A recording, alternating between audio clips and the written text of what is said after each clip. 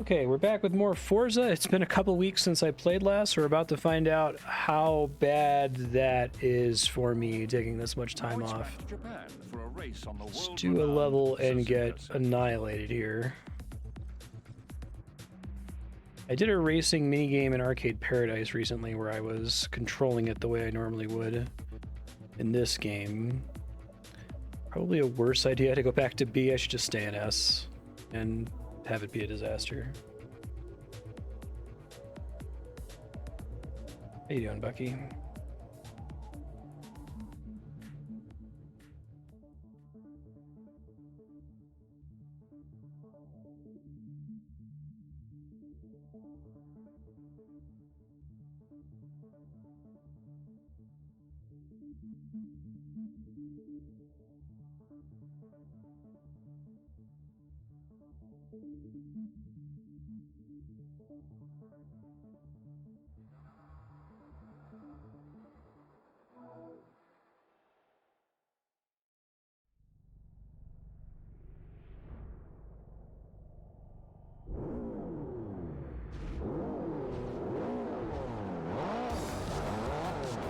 Annihilated here.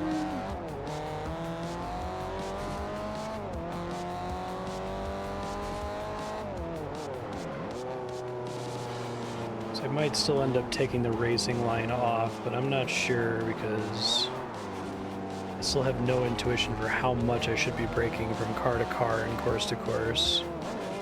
It's kind of a shortcut for not knowing the courses by heart.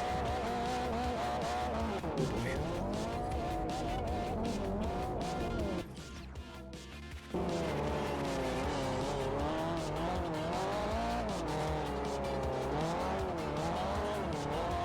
I'll be able to drive okay once I'm ahead of the pack.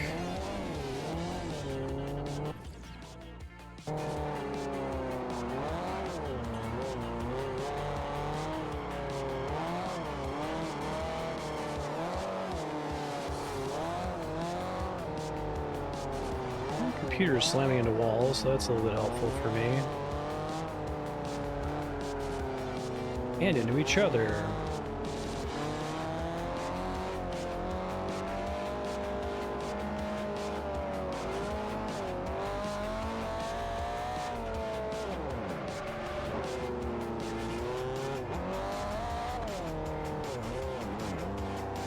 Really sharp turns on this track.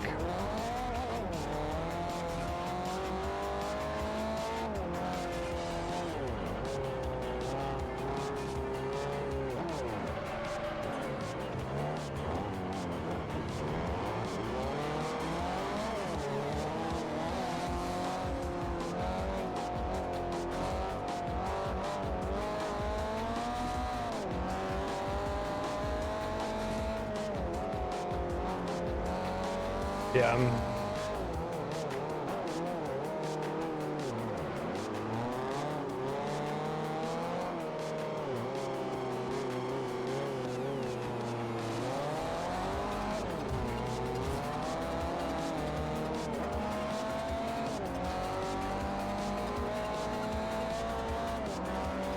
three laps.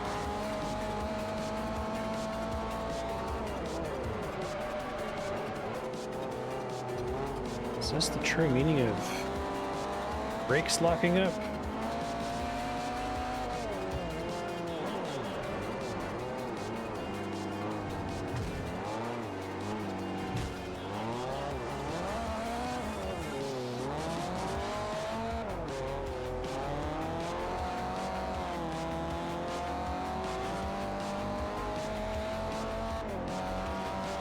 Have I done this one before? Suzuka circuit? Probably done this one like a dozen times, haven't I?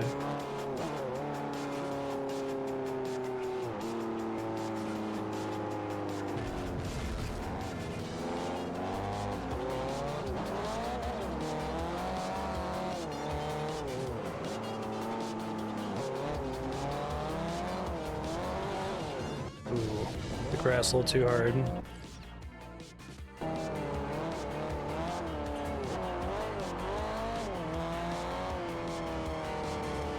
This isn't the one with the big tire arch, right? It's also a Japanese track. That one was an Enthusia, I think.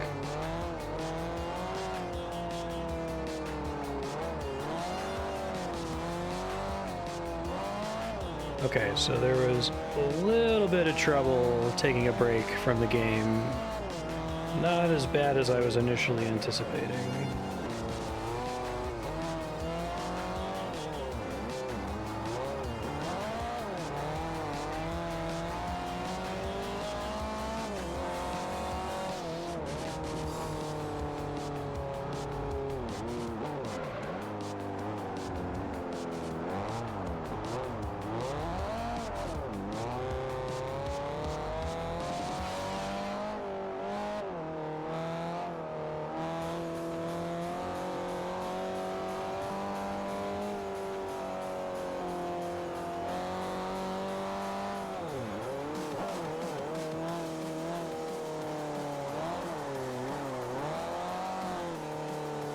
Alright.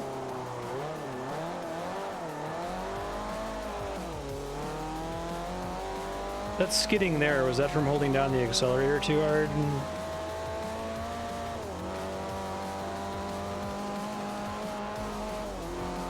Struggle to tell a lot of the times.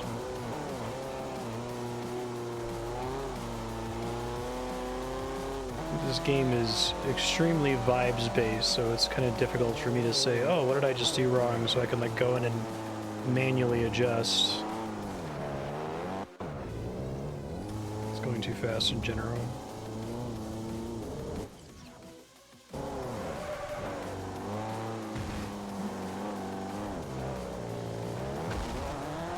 Can you not do this when the race is almost over, bud?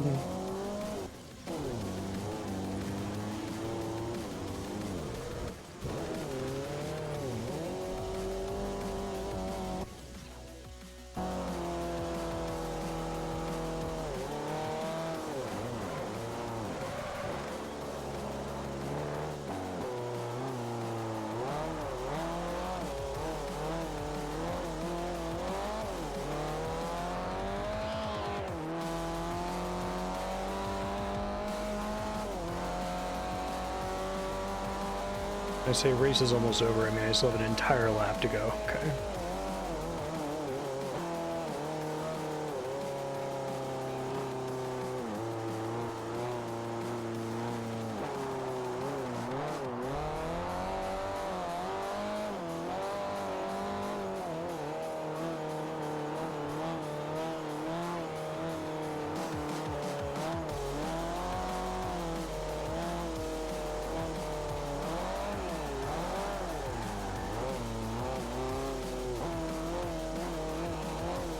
What this game could do to convey my speed better. Part of why I struggle, I think, is I'm taking these turns at like 65, 70 miles an hour, which is like insanely fast. I don't feel like I'm going faster than I was going when I was driving like an E-Class car. And I bet if I dropped into an E-Class car, I would feel the difference, but I would just like mostly be overwhelmed with the relief of having something that handles more the way I expect it to, you know? I assume that's less of an issue if you're driving an actual car, although cars also, like I was mentioning in previous streams, can hide how fast you're going just by being in the giant metal cage, you know, compared to like going the same speed on a motorcycle where you can like literally feel the wind whipping at you.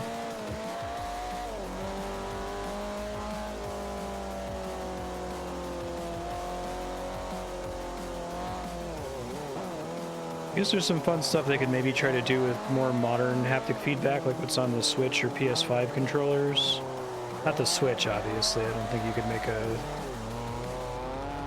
Well, maybe you could. I was gonna say, I don't think you could make an amazing racing sim for the Switch, but maybe if you weren't focused on, like, hyper-realistic graphics.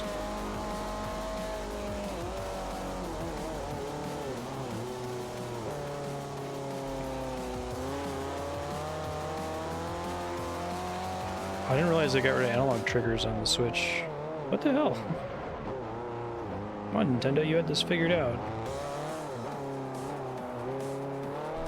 But regardless, the PS5 controllers has the same, like, HD rumble is the Switch, and it makes a difference in certain games.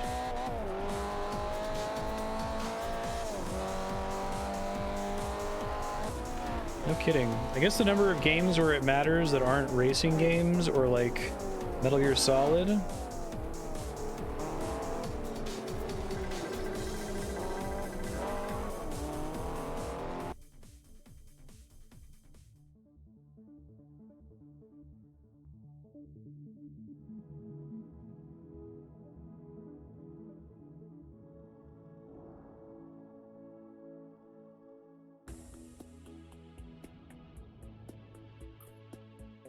Now it's back to the Georgia asphalt of the Road Atlanta course. In Extreme Multiclass, finish first in your group while sharing the track with another group of very different cars. Got it.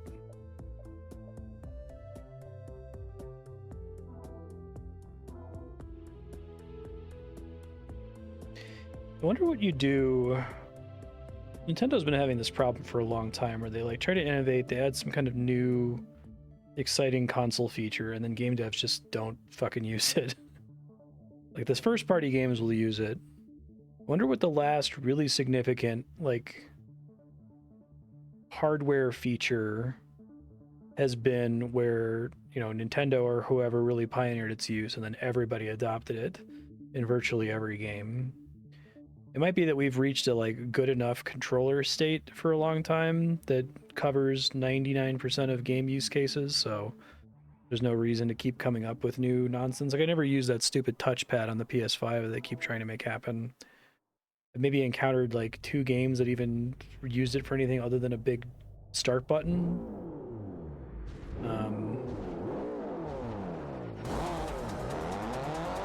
That was a problem with the Wii U. It was a problem with the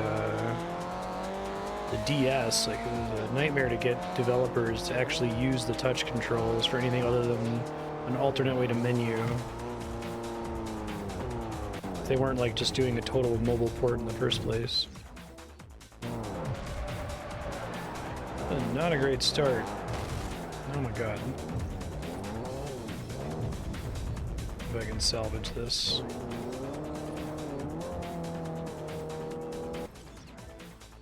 This first like overtake situation is always a bad time.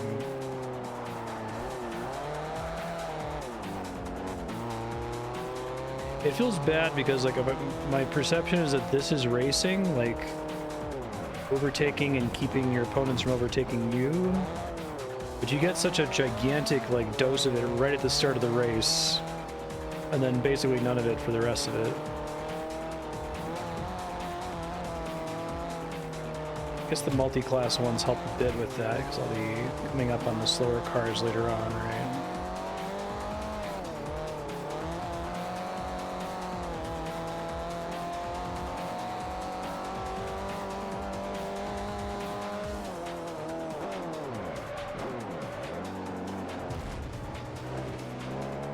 It's probably not an acceptable amount of damage.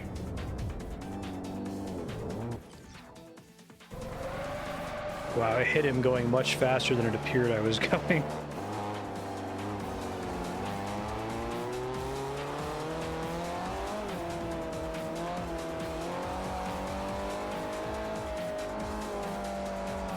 Yeah, which it doesn't seem like World Tour is very interested in trying to do, at least not algorithmically.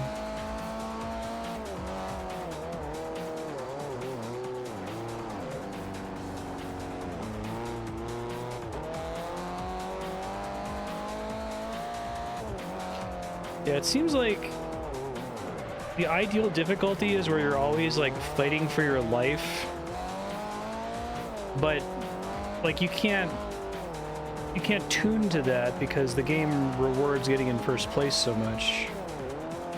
You can make a game where the computer is just designed to make you fight for your life all the time, and it doesn't really matter if you get first or not. You have some lesser achievable goal, like get 4th place or 5th place or whatever, and then get a bonus if you do better than that.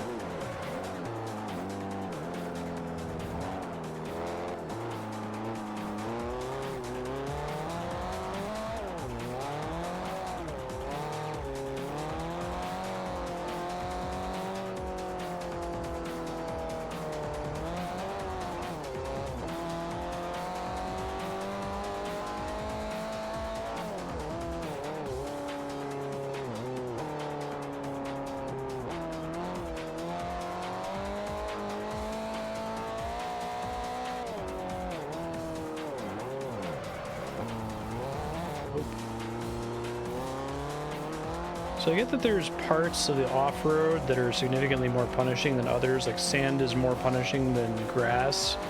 But is there also like a you've been in the grass for X seconds and now we're going to magically make it like 10 times stickier effect? Or is it just going too deep off-road where the magical stickiness kicks in?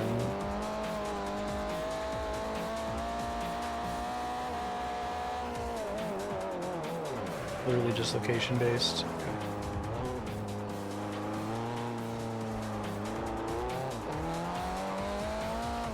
I wouldn't mind if they drew those on the screen explicitly. Or I could like turn on an optional overlay for it. I get that they don't want me going off the road at all, and so they probably don't want to have any mechanics that encourage it, but...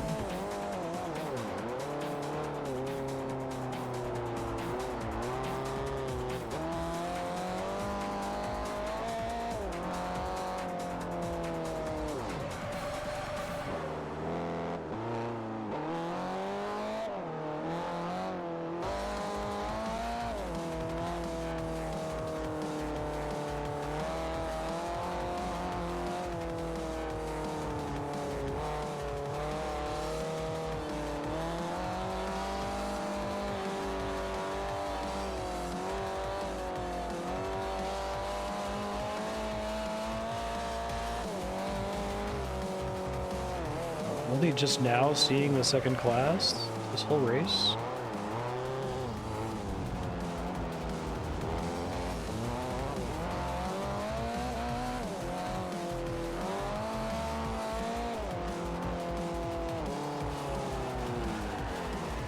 I was coming at that too hard. Thought I could get around him on the side. Underestimated how slow he was actually going relative to me.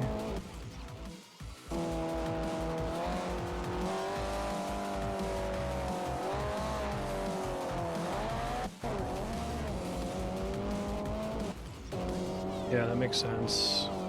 I think I was instinctively driving defensively to keep the guy behind me from passing, and that caused problems with me passing this guy here.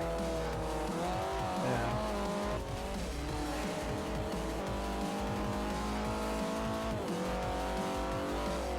Still don't have my sea legs back, but it's not a complete shit show.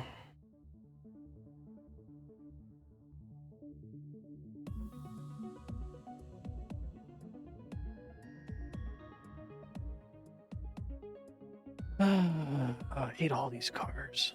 Just don't care. What has the least shit on it? This guy.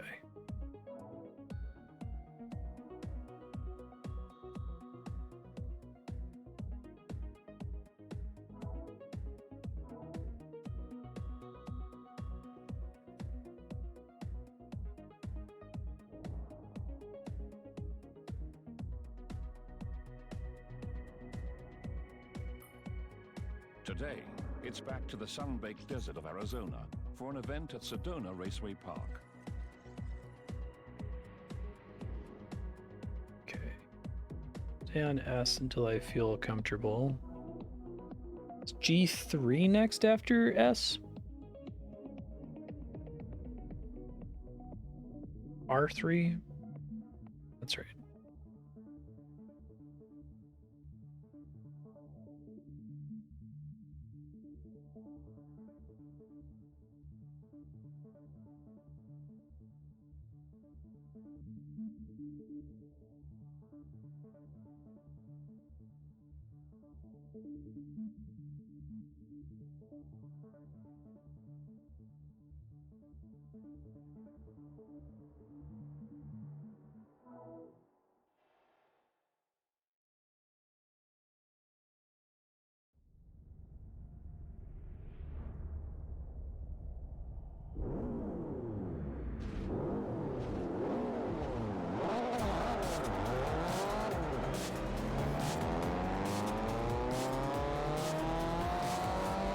Probably need to stay in second gear longer. I do like this track as it feels like distinct from the other ones.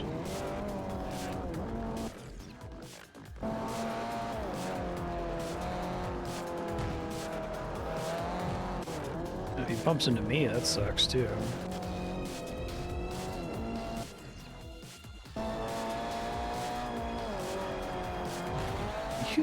Man. Just trying to not have my car get destroyed in the first few seconds here.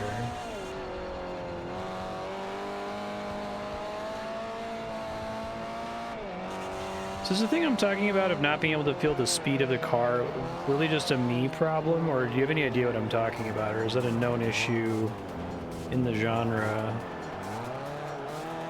I feel kind of crazy when I say I feel like when I'm driving a F-tier car that I don't really feel the substantive difference in speed, just a difference in handling.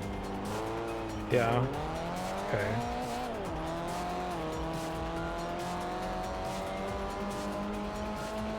I didn't notice it as bad in Enthusia. I think Enthusia did a few like non-simulationist things, like putting majesty lines on the screen when you were going really fast, but I feel like there's a lot of stuff you have to do to kind of impart the feeling that you're going way faster. Like, it does not feel like I'm taking this turn. It started to be 90 when I approached it.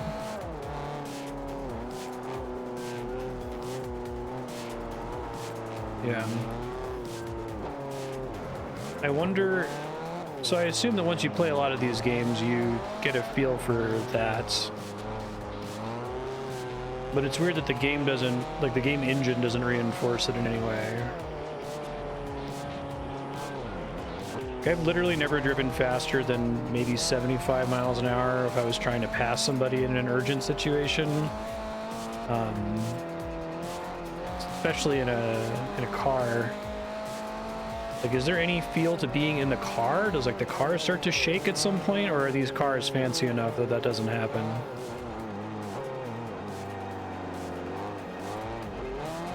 So I'm wondering if HD Rumble could fix the problem. You have like one of the rumble motors is just dedicated to indicating speed and doesn't do anything else, like tire slippage or skidding or whatever.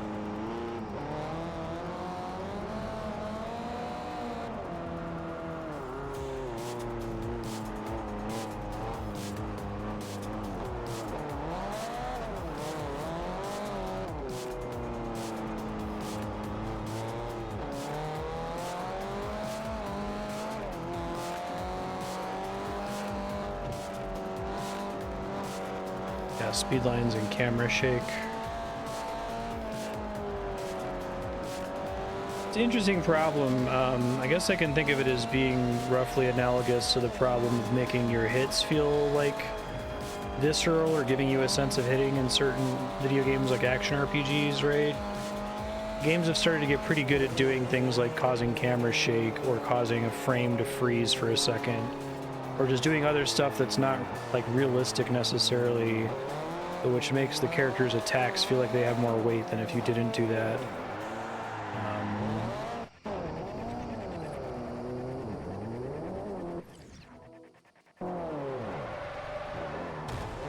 Great. This is just my ass.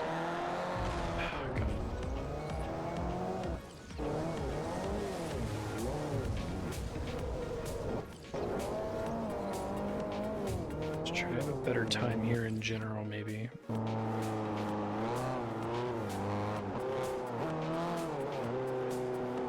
It's something that a simulationist racer would struggle with, because it's like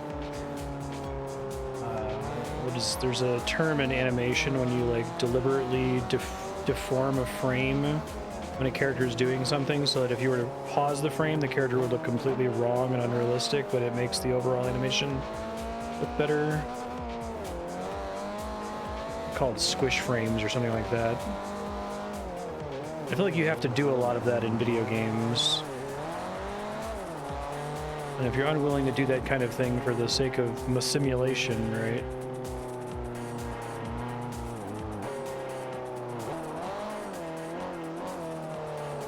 Burnout achieves it with motion blur.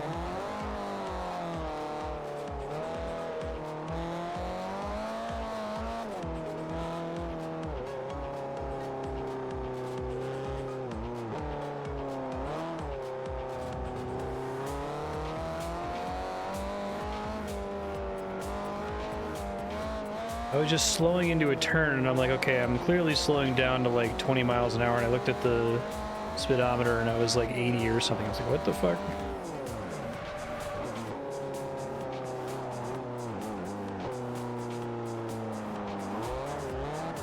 think the main thing I've lost in 2 weeks is my engine noise intuition here. I'm having to stare at what gear I'm in and adjust it manually instead of just feeling it.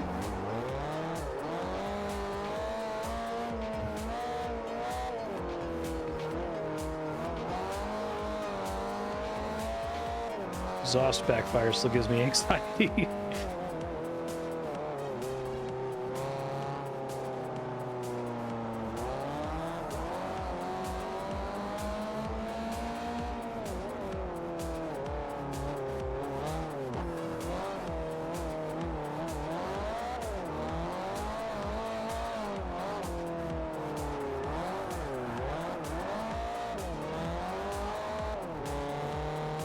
New fun Xbox 360 issue I'm having now is I cannot tell the game to remember my Xbox Live password. So every time I turn the console on, I have to put it in again, which is fine. It's not a giant pain in the ass, but weird. Add it to the pile of weird Xbox problems.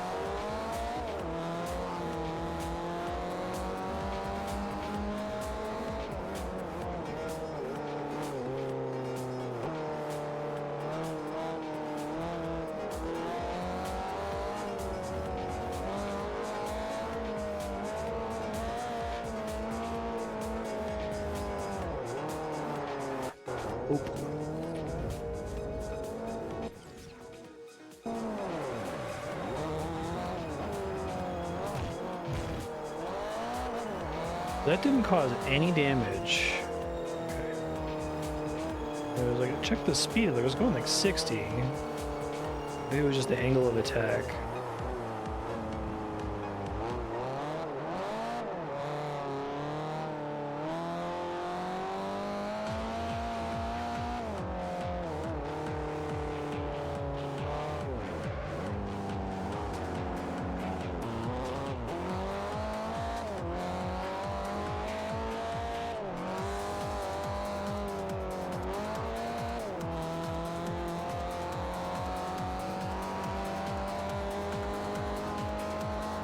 Whoops. It's too focused on trying to pass this guy. Oops. Won't consider my sea legs back until I'm not having to rewind anymore.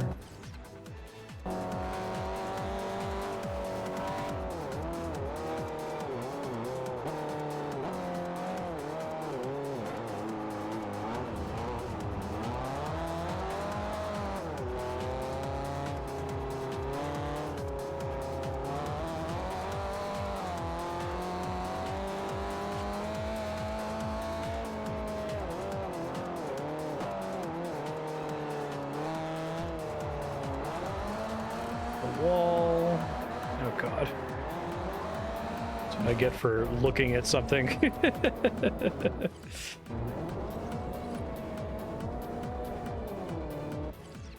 do occasionally need to have that happen so I can remind myself, can look down the mountain a little bit.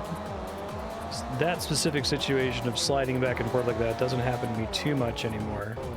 Okay, I need to go all the way back to fix the root cause of that.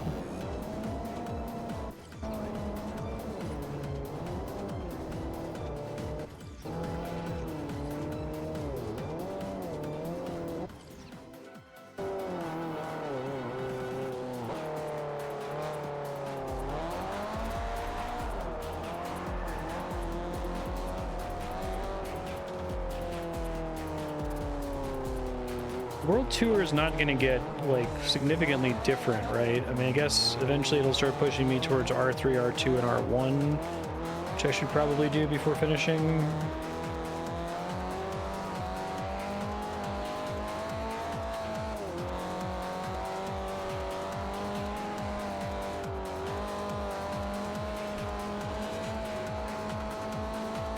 Okay.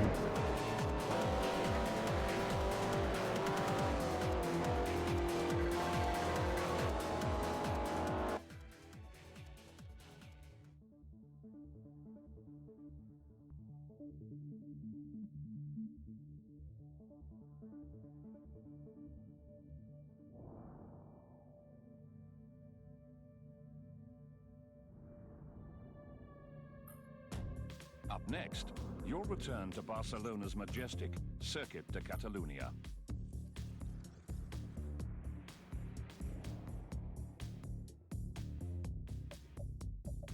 I'll wait to go up a grade until I've done one without rewinding.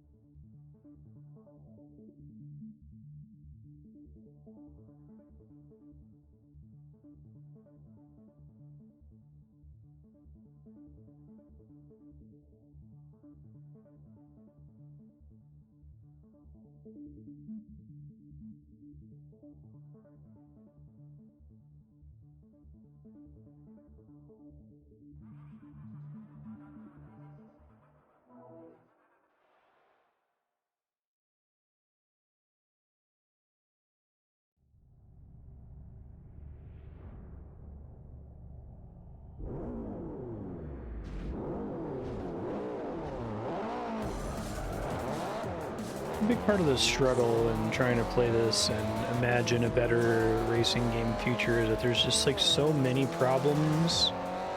There's a lot of games where you play them and go, oh god, I wish they would like fix this big problem, right? I can imagine the exact same game, but this big problem solved, and then everything from there improves or at least changes in a way that I can like model. But with games like this, it's like I would need to like play the perfect new racing game to understand exactly what all it's doing to make things better. Mostly structurally, right? Someone's gonna have some like insane idea that no one's ever thought of before that fixes a lot of the problems. Pacing is dumb. They try to escalate with each series. Since the early series are so short, you rush fast the low classes and the short track so fast, right?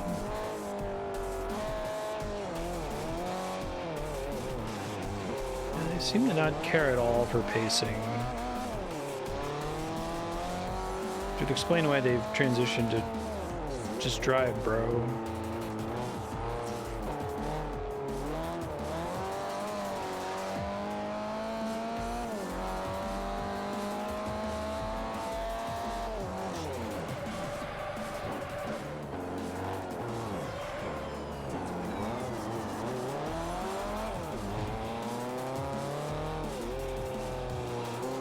I feel like for a game like this to work, someone needs to try like a really just like completely crazy iconoclastic structure.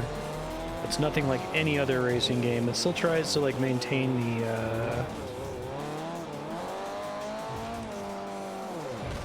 the simulationist feel of the actual gameplay, but that the structure is extremely crazy.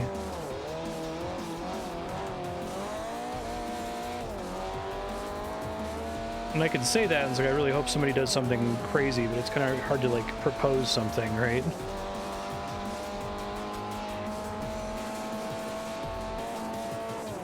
Yeah. You can keep the core loop, the feeling of the driving exactly the same.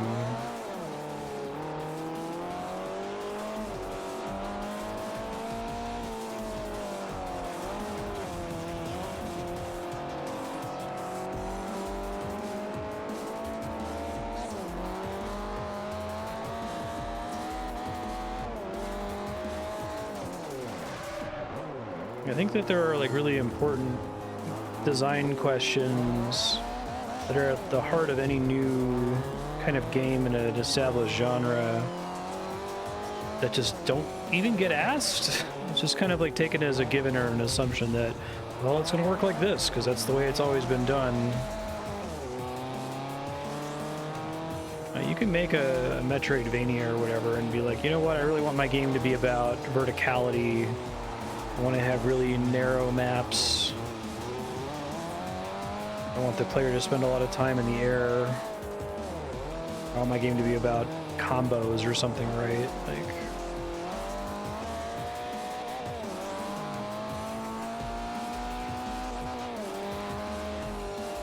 Really?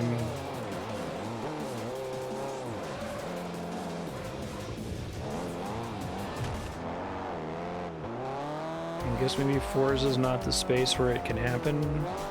I keep praying for an indie to come along. We've already talked about the challenges to indie devs to try to make, even just reproduce this as is.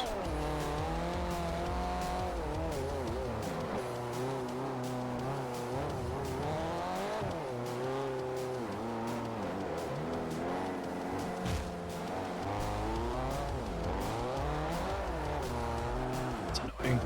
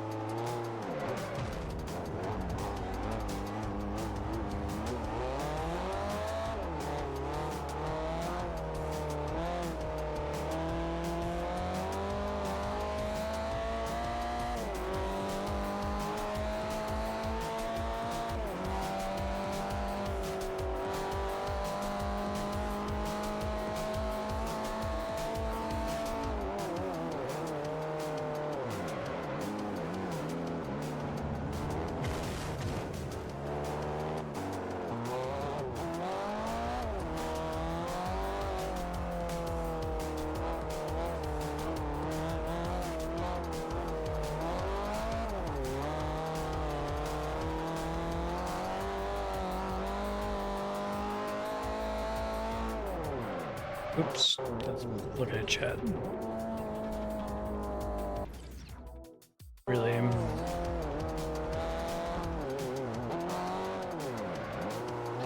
Yes, it doesn't need to have like a crazy mechanic necessarily.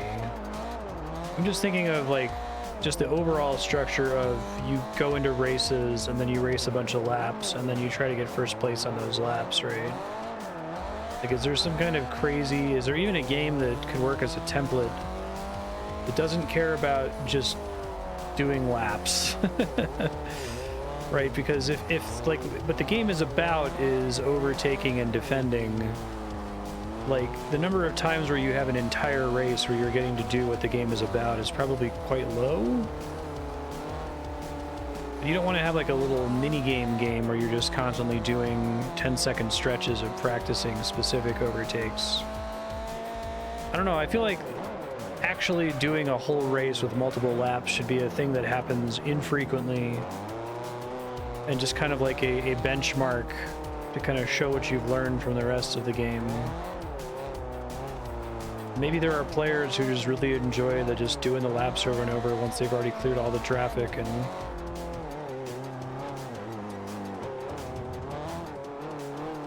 hey, sir, how you doing?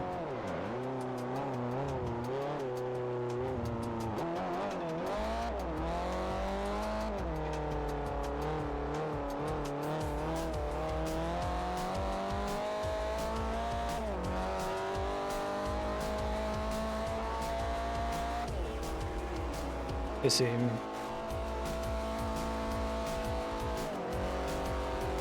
Do you find that trying to optimize your lap time is... like, does that work fine as a time trial? Is it made significantly more interesting by having to overtake at the beginning?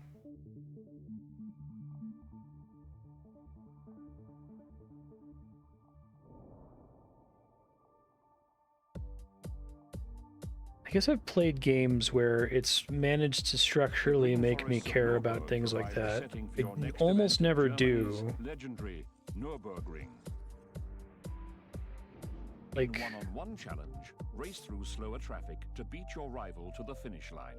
okay, 1v1, slow traffic.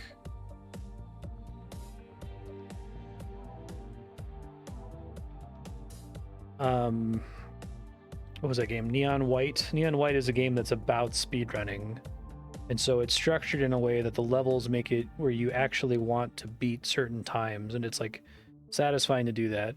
You don't just do it because you want to speedrun it for extrinsic reasons. Like intrinsically, you're rewarded for pursuing that.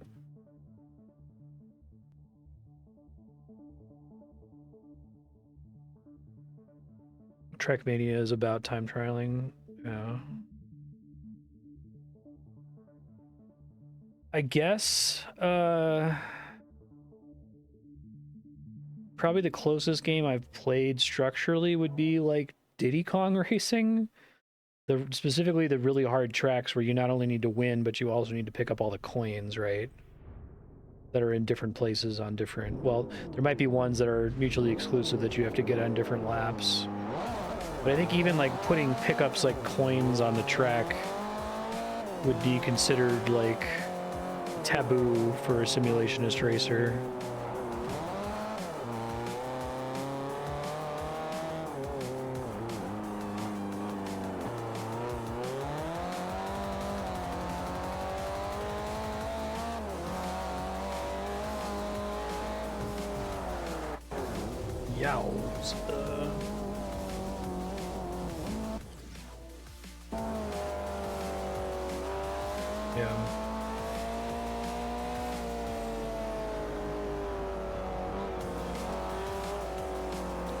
That brings it back, like, do these games just have a geometry problem that if they're trying to mirror realistic racing, that structurally isn't fun to play as a video game?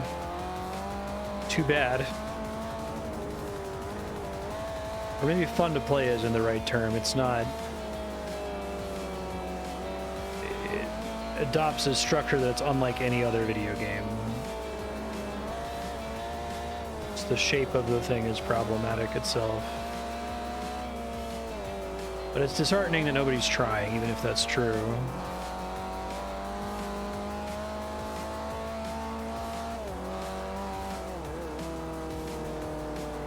It just seems like there's a lot of factors conspiring to make things not go right.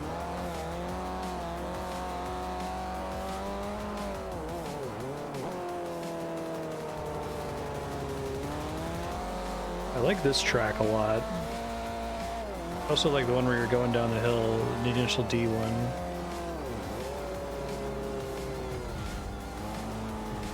Feels like a distinct enough challenge.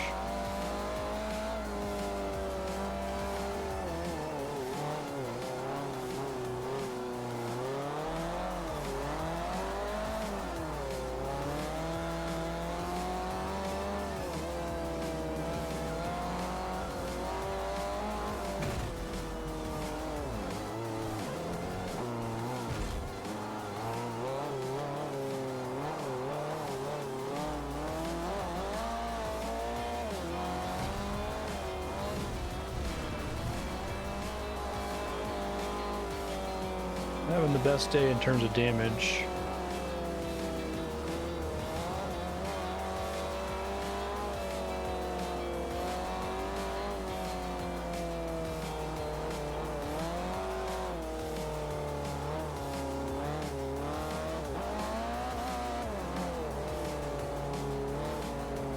Take me right at the end, buddy? Oh, I can't. It's too close to the end to rewind.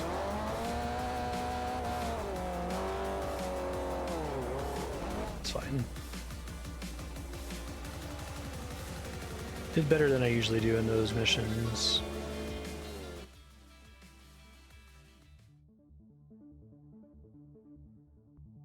It's not non-stop action, but that makes the highlights feel better. Yeah. I guess I'm not asking for it to be non-stop action, but...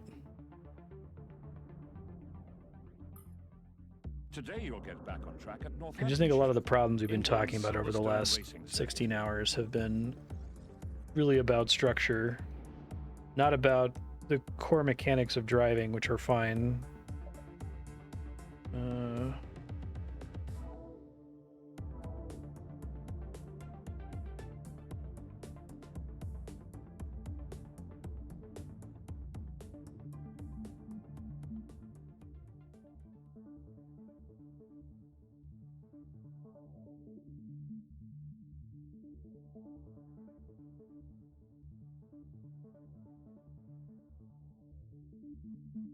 I know I cite it extremely frequently, but I think it's one of the most like profound things anyone's ever pointed out in video games. With that GDC talk about cursed problems, I keep thinking that what we're trying to do here is a cursed problem in the same sense as trying to make a one-on-one fighting game, no, a 4-player fighting game that has the intensity of technical demands as like a Street Fighter, right? Like a one-on-one game, but which still has 4 players. Like the fact that you have 4 players means that it doesn't matter how technical you make it, it's going to devolve into player politics of who's targeting who. You try to make it a free-for-all. Like that game can exist as a fantasy in your brain, but you can't actually make it because the math doesn't exist in reality to support it. The closest you can do is just abandon the concept and make Smash Brothers, right? Which is just doubling down on the politics and the silliness and the chaos.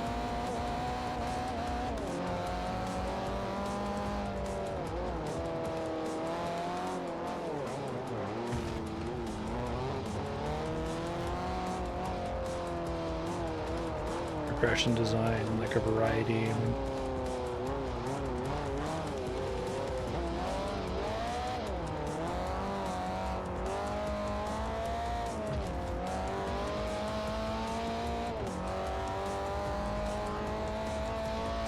Is what Dota versus some theoretical 1v1 Dota game?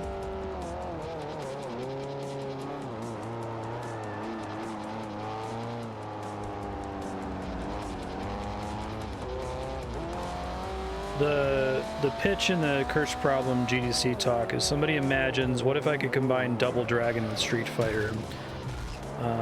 What if I could make a game that has the intensity of the matchup between 2 players,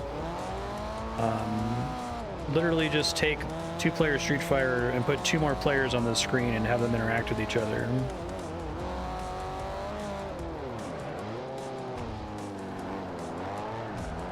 No, I'm not sure that maps because Dota has a bunch of other issues, right? Like if you're participating in a team fight in Dota, you're neglecting resource generation elsewhere on the map. There's an opportunity cost element that doesn't exist if you're doing a 4-player Street Fighter game where one of the fighters was simply standing off to the side, letting the other 3 duke it out. They're not like neglecting resource gain or neglecting to purchase upgrades or whatever.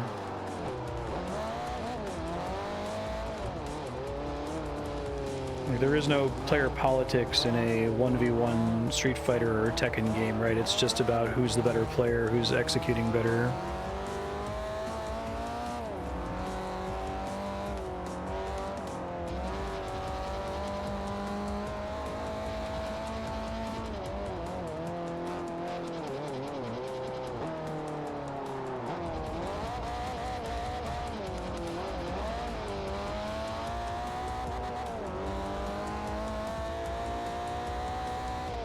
I think the curse comes into play when you're also committing to it being simulationist, right? Because I think most of our problems go away as soon as you're willing to take the hit somewhere and say, you know what, I'm just going to make an arcade game, arcadey feeling game rather. But as soon as you say, I want it to feel realistic, I want it to feel like controlling a real car, it puts a ton of constraints on everything else in the pipeline for designing it. I may have already taken too much damage, but I should have been rewinding here.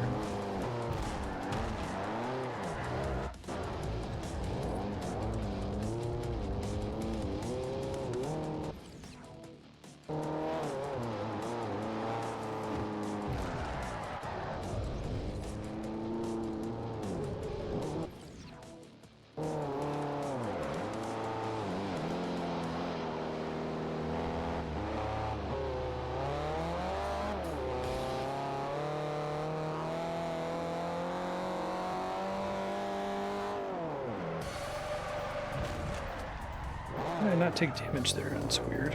Like I really slammed into that car.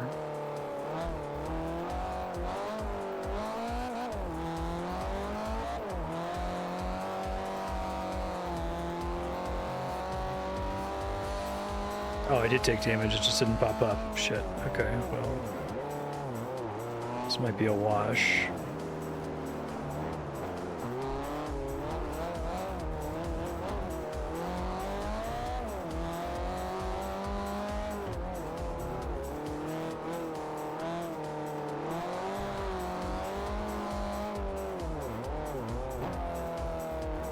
Yeah.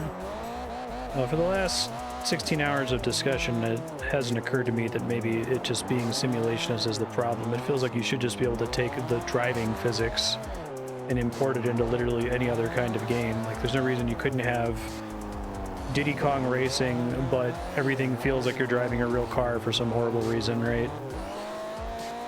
There's nothing mathematically stopping that from happening.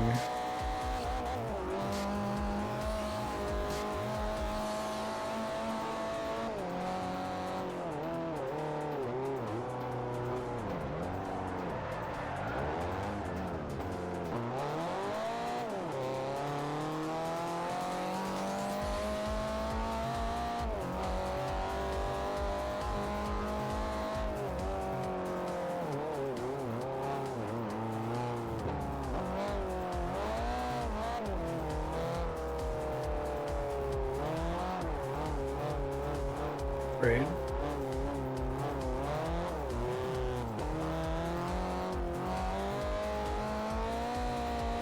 Maybe it's more accurate to say that the industry is treating it as though it's a cursed problem. It's like, well, it's a simulationist game, so it has to be structured this way.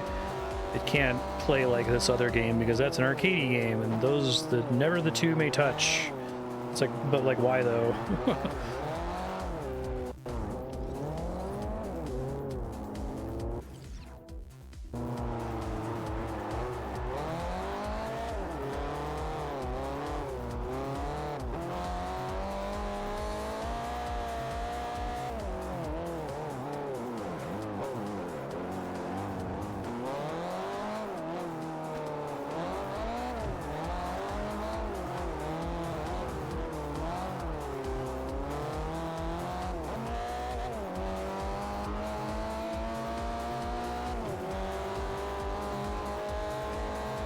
Can't tolerate this much damage, I'm learning.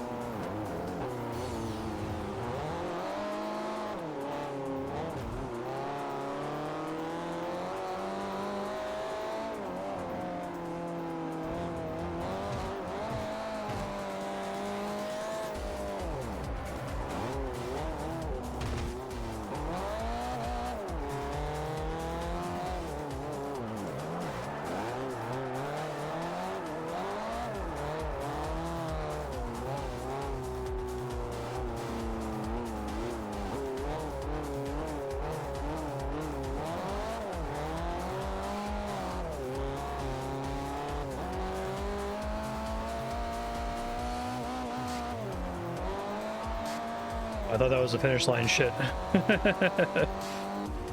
There it is.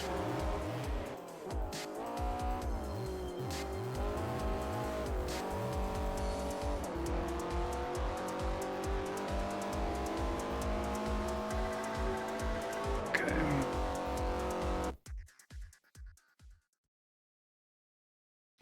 Yeah, so you're kind of putting forth that you think a very significant part of the problem isn't just developer monopoly, which, I mean, that's a big part of it, but that, like, audiences actively are clamoring for no changes and would, like, bitch and moan and shoot down anything that tried to do something iconoclastic. I assume there's a positive feedback loop happening there, right, where the behavior of the developers is impacting the audiences, is affecting the developers, and so on. But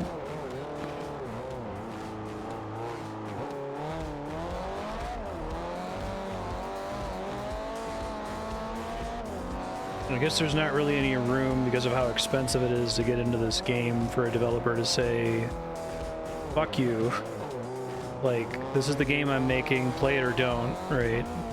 The games have to turn a profit. There's no room for anyone to take a risk.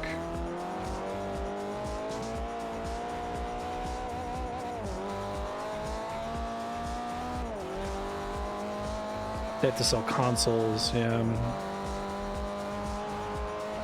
That's interesting if that's kind of the strongest problem.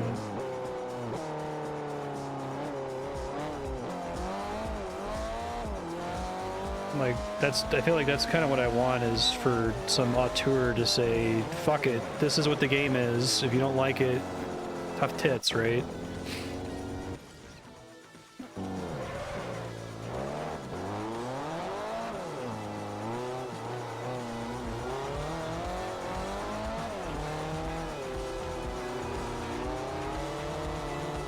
And like for them to do that, and sometimes for them to misplay or take the risk and have it not be good, right? And then get trashed by the community and say, oh, what a dumbass, I thought this was gonna be fun, this was bad actually.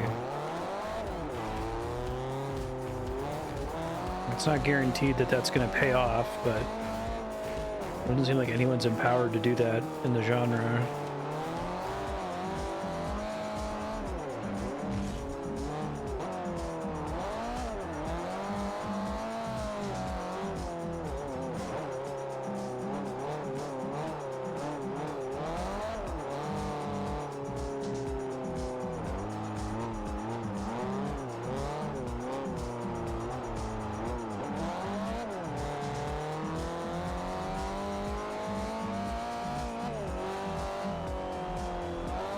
Gran Turismo could.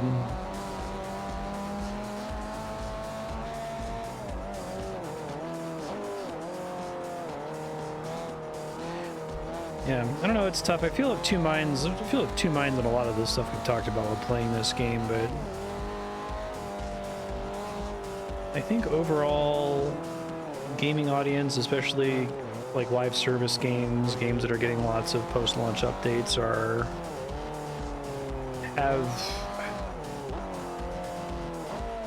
I feel like the voice of the community should be heard, and what players want or don't want should be listened to. I have encountered developers that are the toxic opposite end, where they care so little about what the game actually functionally feels like to play, that they let the game mutate into something that's kind of unfun and don't care when the audience is telling them, this is bad, I don't like this. And they're like, well, too bad, it's my art. It's like, well, I'm sorry, but it's like, it's not a painting. It's a thing I actually have to engage with to continue to enjoy, and you're making me not want to engage with it at all. So you have that on one end, and then you have people who are just like, oh my god, whatever the players want, give them what they ask for every single time. Never risk upsetting them. I think that's much worse. I'd rather they be stubborn about a stupid mechanic.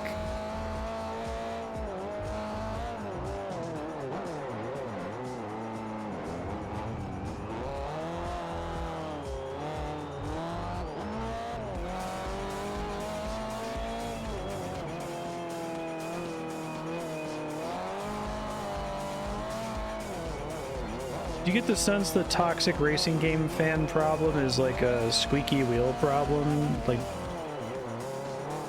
it's like I can try to map it onto other gaming communities where you can usually see very squeaky wheels among like streamers and like the really, really, really hardcore players who like this is their paycheck is playing this game. And like their messaging can easily filter down into regular people on like subreddits or whatever.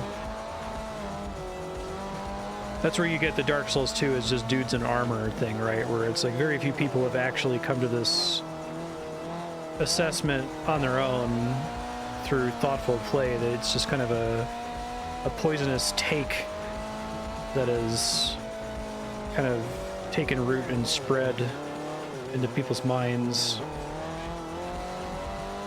that has long not been rooted in any kind of like substantive critique. Content creators are cool. That's interesting.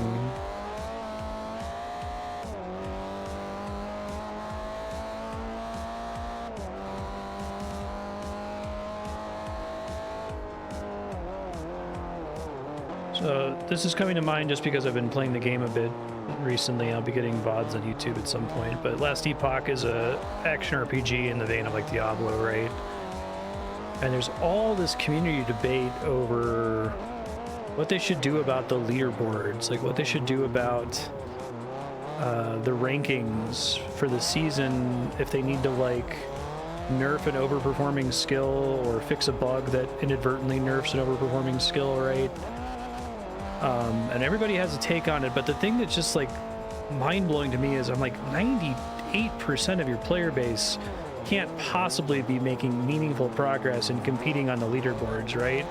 Like Diablo 2 had a ladder years and years ago, but like people used the ladder so they could restart their character. Like literally 95, 97, 98% of your player base isn't doesn't actually fundamentally personally give a shit about who is in first, 10th, 100th, or 1000th place, right? Like, that's not a real thing.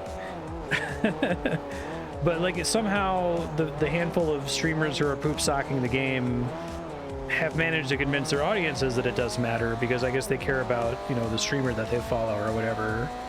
But it's like, you don't really care about this, right? This doesn't actually affect your play experience whatsoever.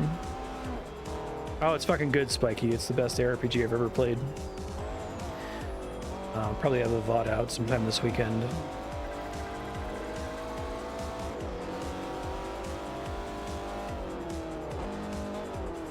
But it sounds like that's not what's happening with simulationist racing games, to bring it back to this, that there's not a small community who have very niche, narrow interests that literally impact only them and, like, you know, 1 to 5% of the player base.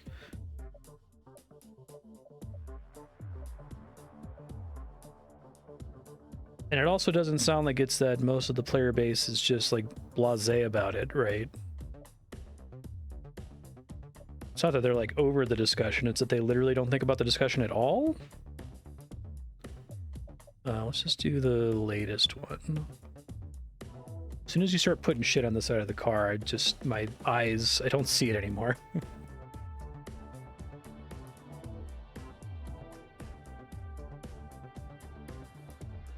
That's funny, Spiky.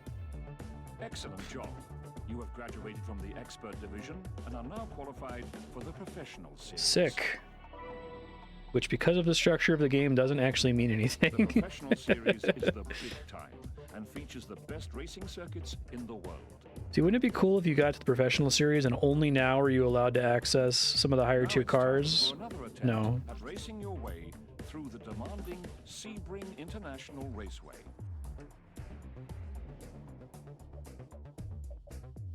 Okay, I'm still having to rewind, so I'll stay on this for now.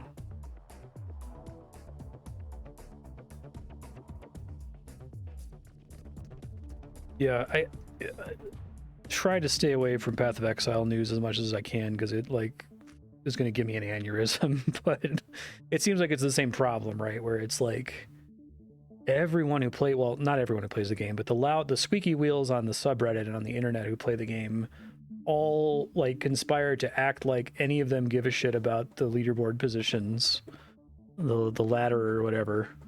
And it's like, you realistically, you don't though, right? Like you don't sit down in the morning and say, I'm gonna play the new Last Epoch season or league or whatever, and go, you know what I'm really gonna do? I'm really gonna like try to get ranked on the leaderboard. No, you don't.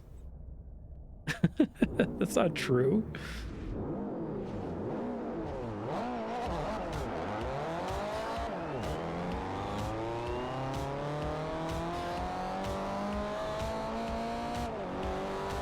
Cultivated an audience, just largely don't know how to talk about it correctly. Like, they really sell the motorsports and cars aspect, so people think about it like that, not from the game design side of it, right? Yeah.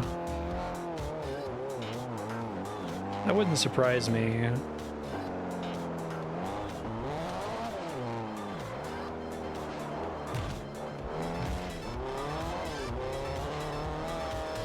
It's kind of hard to articulate the racing sim problem, but I guess maybe part of it too is like the audience who sucks is like simultaneously casual and hardcore, right? Because like the audience who sucks in Last Epoch or Path of Exile or whatever is extremely hardcore, like magnitudes more hardcore than anyone else who plays the game, giving a completely unrealistic look of what actually playing the game is like. But here it's like, okay, it's a group of folks who are good enough at a simulationist racer to be able to just drive whatever the newest entry in the series is. They've already unlocked the ability to manage the janky sim controls, right? So in one respect, they're very hardcore, but in terms of their like investment in playing the game a lot or making it, being a fan of racer games, they're very not hardcore or not as invested, I guess. Yeah. I'm trying to think of another like community or subculture that has that problem. Smash. There you go, yeah. Smash at least has Sakurai to say, fuck you, I don't care.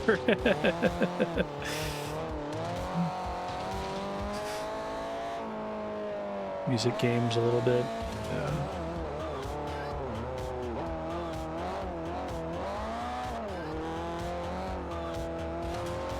It's interesting, there still hasn't, like, there have been many attempts now to recreate Fox only, no items, Final Destination, the game, right? There's like 5 or 6 attempted Smash clones, and none of them have really beaten mainline Smash or even come close to having any kind of real presence.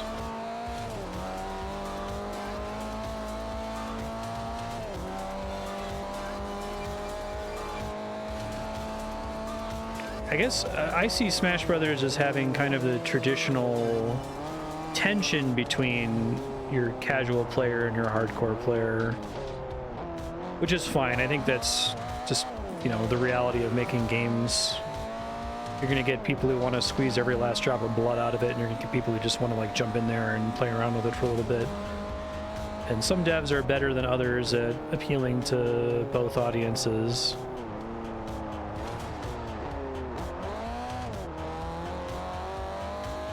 It seems Nintendo's done a really good job with it with their recent like Mario forays, especially Mario Wonder.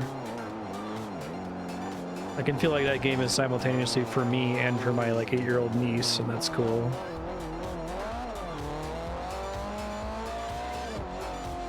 Smash is the fighting games, what Toho is the shmups.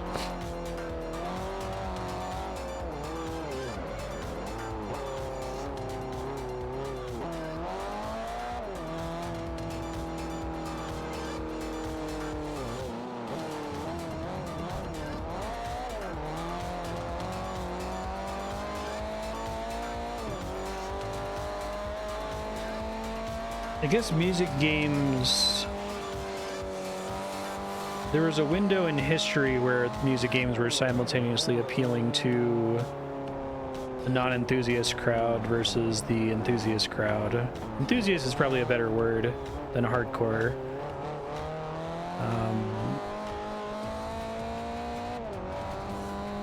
Like it finally got to a point around Rock Band 4 where like, okay, you know, I can sit down on this song on drums and really try hard and try to full combo it while I'm playing with a bunch of people coming over who have never touched a plastic guitar before and are basically just singing karaoke. We'll all have an equally good time. It took them a while to get there, but they got there. But it seems like virtually every other like rhythm game is like, no, the game is all about full comboing on the hardest difficulty.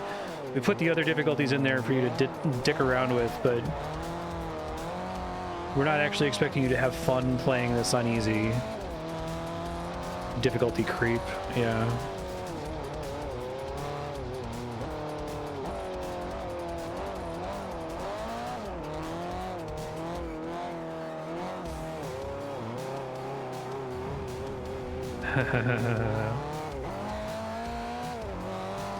I'm not a nerd who plays on expert. I stick to medium so I can always get 5 stars no matter what.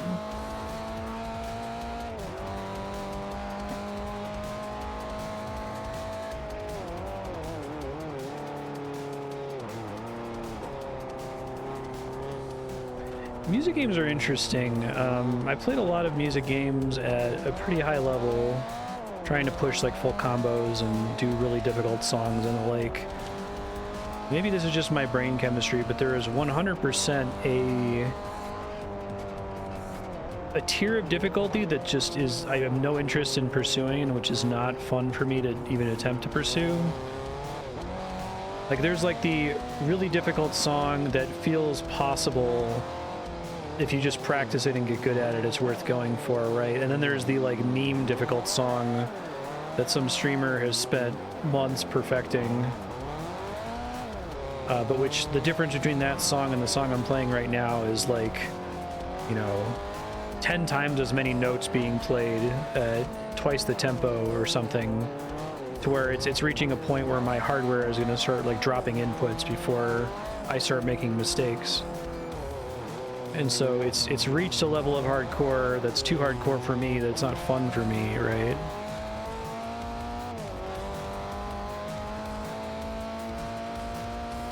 That's funny.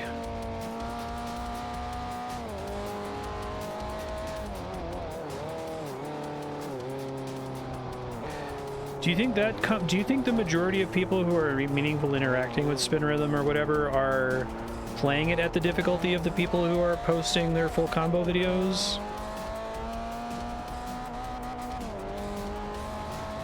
You know, I can pull up my Rock Band library and show here's the list of however many songs I've gold starred full comboed on pro drums, right?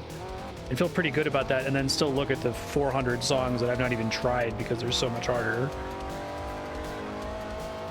But I don't feel that I need a pro drums for each of the songs I've already played, right? I feel like there's already an interesting distinction in the difficulty of different tracks for different individual songs, as opposed to an increased charting difficulty.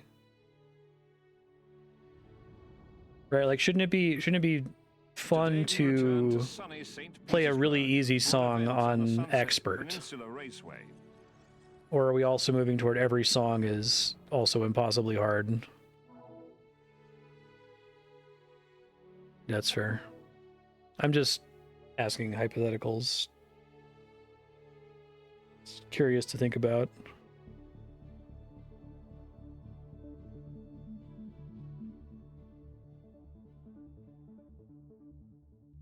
Yeah, it's an approximation of a good song and not just LL note spam, right? Rock Band specifically compared to what Guitar Hero became after Harmonix left. Yeah. No, you can definitely distinguish on all instruments songs that are fun to play on the hardest difficulty versus songs that are just hard to play. Not fun to play, but hard to play.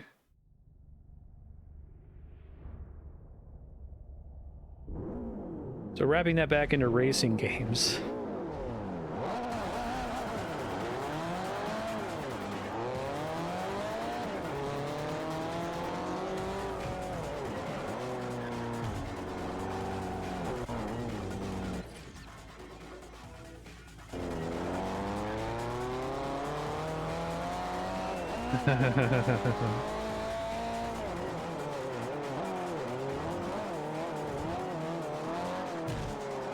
Add that as a option for folks in the future. If you want to put a game on Subblock and specifically request I stream it to Games Plus Demos, just let me know. Don't mind walk-ins, but I'd rather they get like filtered through YouTube first.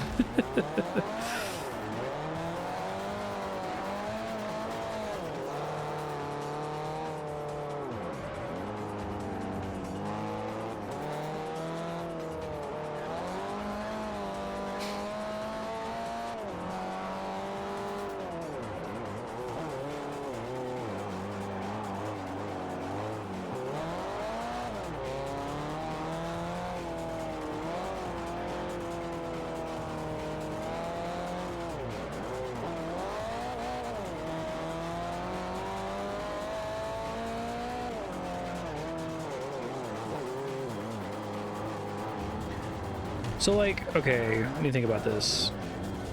Suppose there's a song in Rock Band that the actual song isn't terribly complicated, but it has like a tricky polyrhythm or something that's hard to do if you're on drums, or it has kind of a tricky hammer-on pull-off section that's hard but satisfying to pull off. It's like, you know, nowhere near the hardest song in the game, but most people who are able to play it at a high level agree that it's fun. Like, does that map to something in racing games? Simulationist racing games? I guess it would have to be like the course, right? Not the car you're driving.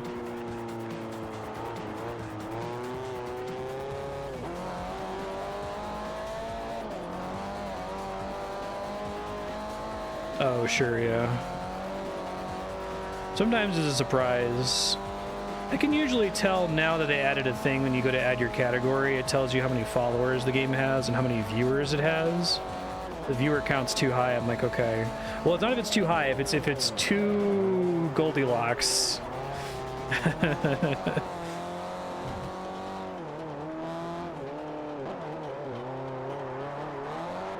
If it's high enough, then just no one will see your stream because you're a nobody, but...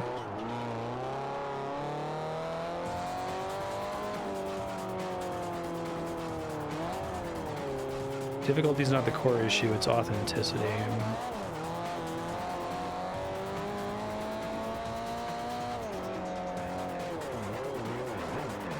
Okay, I think I follow what you're saying. So because the creators of these games are seeking to max out authenticity all the time, it kind of kneecaps them from doing anything that feels even a little bit inauthentic, even if doing that might be fun, or at least interesting or different.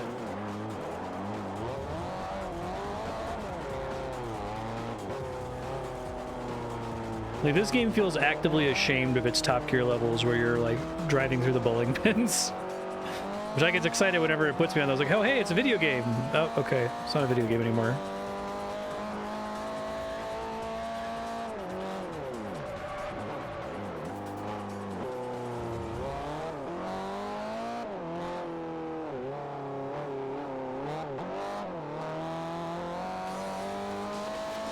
This is very like, don't worry, it'll be over soon, we promise.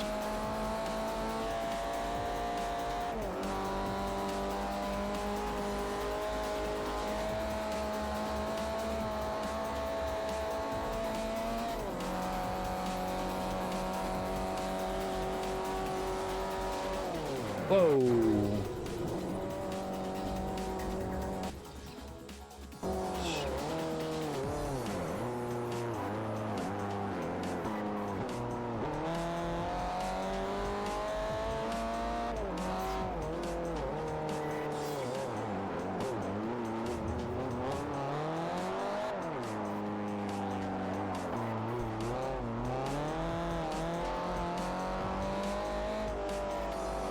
So if I want to switch to R3, do I just have to like try to switch to one as soon as I see one offered now? It seems like it keeps wanting to give me either S or R2. And if I just change my car to an R3, I wouldn't be able to continue to do S. I guess I could soup it up to R2 and then hope it shifts me back down to R3. World Tour is a fucking shit show. What a bafflingly arranged mode. Oh, it'll immediately update the events it offers? Okay, I can do that.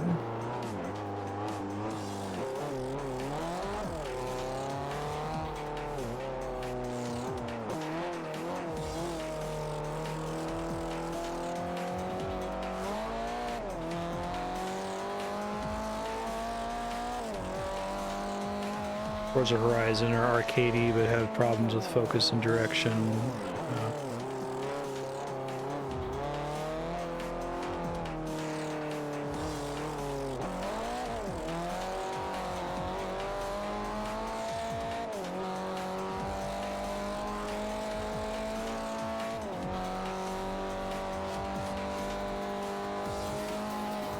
I like banked turns. Yeah.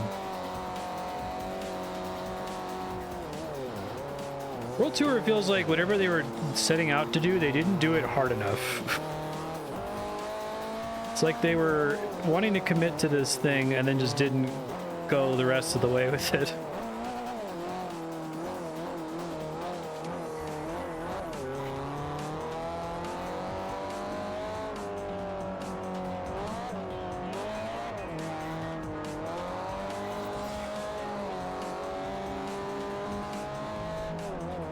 I can imagine a game like this that tries to like algorithmically determine what stages you're getting, give you some choices along the way, but is mostly focused on like guiding the player to content without them feeling like they have to choose it themselves.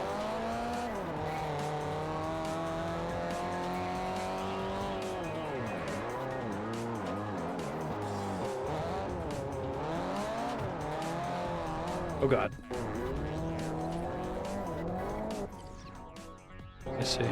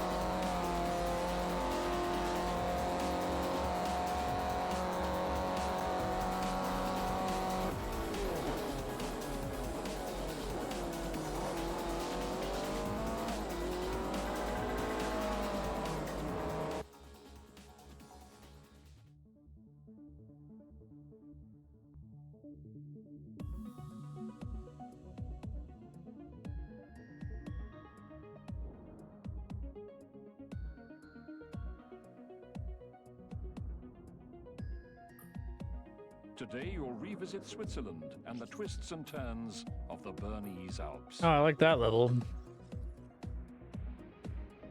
In track day, pass the target number of cars before the end of the race. Oh, that's different. I gave me an R3. Well, there you go.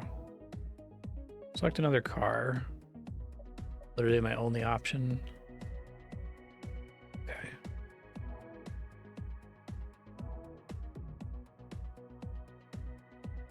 Am I maxed out on the class for this one?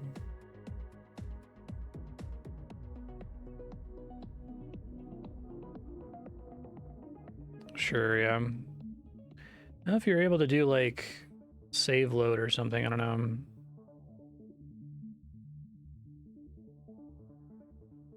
Did they sometimes come auto upgraded, just not to the maximum of that class?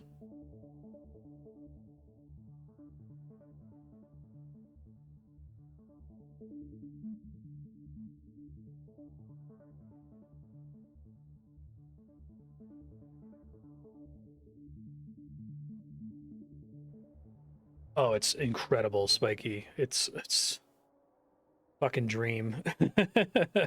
Just go in there, make whatever build you want. You never need to Google anything. You will have a good time. You have to kind of commit to your build, but you can also respec, and respec can cost you a little bit of time, but it's not a big deal.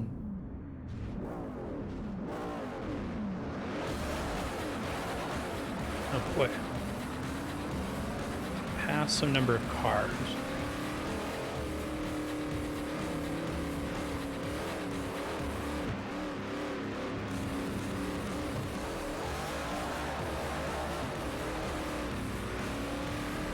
Like, it has the depth if you want the depth later. There's a pretty robust crafting system. I guess people have compared it to Harvest in Path of Exile, which I'm only aware of through cultural osmosis.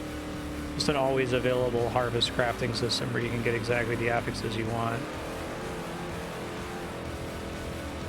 But yeah, you can totally just go in there and look at the little trees and be like, I think I want that ability, and you'll have a good time.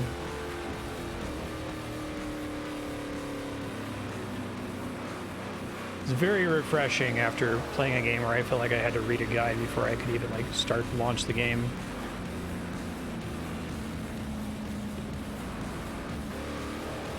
This car controls... Is this all-wheel drive? Is it that it's sticking to the ground better? It's rear-wheel drive still? Okay.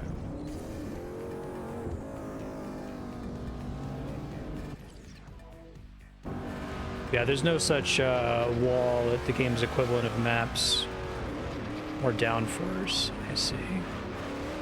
And that's helping the wheels to stay touching the road.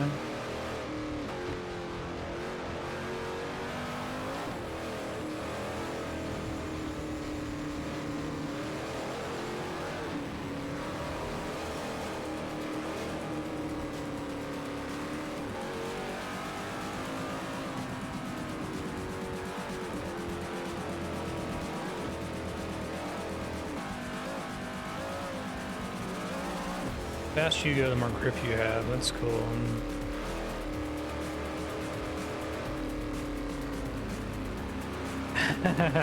Right, Spiky.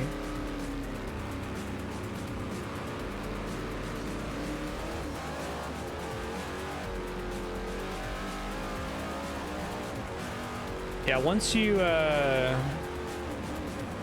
get to the end of the campaign of the last epoch, it gives you the greatest decision. Like, I almost cried when Kat and I encountered it. It lets you choose to align yourself with the Merchants Guild, which is to participate in in-game trade with other players, or to lock yourself out of trading with non-friends in exchange for massive, interesting bonuses to your magic find and your ability to target farm specific items and affixes. And it was glorious. Last Epoch is to Diablo as Monster Sanctuary is to Pokemon. Like, it's that kind of dev team. That's the sort of thing they're interested in. Thinking really, really hard about their math and their systems and their quality of life.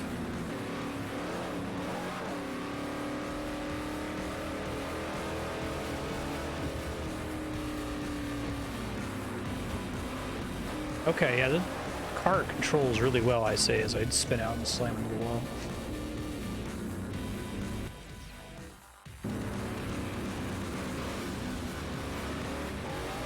I'm really bummed that the game had like such significant launch multiplayer connection issues. So it really tarnished a lot of people's initial opinion of the game. Yeah, I see what you mean. That's weird. It kind of has like a... There's like this very strange play dip, this name, where like you start the game playing with the front-wheel drive commuter car, and it controls the way you expect. And then you get to higher tier cars that feel like they control like shit in comparison. And you like... your experience goes down, and then you go back up to the racing cars, then it kind of feels again like playing it at the beginning of the game almost. I don't know if I could have just started the game playing an R3. I probably would have gotten my ass kicked if I didn't have all the lessons I've learned over the last few streams, but...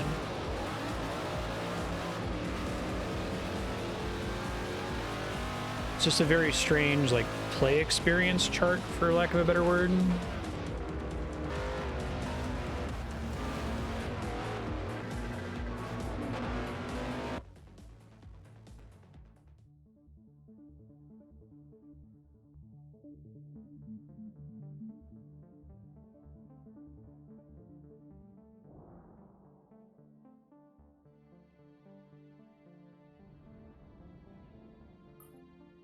Today, you'll revisit the spectacular peaks and smooth blacktop of Camino Viejo de Montserrat.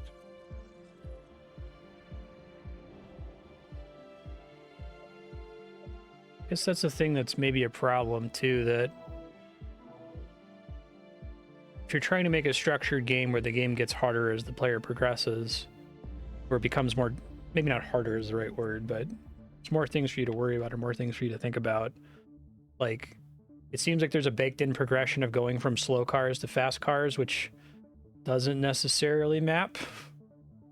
Like, maybe the hardest challenge you could possibly do is in an A-class car on a certain kind of map, you know what I mean?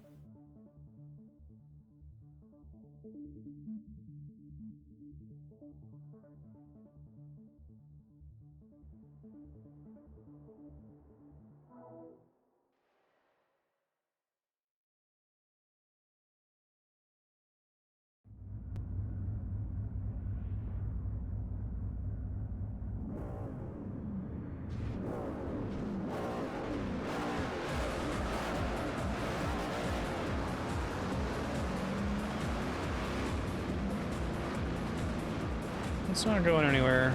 Recommend it. It's really, really good. Lots of build diversity. I kind of like the idea that each class has a choice that you can't respec out of, that you make a couple hours in, so you feel more connected to your specific character. It's like, Path of Exile acknowledged that being able to freely respec in town was a big problem, and then went way too fucking far with their solution to that problem. Last Epoch feels like it's in the perfect space. Okay, let me just restart this. This isn't going well.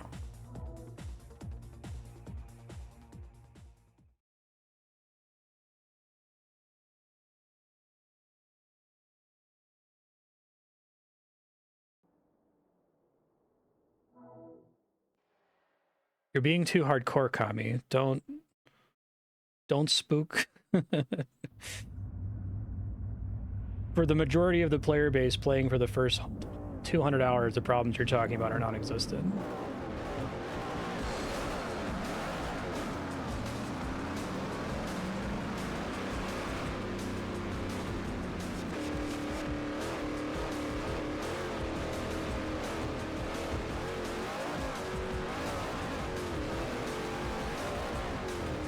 This stage is much harder than the previous stage.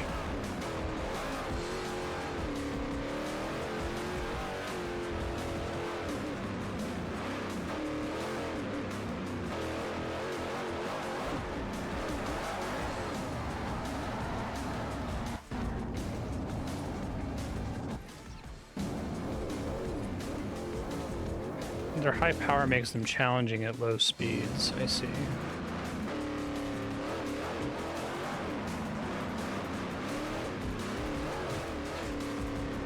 Yeah, but the average like hardcore player trying to like really push the end game, like the time investment, if you get to the end game and you're using a skill or a passive that's not very good, like the time it takes you to realize it's not very good and the time it takes for you to correct it is minutes.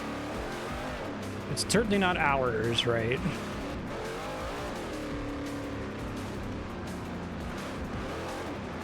The experience is to go, oh, that's not very good right now, I'll try it next season. Oh well. And not to go, oh, my entire character is fucking borked, I guess I gotta start over and take 20 hours to get back to where I am right now.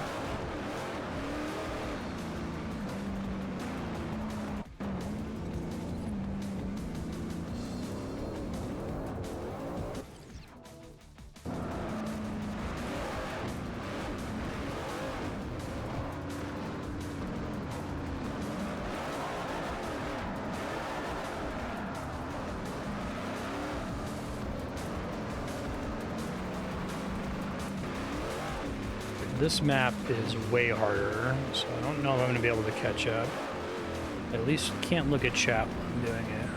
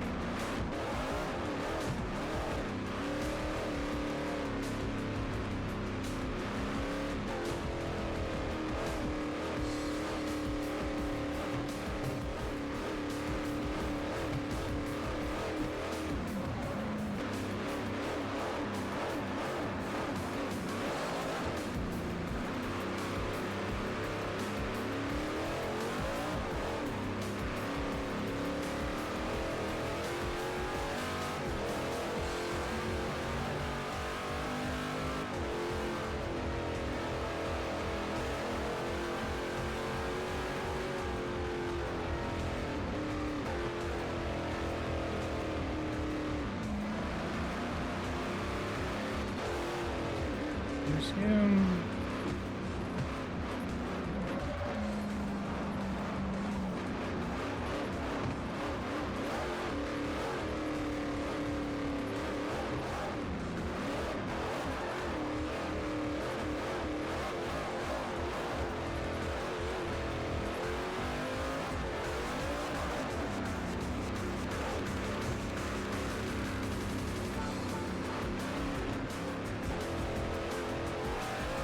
Maybe I can go for not last.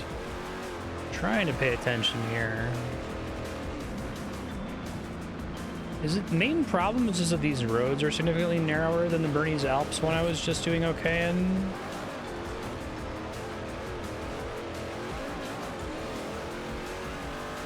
I've been in the Wolfpack the entire time.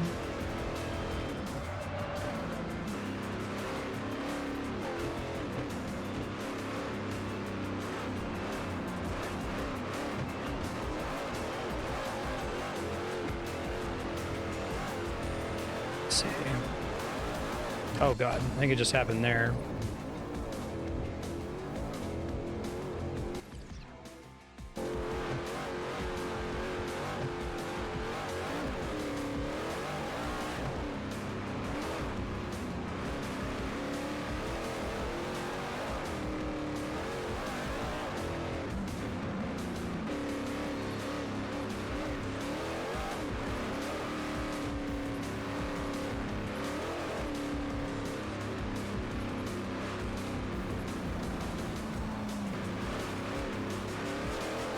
I was like 3 short of it though, right? I took that as like effectively getting a second place.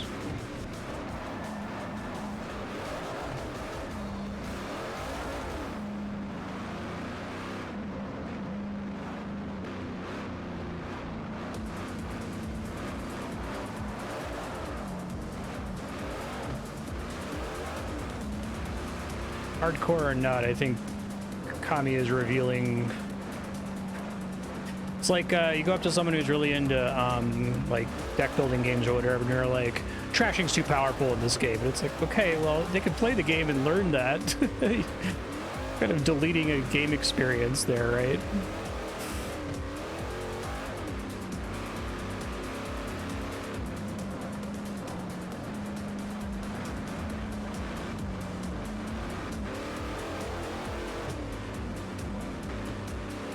Okay, maybe we can get 6th place, question mark? It's still perfectly playable without attending whatever the meta complaints are about some stat being too strong. To a fairly high level as well.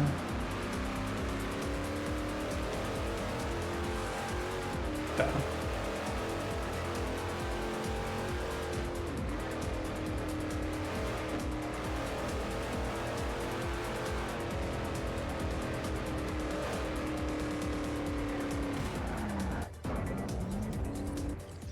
This is also a hard track. Okay, good.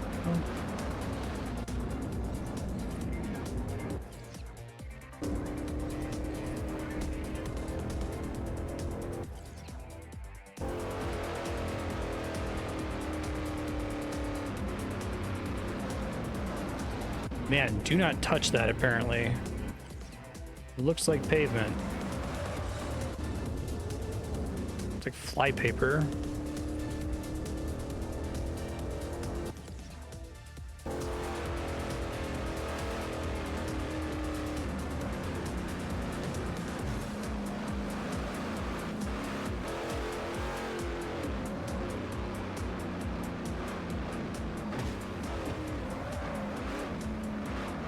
No, the game's philosophy is around having a viable method that doesn't involve trading at all.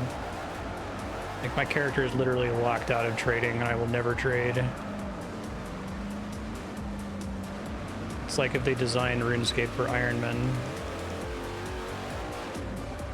Oh, sure. Yeah.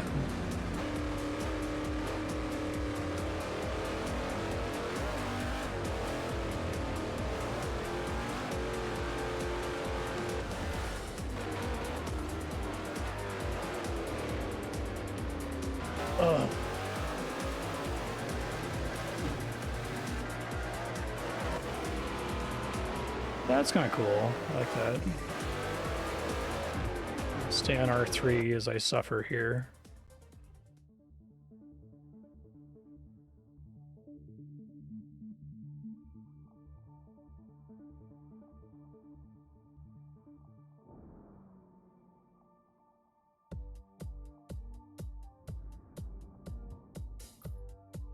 Today, we return to the Infineon Raceway, a demanding road course just north of San Francisco.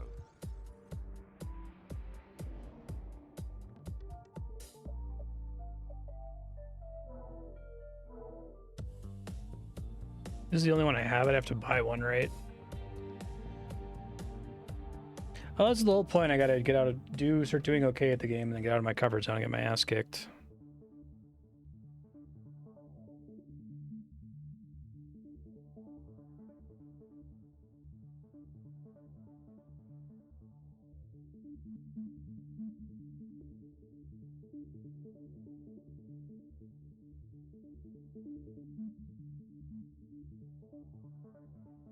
Oh, okay.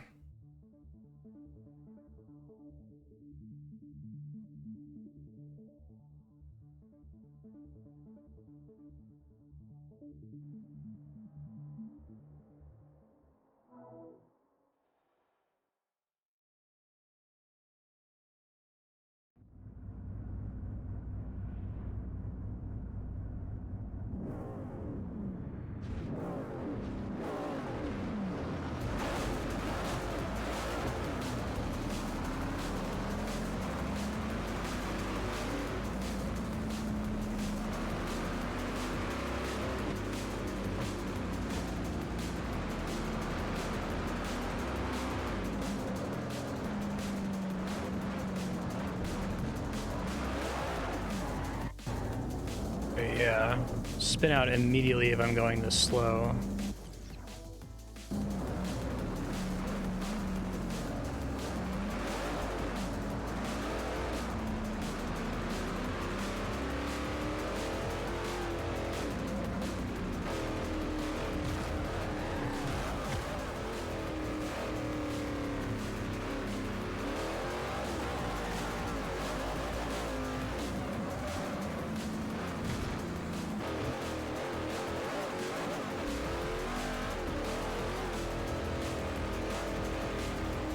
What does bite mean?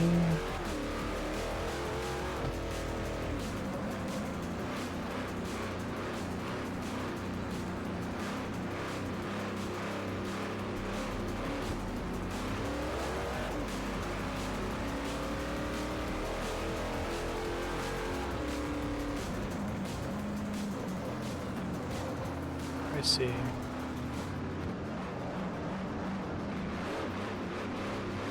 When the tires are actually gripping, I guess.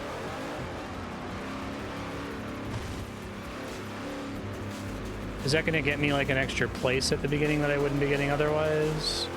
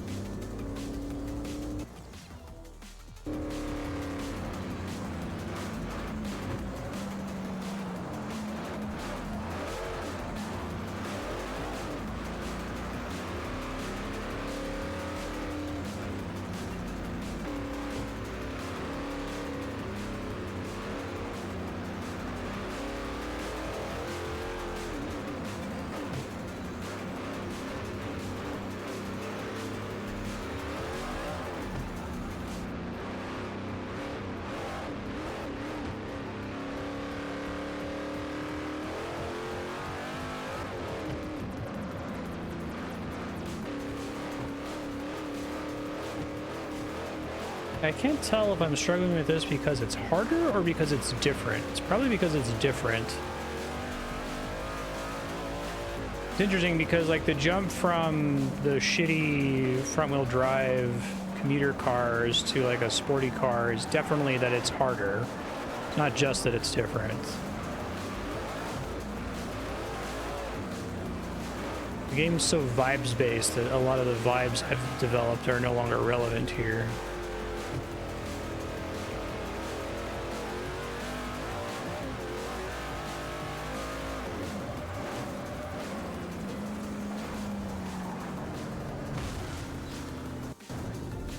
Sometimes I'll hit a car and then like, even though it doesn't say my steering is harmed, my steering just stops working. Is that... Right there, I hit the side of that car and tried to turn to get away from him and my car just kept traveling forward. Was I like physically stuck in his body or something?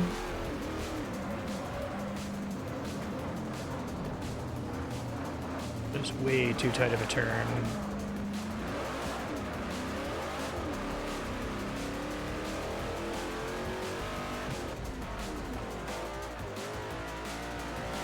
Gotcha.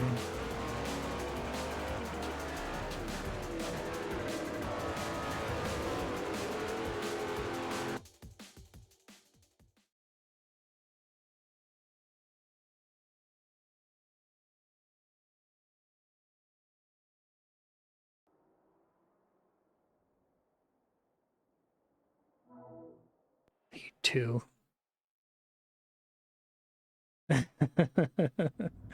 Again.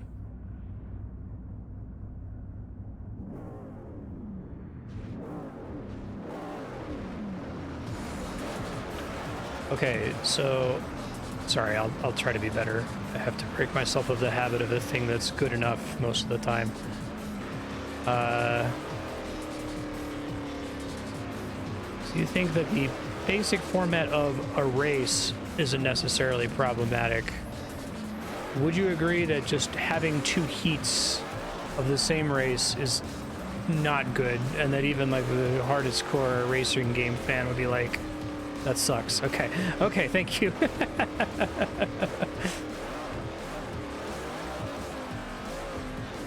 I know we've talked about that when the heat mechanic has come up in the past, but it's still very funny. Like, that... At some point, you have to be able to reach an extreme of that, right? Where, like, okay, how many laps is too many laps?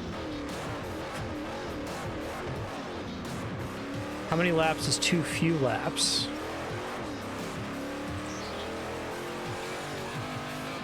Right.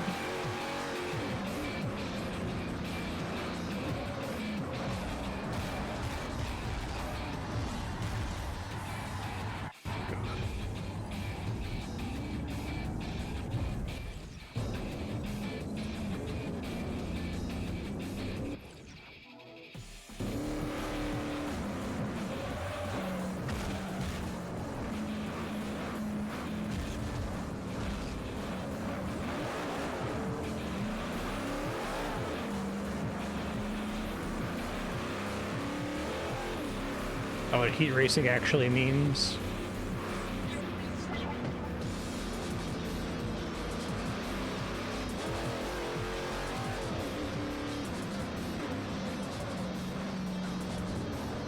See the word heat, don't think it just means do it again.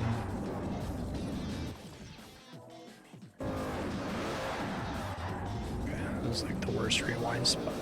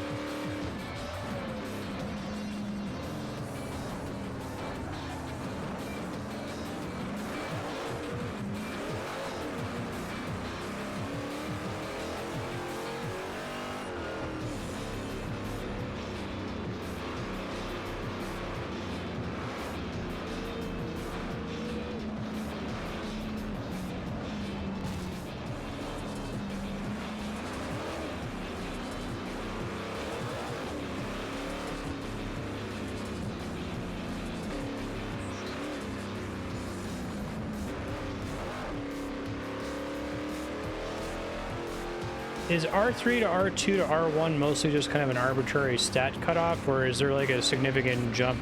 Because like the jump from S to R3 is really noticeable in terms of the feel.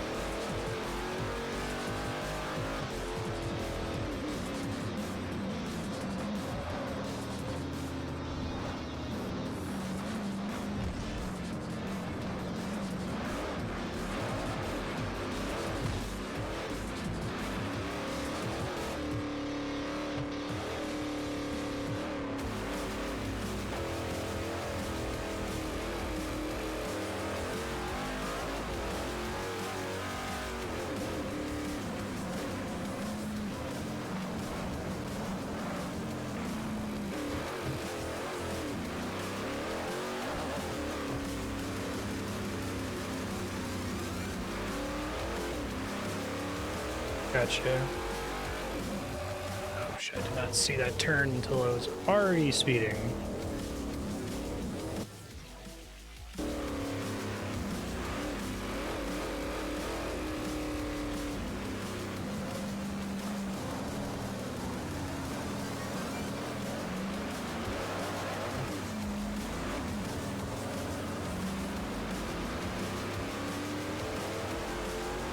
Oh, things are going so well until the last second.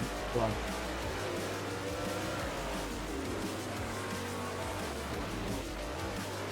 it's fine.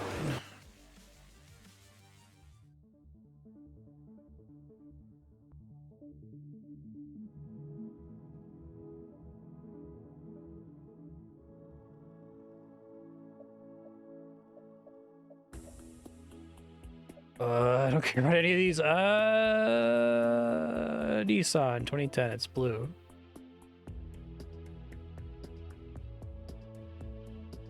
I don't know why when you put a bunch of fucking shit on the side of the car, I just like it doesn't register as a car anymore. I guess they all still have faces and the like.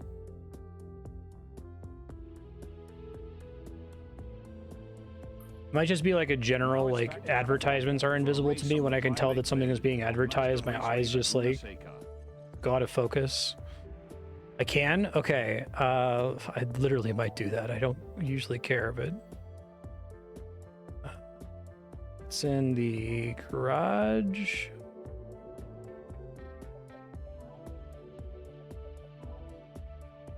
My cars. This one. You car.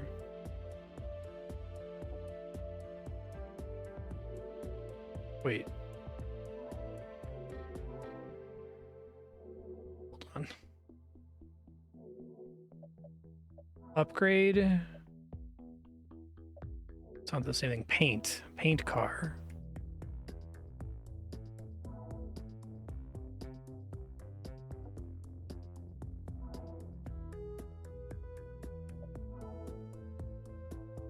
Oh, okay. That's all I had to do.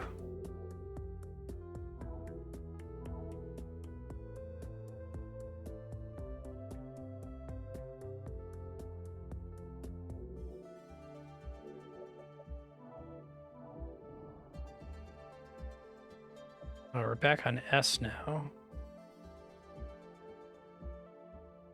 I can't, like, force it to do at least one at the tier I'm at, right? Because I can't go down to S from what I'm currently on.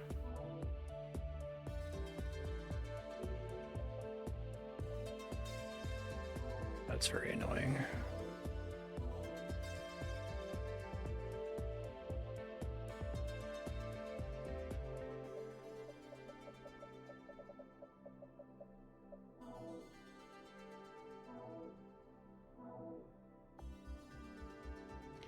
Try not to lose lessons learned.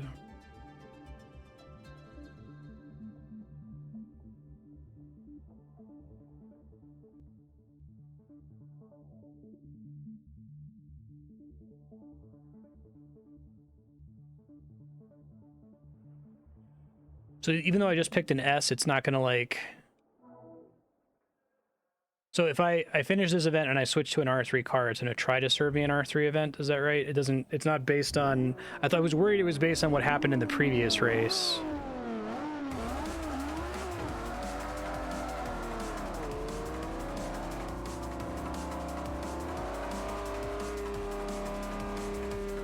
Okay, gotcha.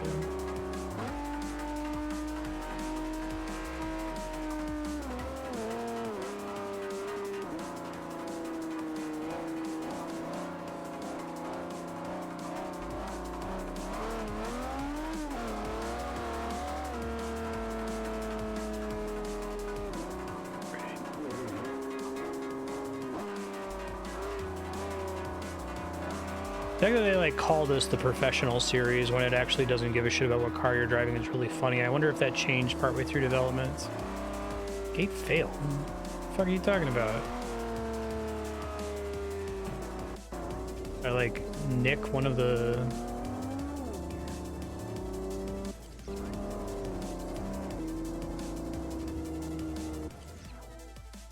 My mirror clip it?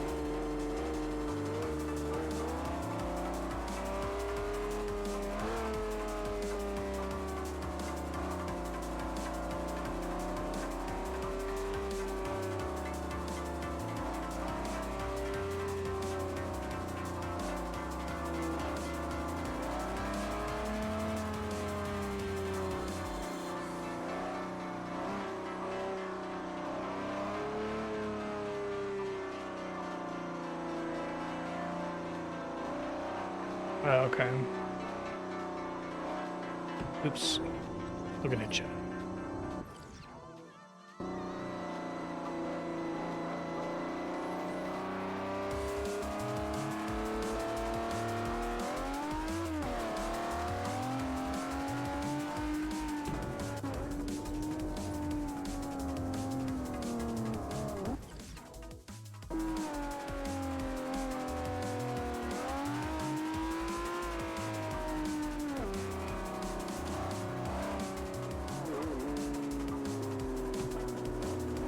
Heat 1, I guess.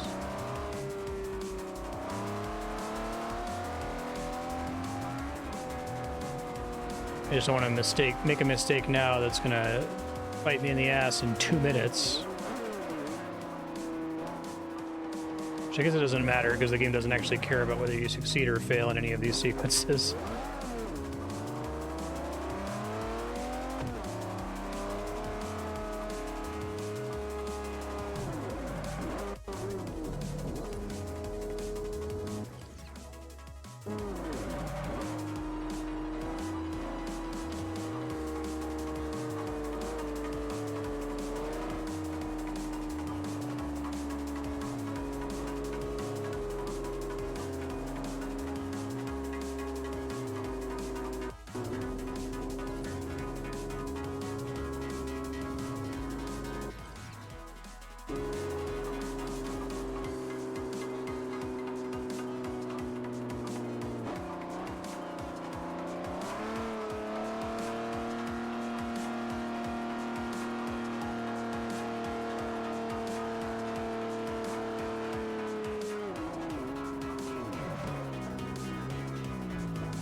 Okay, that's kind of annoying. It's like completely come to a stop here, I think.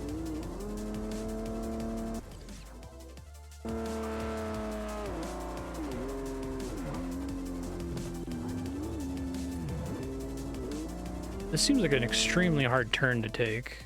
At anything other than like a couple miles an hour.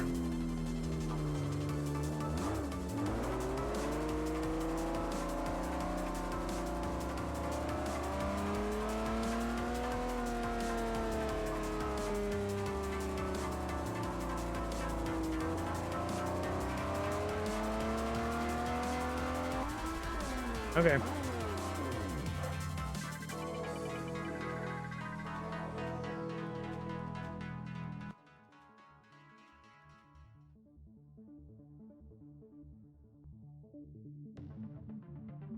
Really? I see.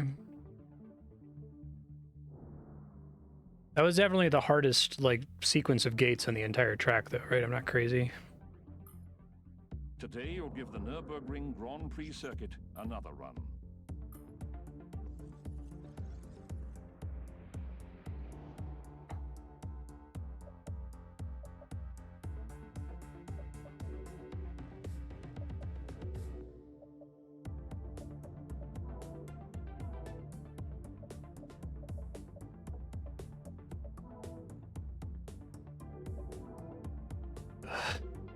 This game is so annoying sometimes. Alright. This is the one with the paint job I don't hate. We can go with this guy.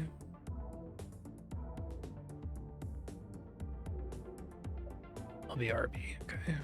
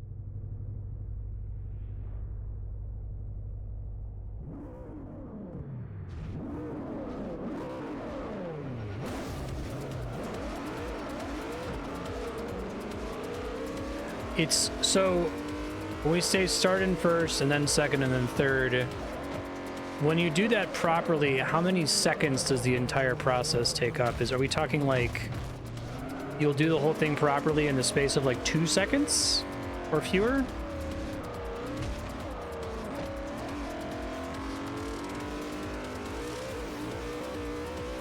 Probably can't afford this much damage this early.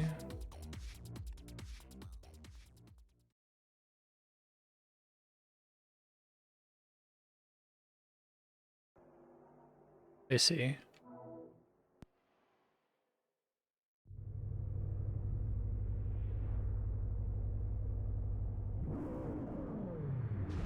Vibes, yeah, right.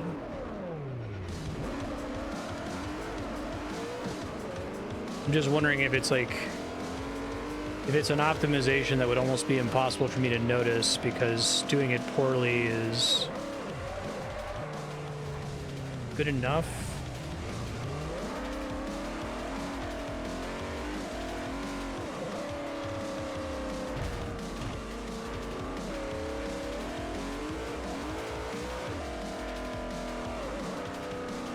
Whoa, that car had a bad day.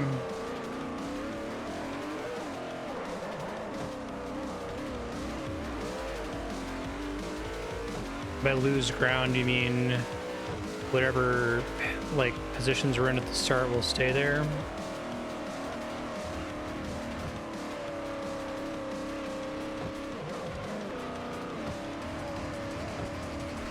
I wouldn't mind doing the Call of Duty, a couple of the campaigns, right? The Call of Duty 4 campaign is pretty famous for being good.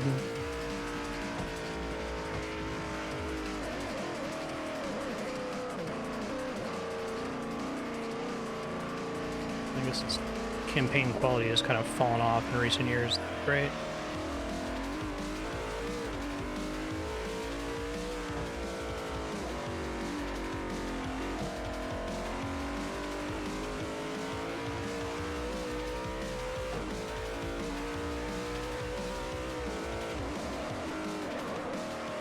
Yeah.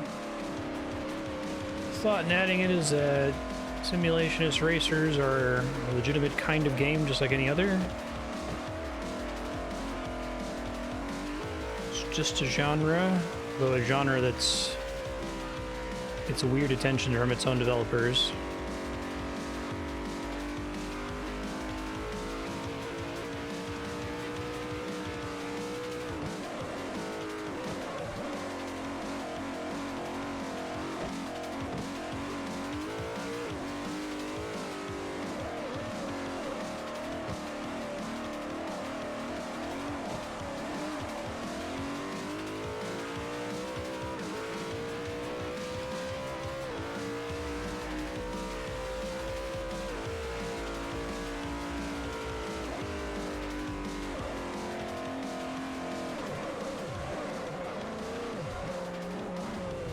That every time because it's just easier than driving correctly. Okay, so I'm enjoying this car quite a bit better. Maybe it's just the paint job.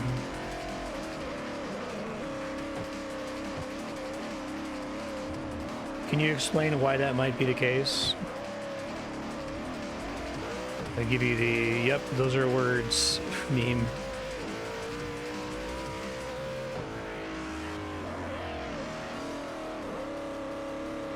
I also can't tell if the course is easier.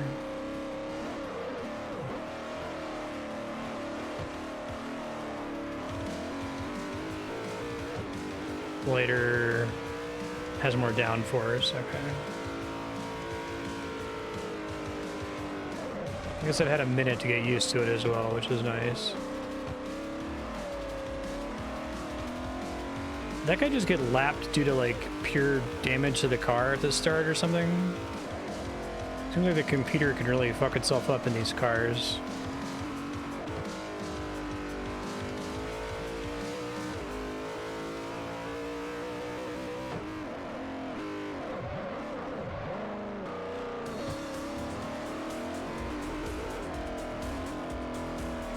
Sure.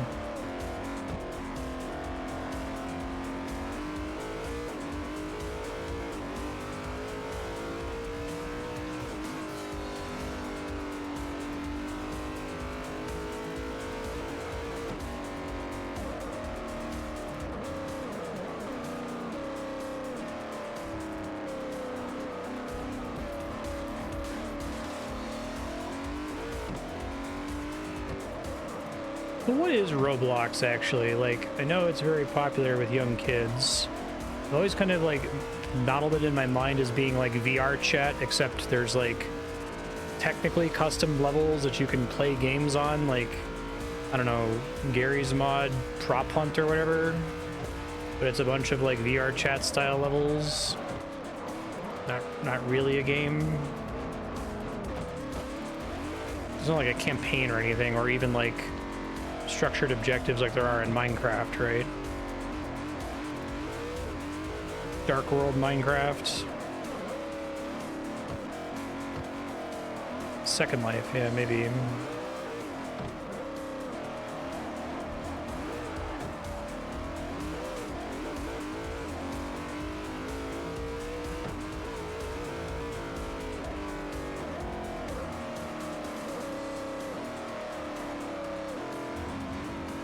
Might make for an entertaining, like, 1 hour sub-block. Program in-universe games.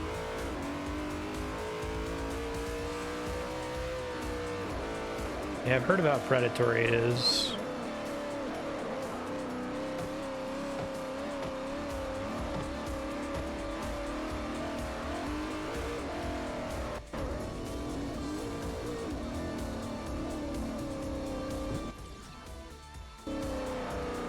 I hope Facebook has lost all their money and abandoned this stupid fucking project.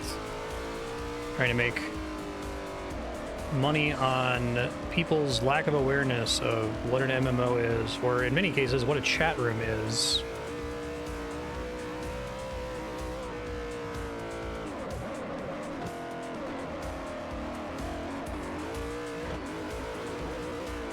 Cocaine for preteens.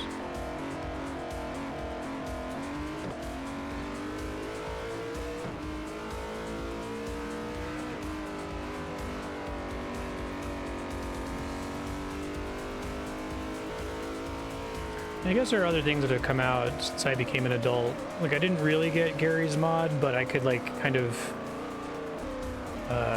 abstractly understand why you'd get in there with your friends and just, you know, like, prop hunt or hide and seek or whatever and make a game out of it. You're basically playing in a big toy sandbox. That makes sense. I guess I never had access to structured video games like that when I was very young in order for them to remain relevant into my adulthood, right? Sandboxes or sandbox-like content just was a thing that you did in a physical sandbox when I was younger. It's probably the closest thing was like with Mario Paint for me. Yeah. Yeah, I totally get it. It might be part of why other people have posited this, that because I didn't play RTS games as a kid, I never felt a, like, oh wow, it's cool that I can make a little army and build a little town. Like, that never happened. So I didn't get that, like, kind of visceral, you know, emotional connection to the games. You're on your way back to Italy to test That's your funny, luck Spike. on the Mugello Autodromo Internazionale.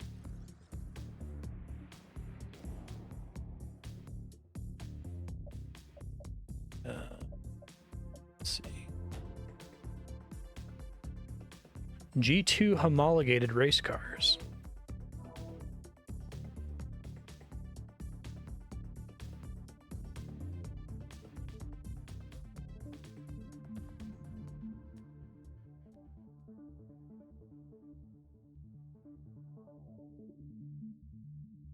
It's already happening. The damage has been done.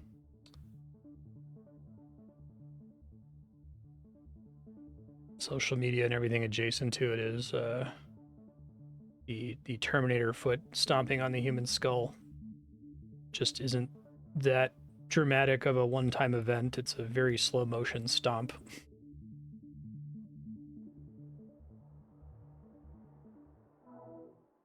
Yeah, I was messing around in Minecraft Alpha in my 20s. I think it came out when I was like 24, 25. But even that, I was like, what is there to do in this game?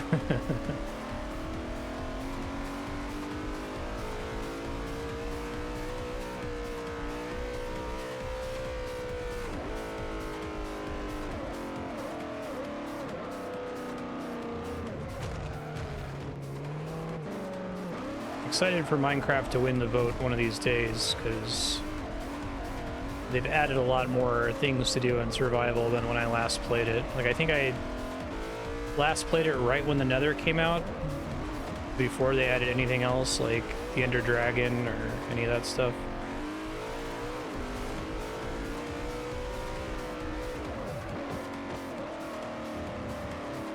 So whenever the Nether update was...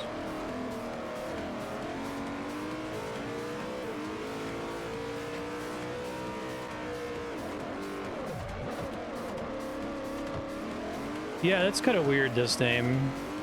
I haven't really cared about it at all. At the beginning of the game, I'm like, oh, that's interesting. Brand affinity. It'll help you with... Oh, I don't give a shit. I guess maybe it matters if you're, like, trying to do the Pokemon thing of catching all the cars at some point. But yeah, if there's, like, 3 cars in the game, what's the point?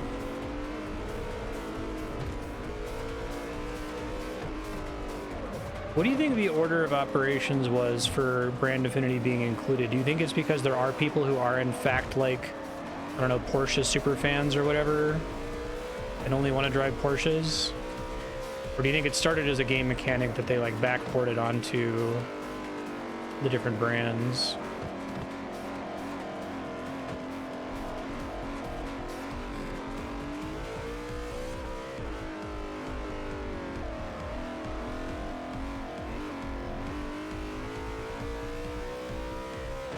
In 2009, I was like in math.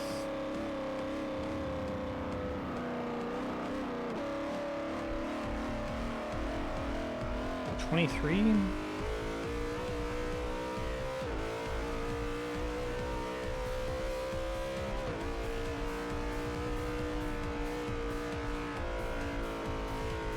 You wanted more numbers to go up, sure.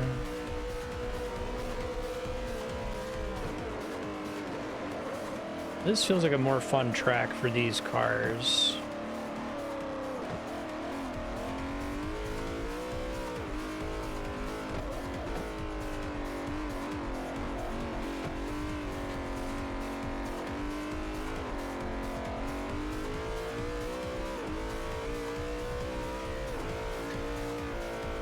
I have no idea what engine sound's actually supposed to sound like if someone's good at a game like this or good at racing in real life. Like, I tend to, rather than really use the analog right trigger too much, I just kind of like tap it a lot, and I'm sure that sounds like ass. It seems to be like good enough to get me through the race, but I don't know if it should always be smoothly accelerating or decelerating.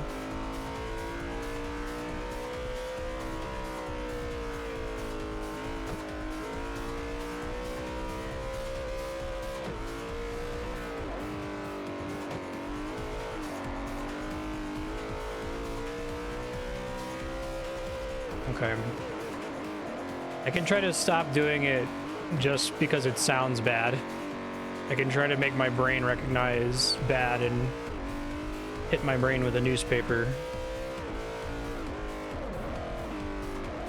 It's very hard. The game doesn't give me a lot of direct feedback about, hey, this thing you're doing that's kind of a bad habit is killing you in a certain way. That's what I actually really like that about Enthusia Pro Racing, because it is laser focused at pointing out bad habits and making you understand, that was happening because I was doing this, right? Here it's the limping capability is quite high.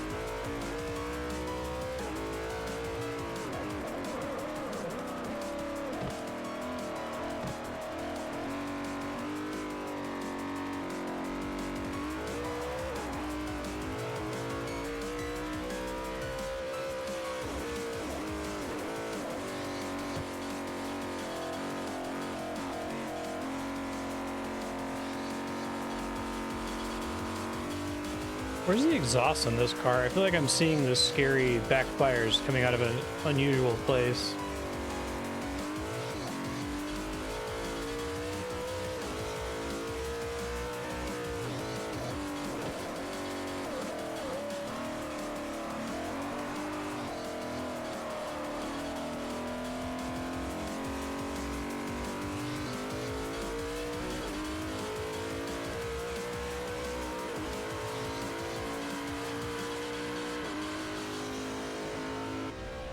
Hooray!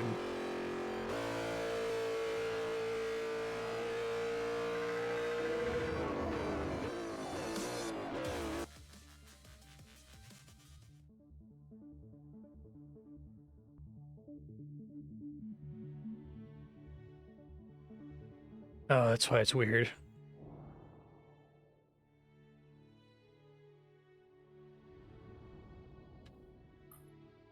Now it's time for another attempt at racing your way through the demanding Sebring International Raceway.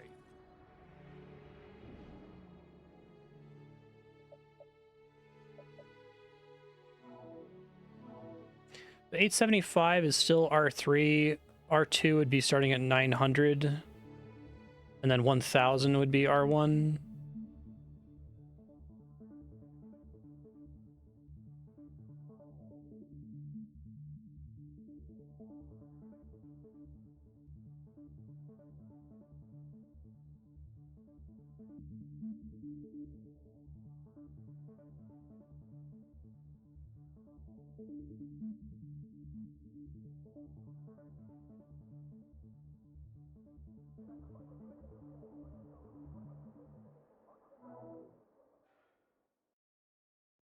I see.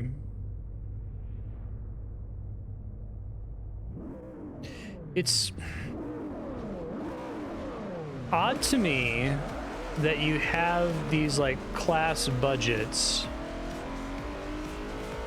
Well, I guess it can make sense. So it's like, okay, there's this class budget, and once you have upgrades totaling up to a certain budget, you're now considered in the next class. Okay, cool.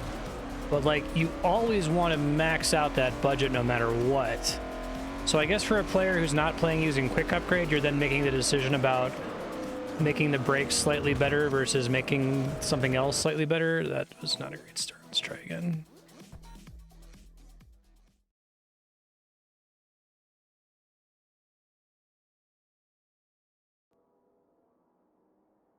I think 999 is X, which is the cap. So R1 goes up to 998. Should I be thinking of it like your weight budget in like a mech game, like BattleTech or something? The fact that it's so abstracted for me via the quick upgrade system makes it really hard for me to understand, like, why is this even here? Like, maybe we'll look in that menu sometime before this playthrough is done, but like, I struggle to comprehend why you would care. Is it like for gearhead, like installing a, I'm just gonna make up a word here. This might actually be a real car word. A supercharger on the hood or something? Okay. But, so, okay, but the reason you're doing that is entirely for its own purposes, right? It's just because you want to fuck with your car.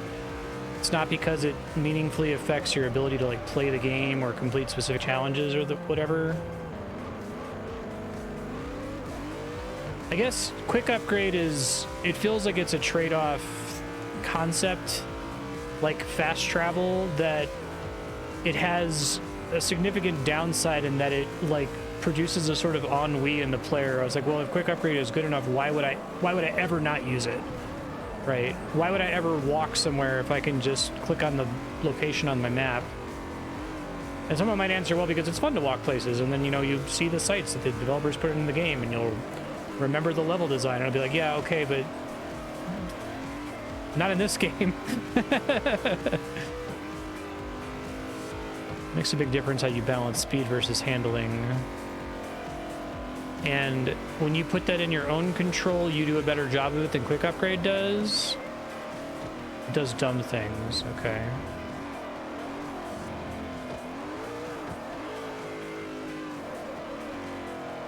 I guess it's hard for me to comprehend because, like, I can picture a game, like a non-racing game, where you can kind of tool your build, or the game can kind of quickly give you an acceptable build. And I can imagine the gap between that and how it might affect my performance, right? You know, if it gives me a fireball instead of a lightning attack or something. But here, like, the difference in performance between any two features of a car seems so, like, mild or unrecognizable within a class. I would get, like, upgrading your engine so that it jumps from one class to another, that you could feel that. But if you're inside of a class, that's where the confusion is.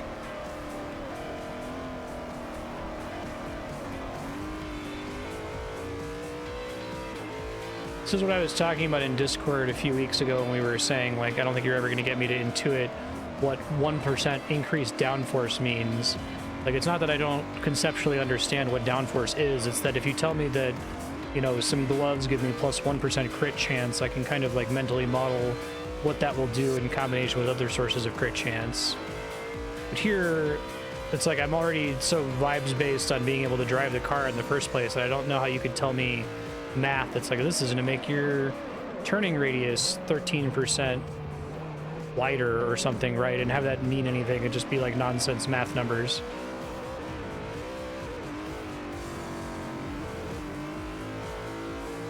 Draw random cars for everyone to use. A quick upgrade, knowing it's a dice roll how badly it'll do.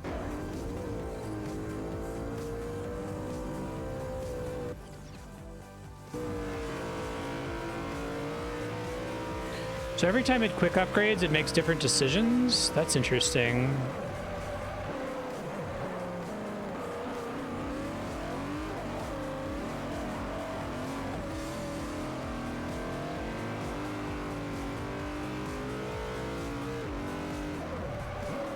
It's like maybe you eventually play this game or games like it to a high enough level that eventually you can read those menus. But to me, it's like, you know, somebody saying, hey, I'm going to throw this ball at you. Right, catch it.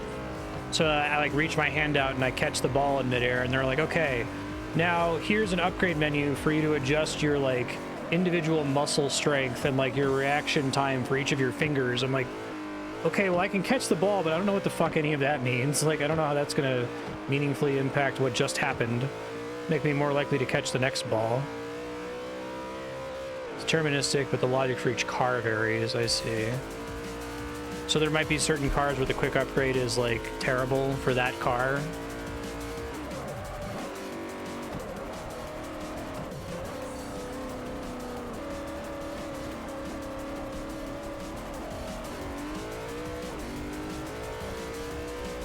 Number go up, right?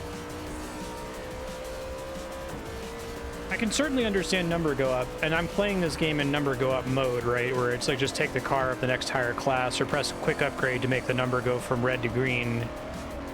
But I think the thing that's confusing to me about tuning in a game like this is that it specifically requires you to understand the exchange that you're making mathematically. And I can get being able to understand that exchange at a very high level, like going from, you know, A tier turning to R3 tier turning or handling or whatever. But within a class, it seems like the differences are almost imperceptible. I guess I can tell the difference between like 1 pip of acceleration in Mario Kart, right? If that's what we're talking about.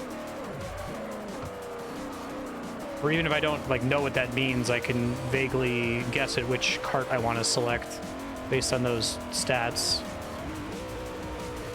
But those are about like selecting a package of stats as opposed to making really like incremental tweaks to 2 very specific stats.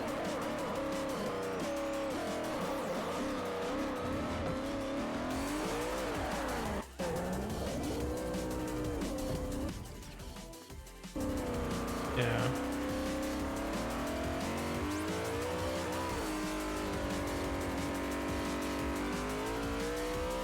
I wish the game had some kind of mechanism for like forcing me to engage with that, like some kind of like level design with a level where I had to like tune my car in a certain way to kind of grok what it's doing for me or what it's not doing for me.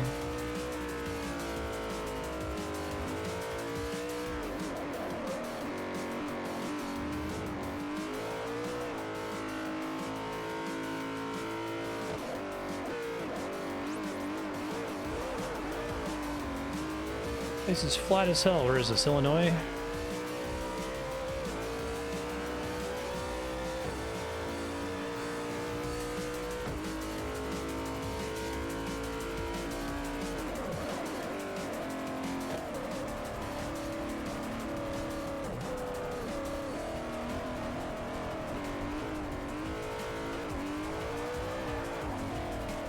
Shit.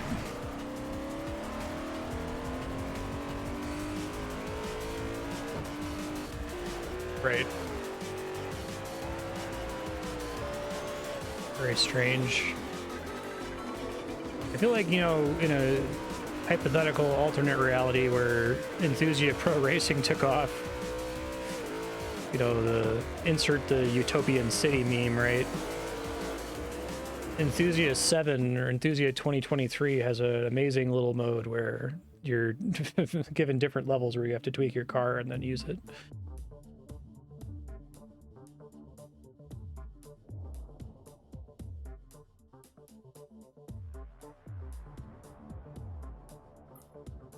And you're off once again to the dynamic twin-ring Motegi circuit in Tochigi Prefecture, Japan.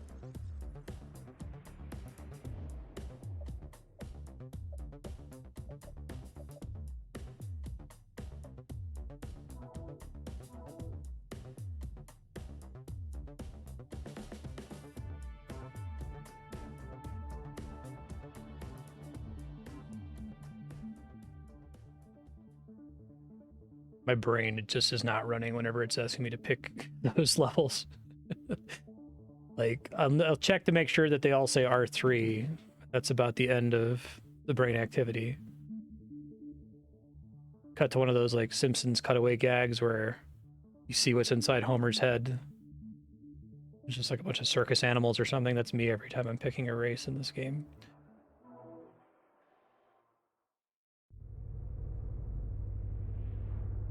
That was true in the event list as well.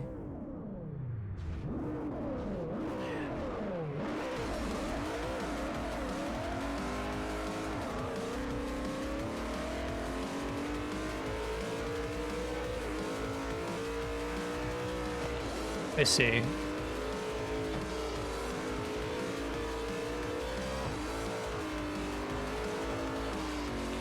Yeah, that sounds fun. That sounds like a condition for a level.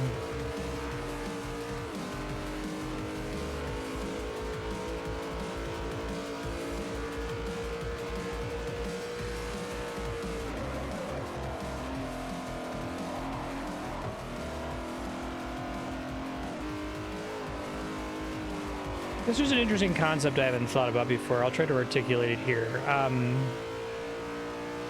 was playing a card game recently with my friend Kat called Bidwist.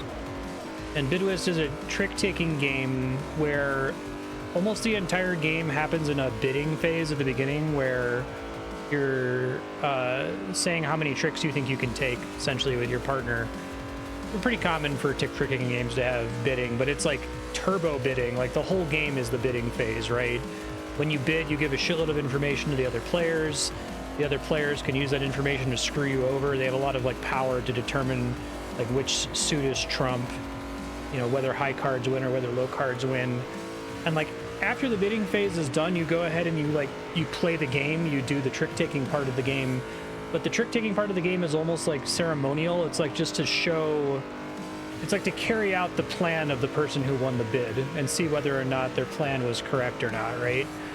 And I think that this sort of like gameplay loop relationship can exist in other games. I think that Path of Exile has this exact same relationship where the game of Path of Exile is in compiling your build and then actually like going in the map and playing the action RPG and blowing up the monsters is like, this is just proving that your plan was correct, right? It's not really the core loop of playing the game or the main thing that's producing enjoyment or dopamine or whatever.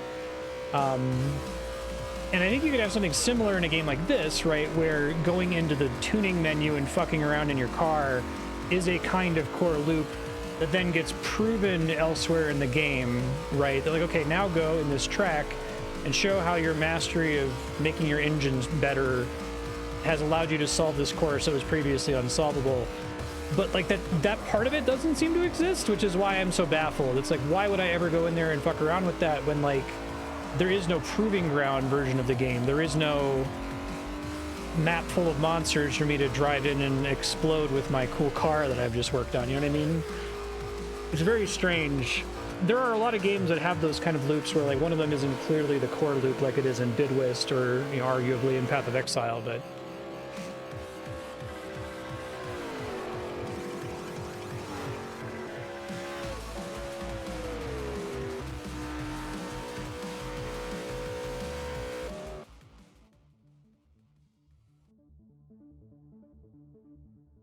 you'll take games like, you know, Slay the Spire, where Slay the Spire is a deck building game. Like the core identity of the game is the choices that you make at the end of battle. And yes, battle choices can be interesting too, but it's often kind of the trivial objective of, do you see lethal on the screen given the circumstances you've created for yourself, right? Let's go back to looking at faces and plan to repaint here. So I think this has my favorite face. He looks very like bored.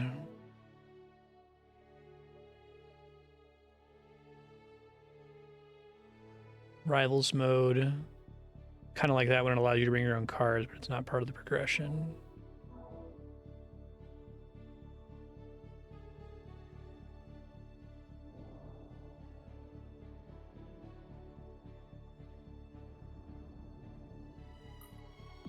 Now it's back to Japan for a race on the world-renowned Suzuka circuit.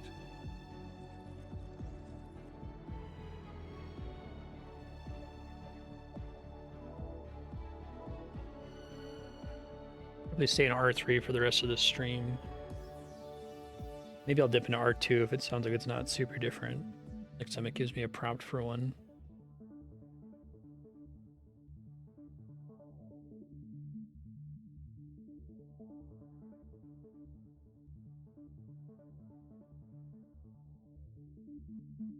And I feel like even like the objective of a boss fight in a game like Path of Exile should be to like test that your build can still manage whatever shenanigan the boss fight is doing, right? So the test here is that are your resists capped, and you take a hit of this, you know, can you sustain this amount of raid damage, right? That's otherwise unavoidable.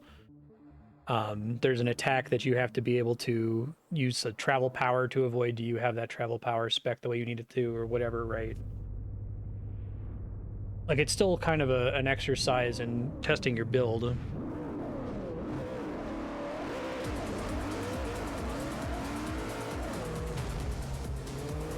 Not a great start.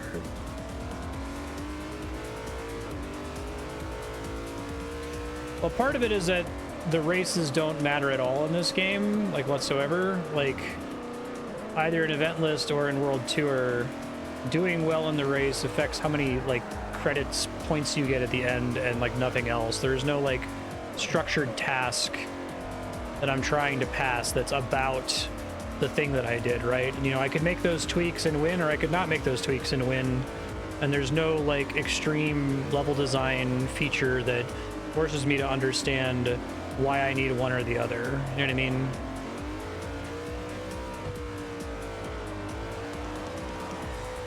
Like, there are absolutely sequences in Slay the Spire is a good example where it's like, do you have a solution for an enemy that punishes you for having too much card draw? Or does your engine fail if you have too much card draw, right? Like, yeah, you can beat Slay the Spire with all kinds of different decks, but that's kind of a thing that you have to be able to prepare for. And if you get to that fight and you lose because you were just dependent on infinite card draw and you don't have any other solutions built in, you learn, this can't be my only solution. I have to build more generally in the future, or I have to have something I can do in this specific encounter to not get, you know, rinsed. But here everything is like so like smoothed out. There is no level design to it. It's just, did you cross the finish line first, yes or no? And even that, who cares? Did you drive with a car? Oh no, I'm sorry, this name. I think you can see both the messages in chat right now.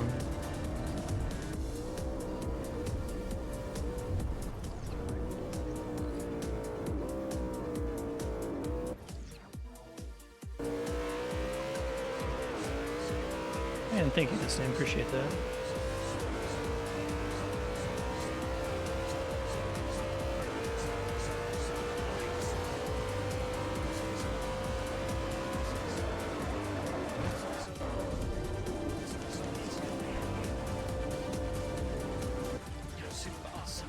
Take this part way faster than I actually should. Sometimes I get in trouble with the racing line when it's like at the perfect angle that I can't quite see it from as far away as I usually can. Right there.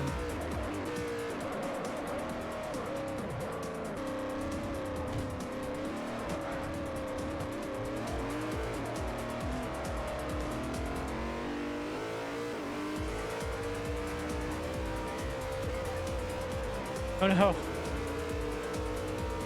Also no real discussion there.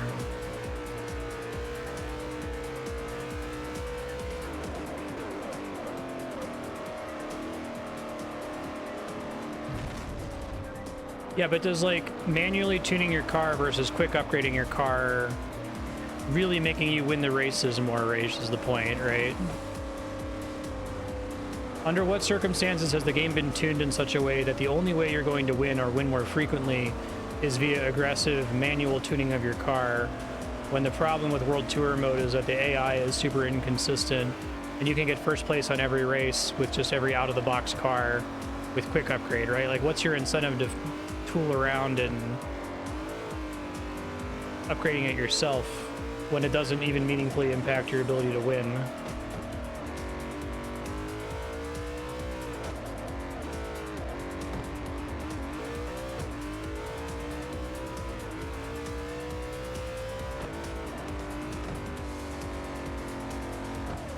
Yeah, like, I don't do well on them sometimes because I'm bad at this game, but anyone that was, if I handed the controller to this name, he would smoke everyone every single race without any kind of challenge whatsoever.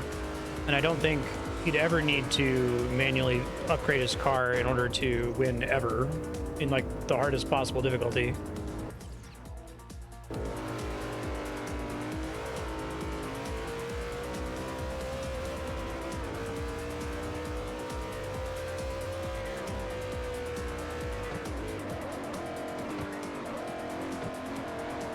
You'd think so, right? That's why I'm baffled by it, exactly.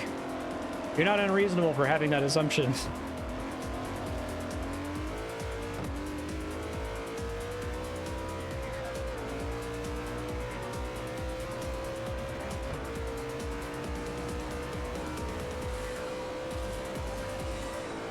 Does the computer ever get, like, insanely, like, impossibly hard? Like, meme hard?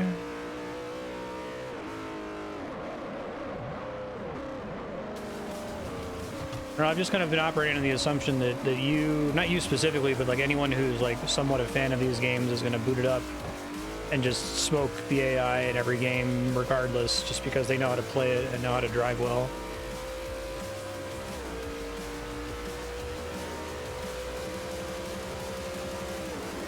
No, in the way that if I booted up Mario Kart 8 single player and played it on 150cc, I'd probably just win every race without having to think about it too much. Not because I'm like super good at Mario Kart, it's just I've played enough of it.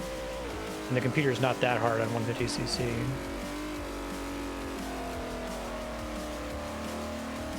Obnoxious car track combinations, sure.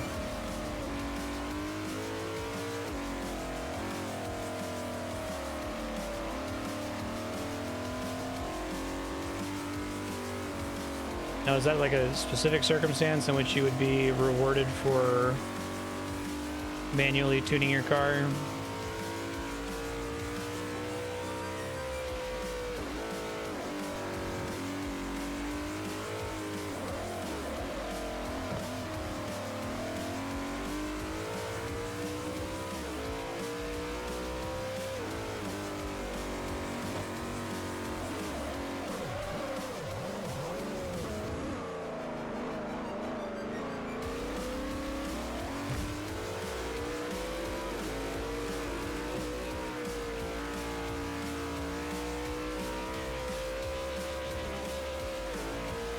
I don't remember where the end of the lap is. It shows on the mini-map in the bottom left corner or something.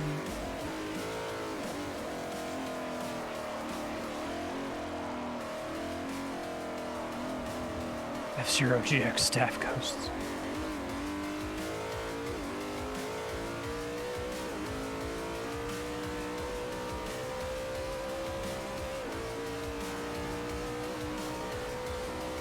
I think that's what this name was saying. The closest you get is kind of like the rival time trial mode.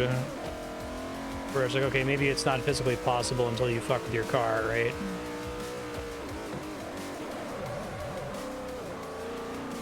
I think a lot of the magic of level design is about extremes, though. It's about setting one knob all the way up or all the way down and asking, okay, can you complete this challenge now under these conditions? And all of the design knobs in a simulationist racer apparently have been set to moderate.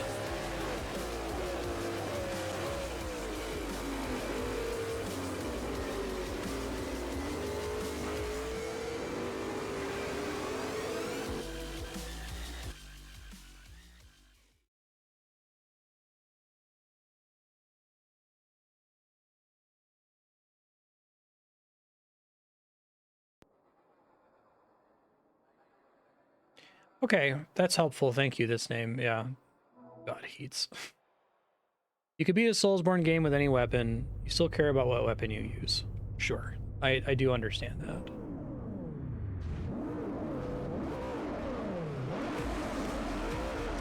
Although I guess even there where it's like...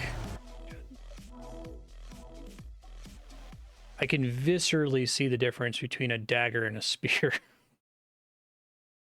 I can press R1 and then press R2 and then press L1 and then press L2 and say, ah, I prefer the old one, right? But I think like the circumstances of performance on a tuning adjustment in this game would require you to race for like dozens or hundreds of races, right?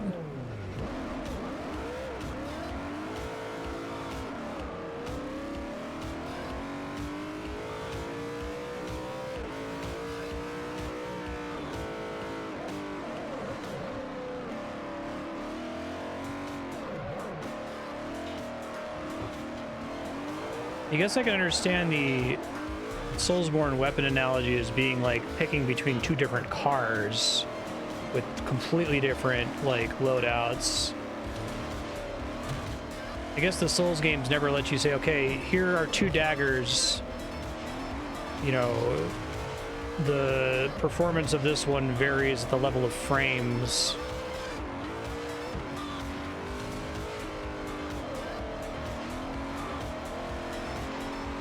This one does riposte damage in a 178 degree arc versus 172 degree arc behind the enemy or something, right? Like, sure.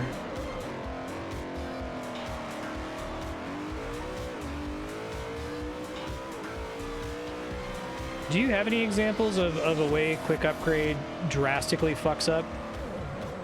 Where it like drastically puts points into weight or something when it should be looking at some other stat?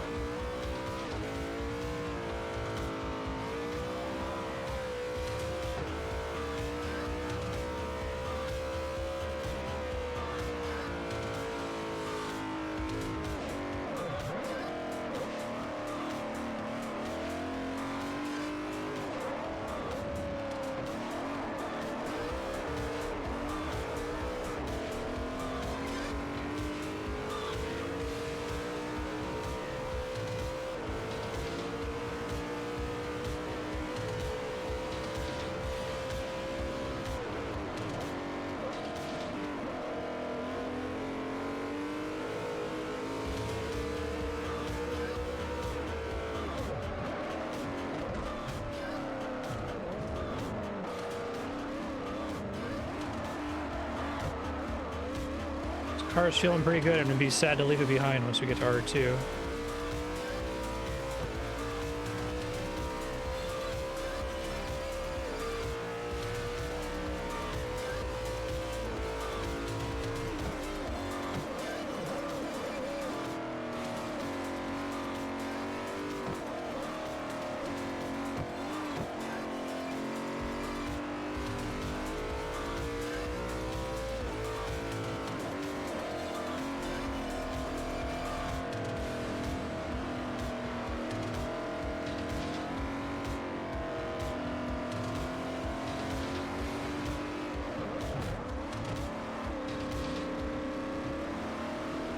Would I do that through like intense? Not would I like look at this car and look what all of its parts are and trying to imagine how I would go about doing that.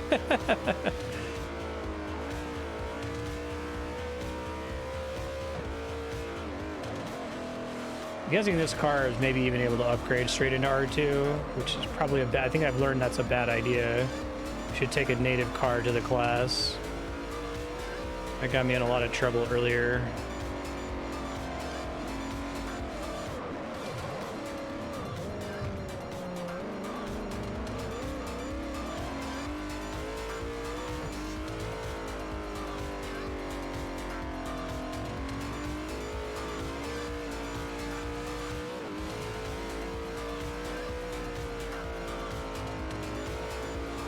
The same.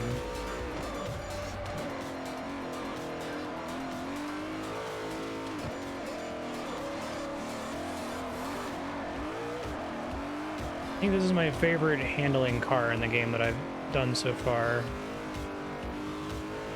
Well, of the real cars, right? We've established that the Chevy Spark doesn't count.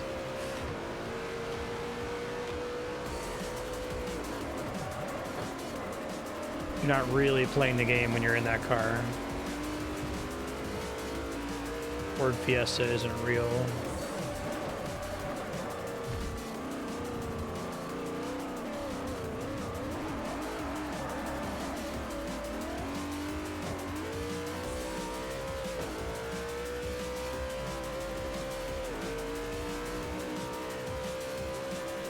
In a full chart. If you want to throw it in Discord, I'll maybe take a look at it. I'm sorry if my, like, bafflement is frustrating or confusing. It's when you don't have the information, it's hard to, like, get in the head of someone who does have the information. I appreciate all the attempts to give analogies and, like, you guys have been very good with not scaring the newbie, so to speak. I learned a AAVE phrase from my friend Kat recently, which I probably shouldn't repeat here. It's a little problematic, but it's useful.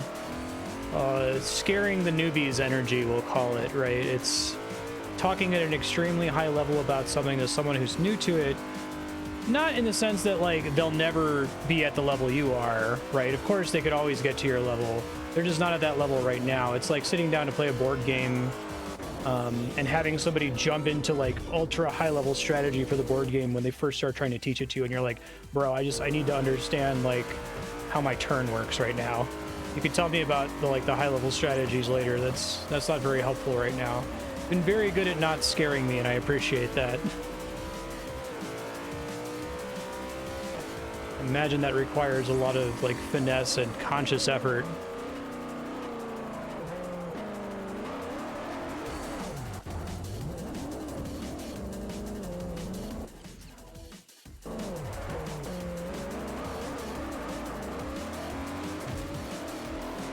Yeah, there's a lot of games where it's like you have to consider it's not just about an onboarding pipeline for new players. It's about the new player to master pipeline specifically. It's not just getting them to try the game, which I think is a problem with racing games, is that they just want people to try the game. They don't want people to become converts into, like, hardcore players who are super into it as much. And so I would like to play a game that kind of eases me in, that's like, okay, we're going to let you in on the shallow end and you can, like, work your way to the deep end at your leisure, essentially. Which it seems like, you know, of simulation as racing games, Forza Motorsport 4 is the closest thing to that. Or it has the best tools in place for someone being guided by a friend in chat to get them there. But it also seems like a lot of this genre is just, like, very much screaming with scaring the newbie's energy, right?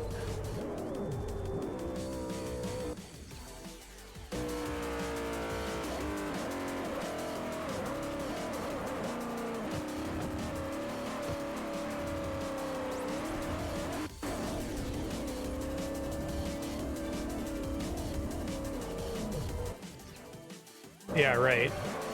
go ahead at this level and add, you know, 1% to whatever damage, right? And you're not going to notice the effect of that for 30 hours, where once you've stacked it, now it's finally going to make a difference.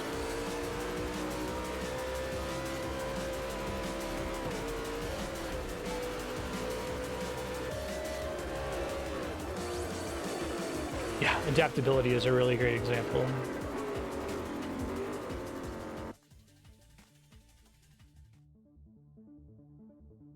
I think with adaptability, it's like, okay, this fucking sucks, and this is like complete nonsense. It's completely opaque to a brand new player. It is maximum scaring the newbie's energy, right? But like, the newbie could ask, okay, Up next, your return convert to that to Barcelona's breakpoints, right? Convert that to a number that I can work with. Get it to this number as a tax, and then I can actually play my character and put my points where I feel like it. Got it, right? Maybe there's something equivalent in this. Let's try the R2. Sure.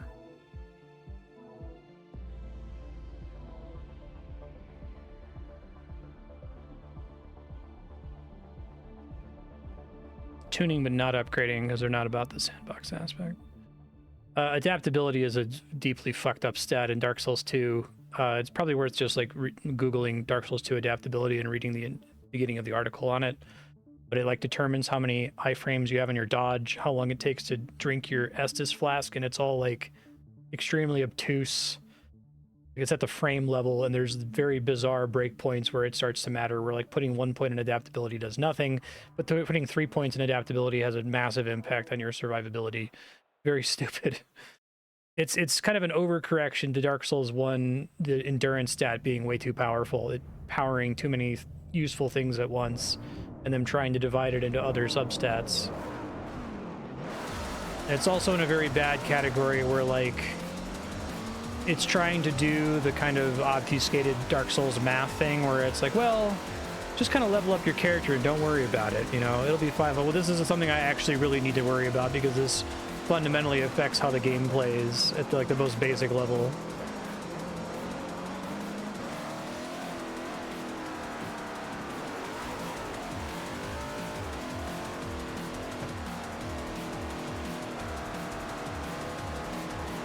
Oh, I forget that it converts into another stat. It's even worse.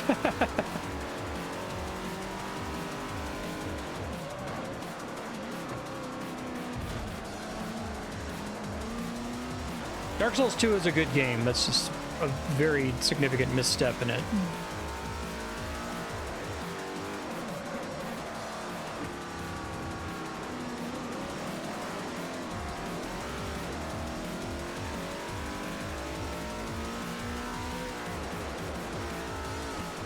Have a lot of these races been kind of the same cars going up against each other? Is it just because there are fewer cars to switch between in these events? Or have I just not noticed before because the cars all kind of looked...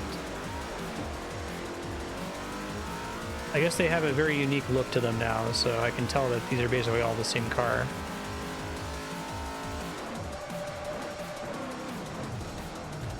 Oh geez, I don't want that.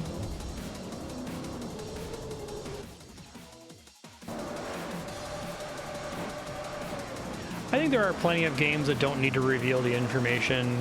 It's perfectly playable without knowing. There are other games where it's useful to show the information and then hold a tooltip to see what the specific numbers are. Very much depends on the game.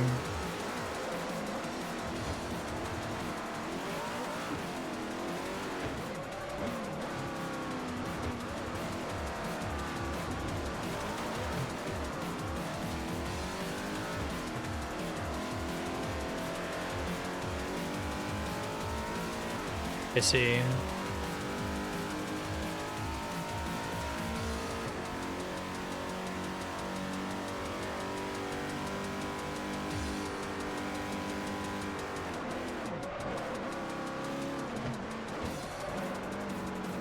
Well, I guess if I do R2 for the rest of this stream, and then try to switch from R2 to R3 next stream, maybe we can try to screw around with tuning in the stream after that. I just don't know where to I don't know if there's like a free track that I can just drive around in and try to feel the differences. Or if I could just try to take it into the same event list course over and over.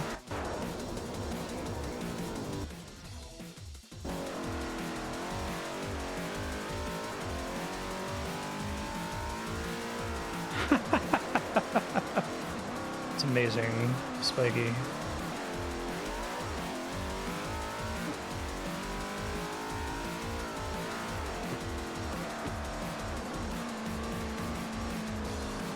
I guess, is there a thing I can do with like a time trial and a ghost and stuff so I could compare to my ghosts at least?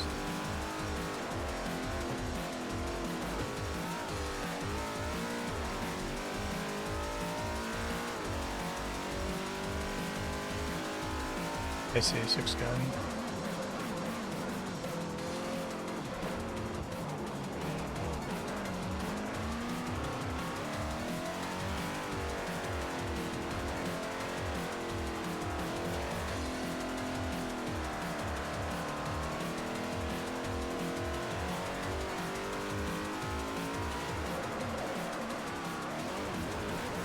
Okay.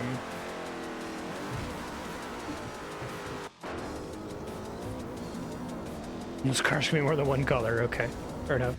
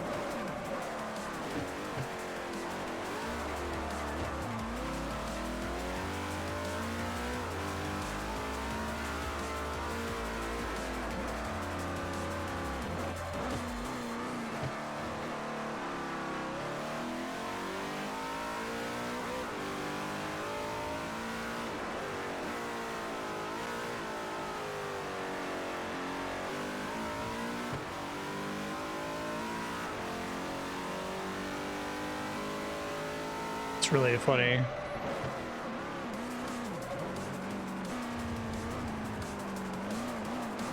Licensing rules are great for video games.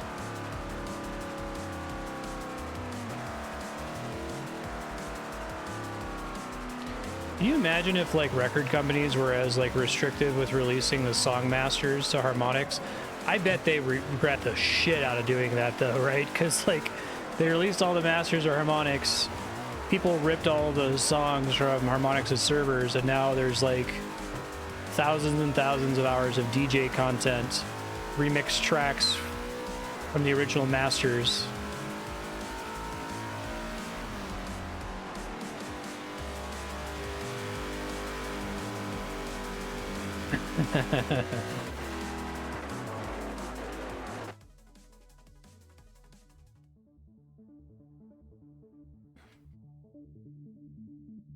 This is probably scaring the newbies' energy with Last Epoch, but it is interesting to me. So Last Epoch tries to solve the classic problem in every action RPG of distinguishing between base damage, additive increases the damage, and multiplicative increases the damage. Every game has it, but the way it's handled in every game is like all over the place, essentially. And they do this by very, very, very consistently using one of three terms which all sound like synonyms for each other, right? There is a difference between plus damage, increased damage, and more damage, even though plus, increase, and more are all synonyms.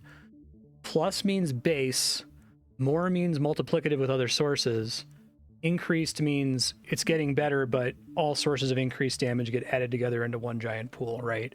So plus damage is always better than more damage is always better than increased damage. And I think that's a nice like little olive branch to say, hey, we're going to use the same terminology every single time. If you see plus, you know that's good. It's always good. Take it no matter what. It doesn't matter if your build cares about it. It will always make you better, right?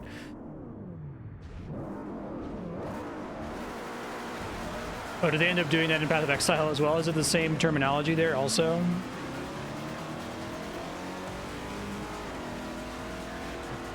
That's pretty cool. Good for PoE solving it earlier then.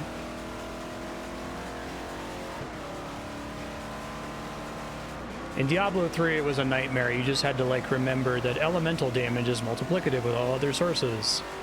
And this ability on this tooltip from this specific skill is multiplicative, but this one's not, right?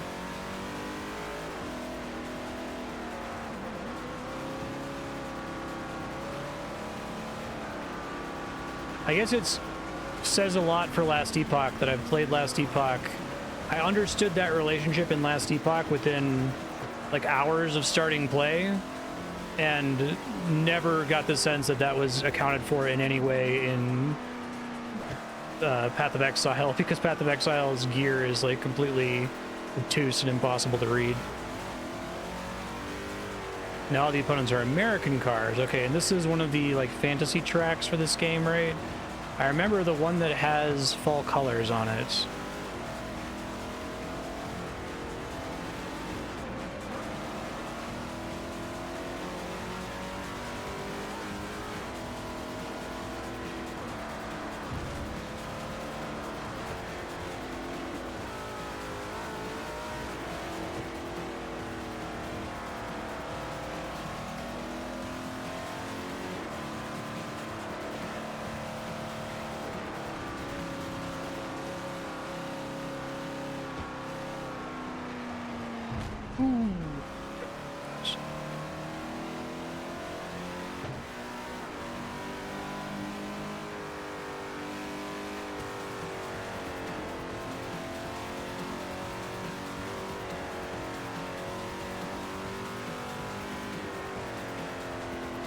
Because World Tour is strange.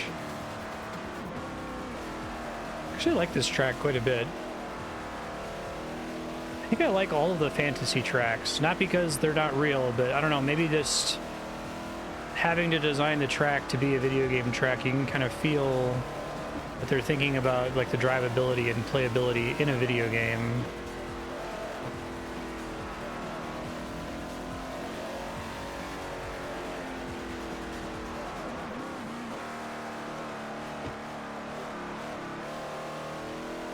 Oh, even in event lists, I could take the wrong car into it? I thought that taking the wrong car into it was a World Tour thing.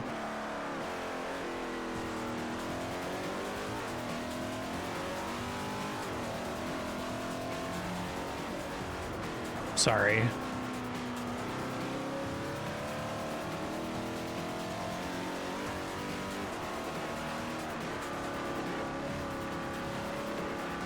Wait, so I thought you said I'm not restricted to the region, even though it's a region-based event?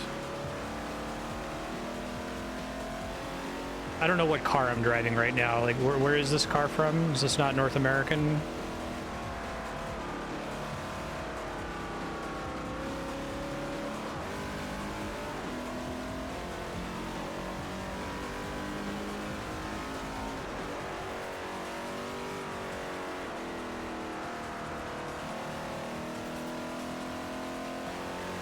Does that mean their crit chance is cut in half, Spiky?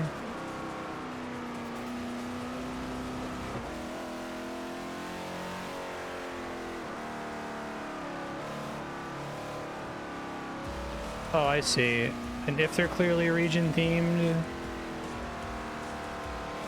should it be restricting me to only use American cars if it's a region theme? Is that what you're saying? If since I already have open class events elsewhere, like why bother restricting the region?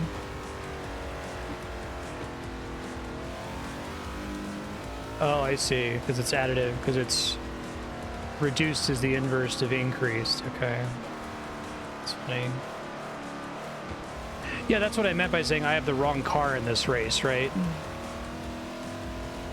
Assuming that the region restriction actually mattered, which it doesn't. I shouldn't be allowed to have this car in this race, otherwise having it be region... saying it's a North American race is kind of pointless.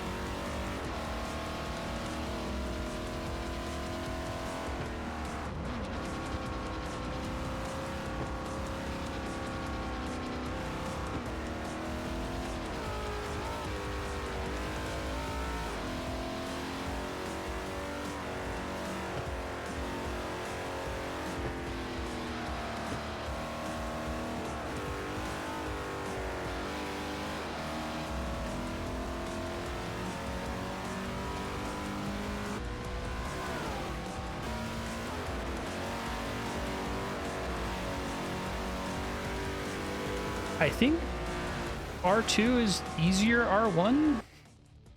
Maybe there's some other... Maybe there's like a course I haven't been on yet that makes R2 harder than R1.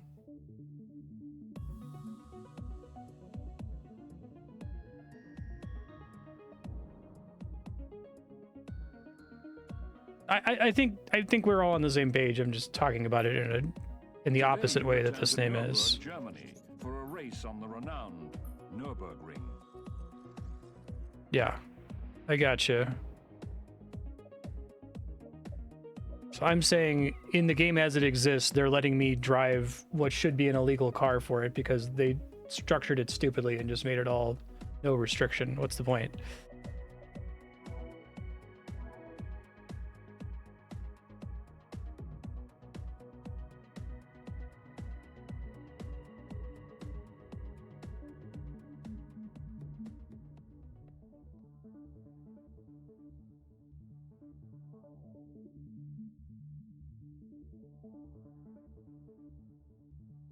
Yeah, just have another one that's restricted to make it like more of a unique thing than everything else that already doesn't feel very unique.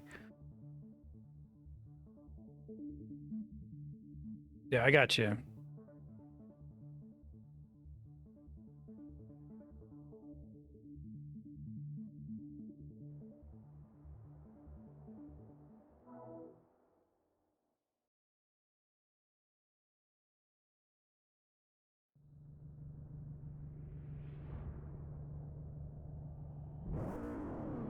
I think I jumped directly into talking about the hypothetical Forza that's not stupid.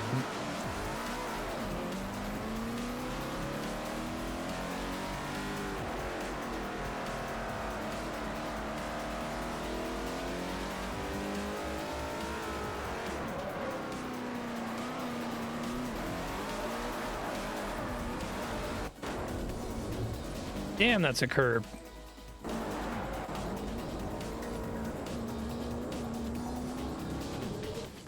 I was doing the Homer Simpson circus elephant's brain at the beginning of this race, so I didn't realize what was happening. Try it, starting over.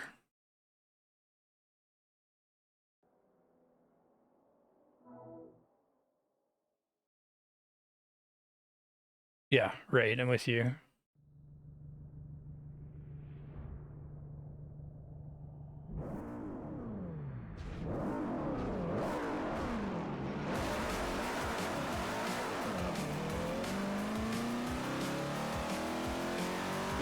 The computer's getting...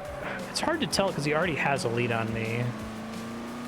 He's getting more of a lead on me because I'm not shifting smoothly at the start of the race.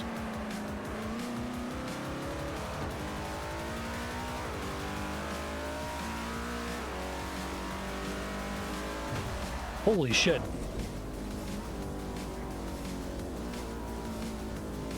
I realized I was that close to that car.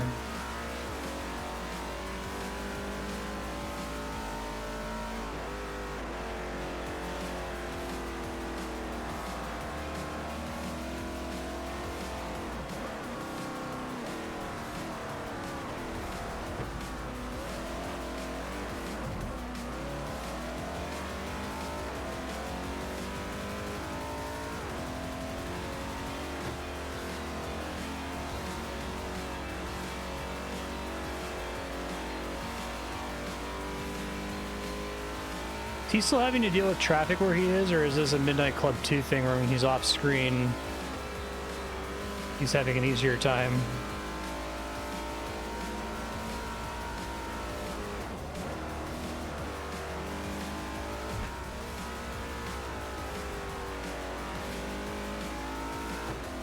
Gotcha.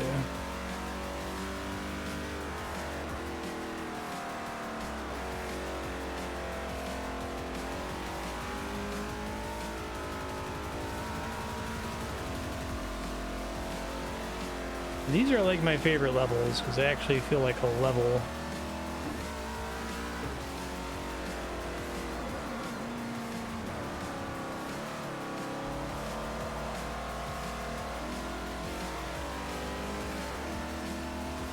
Yeah, the R2 controls so well compared to the R1. I feel like if I have to go back to an S car, I'm just gonna forget how to play the game again. What a weird, like, difficulty relationship.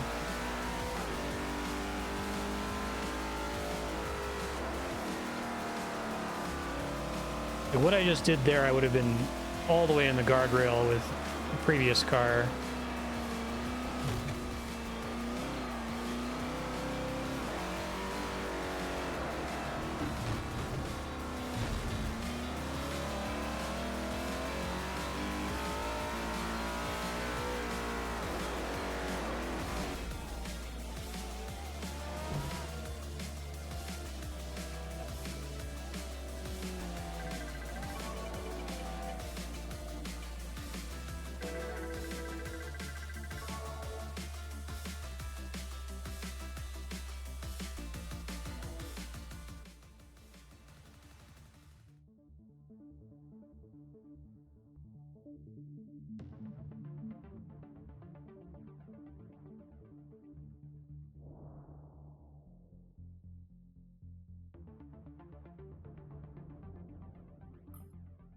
Today you'll revisit Switzerland and the twists and turns of the Bernese Alps. Yay, another good level.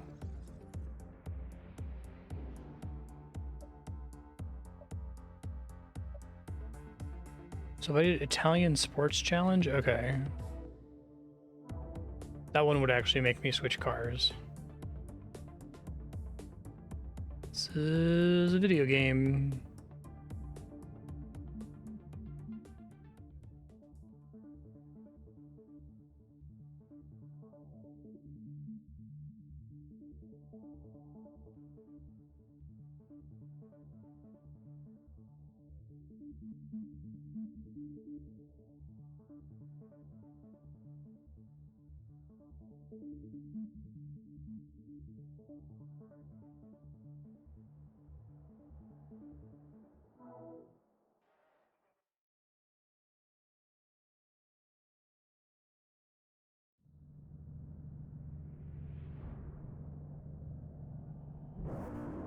Oh, there's supposed to be structure to that? It's not just noise?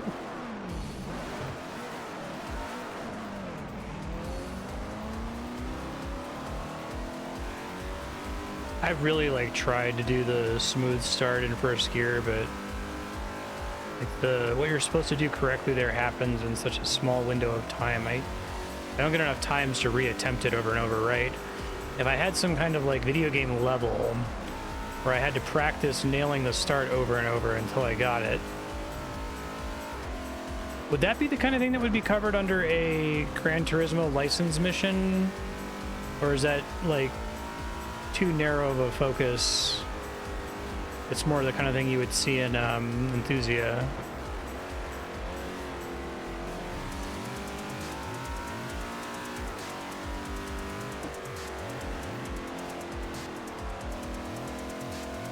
Yeah, this car says fuck the racing line. Like, I'm not flying into the guardrail, it's fine. Oh jeez.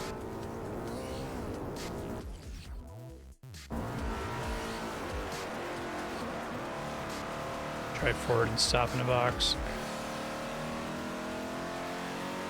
Or restore my fear of downshifting.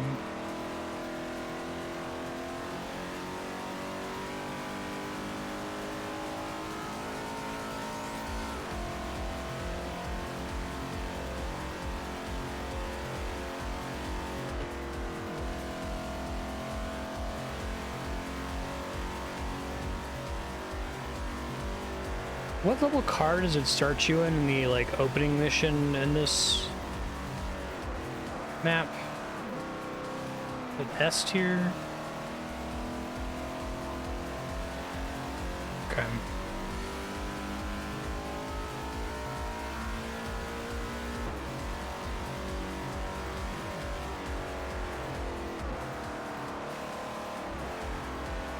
I feel like I'm playing with the assists off again. Like, this car is fucking ridiculous.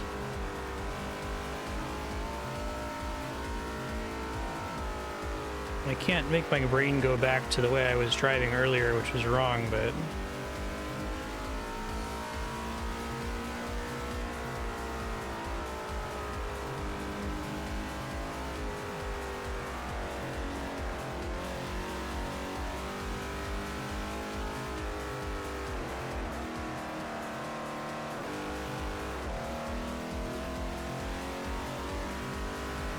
I see. Almost like some kind of video game. I love all of the fantasy courses. They're all good.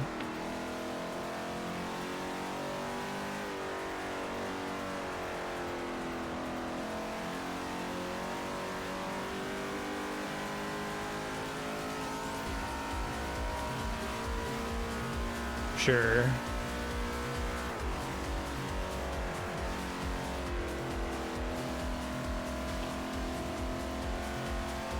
Are there any tracks in the game that would demonstrate it as clearly as this one, where like every single corner is like that?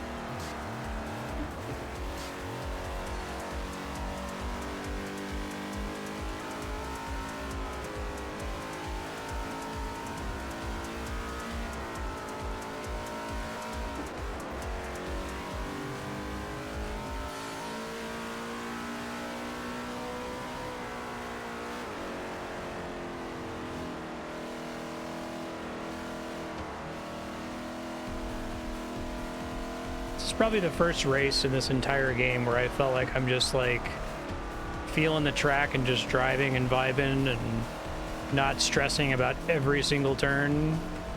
And I have to assume it's literally just that the car is better than the other cars I've used.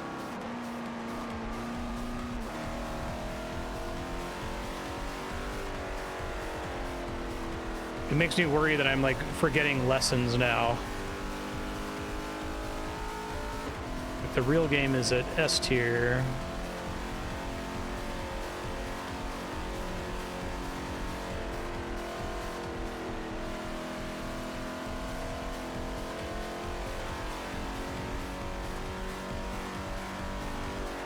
I didn't even notice. I didn't see how far back they were. Wow.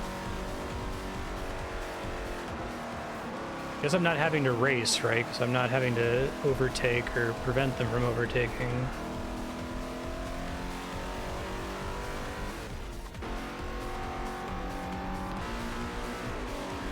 Does the racing line ignore the benefit of downforce? Because that would make a lot of sense. There are a lot of racing lines where it was like, brake. I'm like, no, fuck you. Just to take this really wide, it's fine.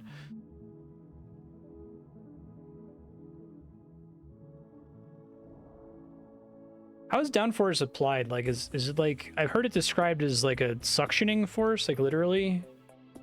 There was that car in the Formula One Las Vegas race that like sucked up a manhole cover. Oh yeah, we could do D, F, or R2.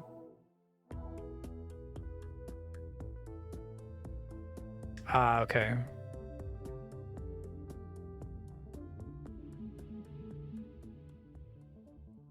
Is it just a body geometry thing? There's not like machinery that's trying to like, there's not something in the car that's physically, you know, expending energy to hold it down.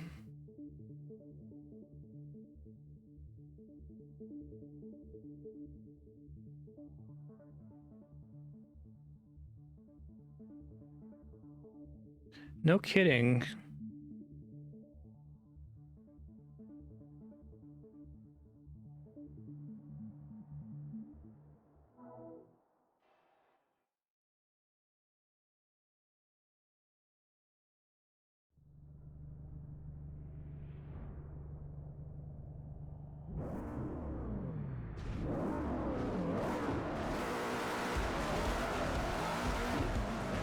So why don't they build every car with those? Or is that why your cool cousin puts a spoiler on his Ford Focus?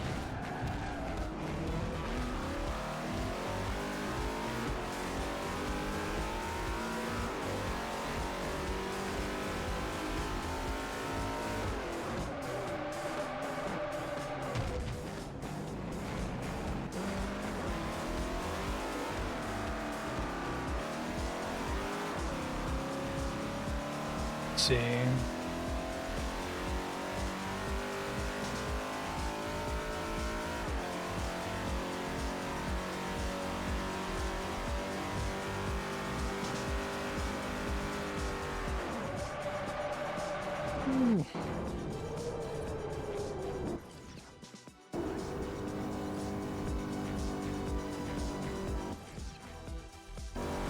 Let's see.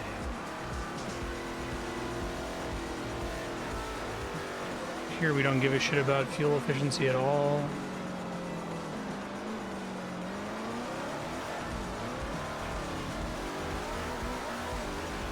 Barely got the ass swinging effect there that I'm used to.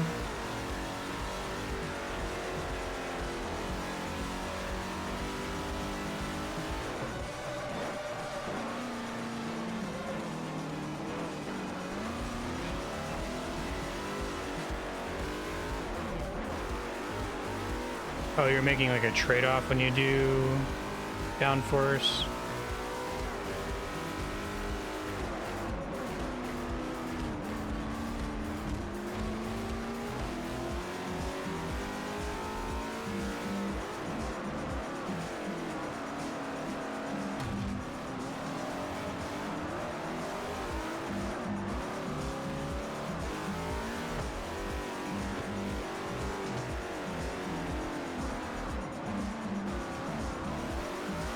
Quite ignore the racing line there.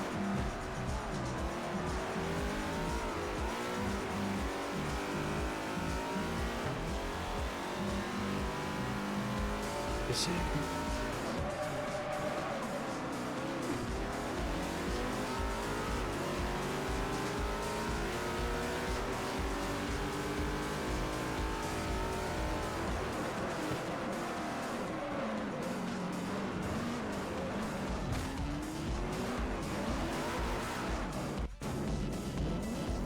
Grass Gambit did not pay off for me there.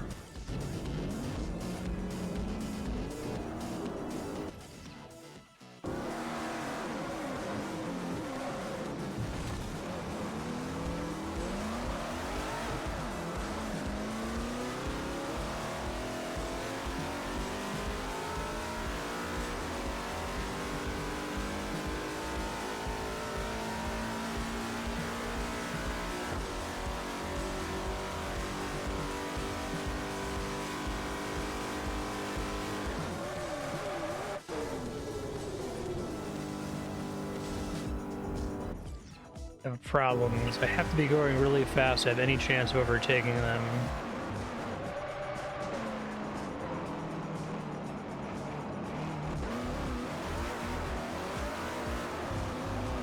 I'm just gonna call this race a wash.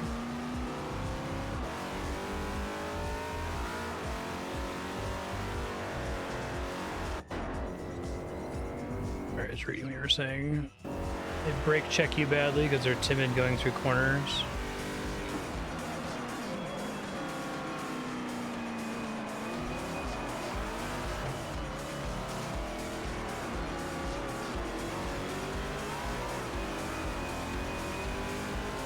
I do not like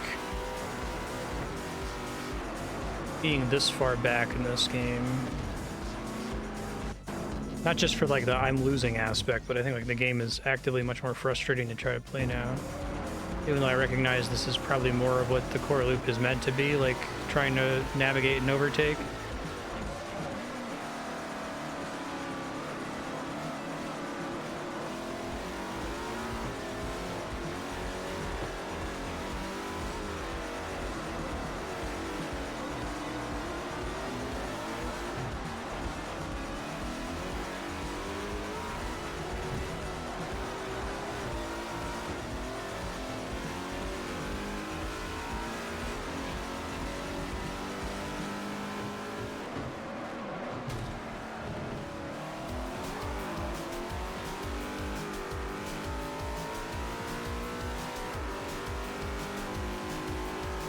Let's see.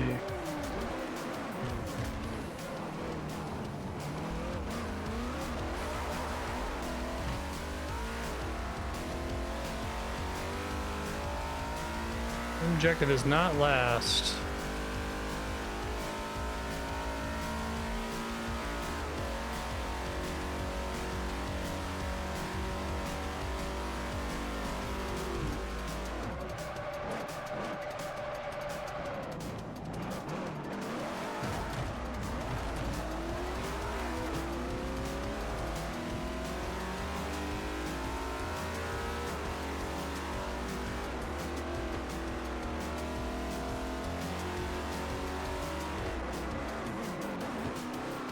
I have no idea how I'm supposed to navigate that hairpin turn. Basically come to a stop and then speed up again. I mean, I know that's not correct, but that seems to be the most efficient way to do it, to not crash.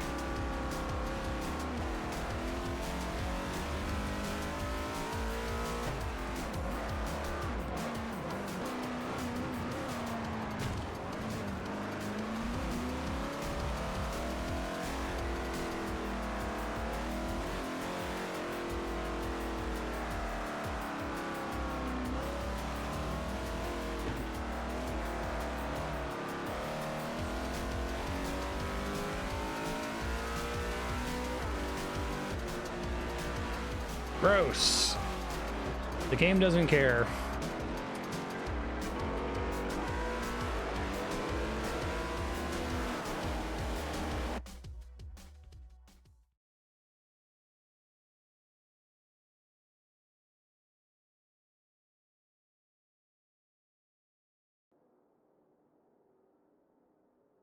Oh, fuck.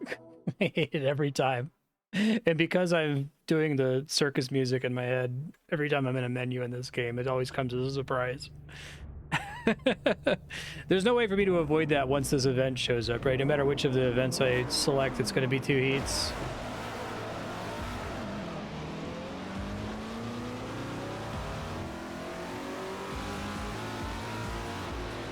I'm trying to rewind the beginning here to make sure I get more of a lead at the start, so I'm not in the back the whole time.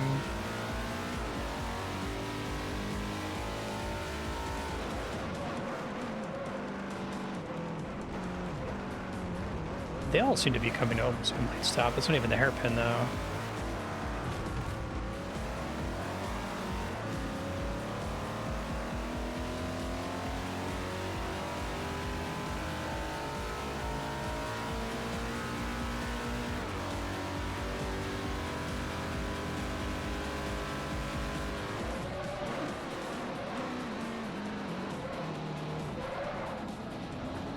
I think it is basically come to a stop. At least that's what the computer seems to be doing there.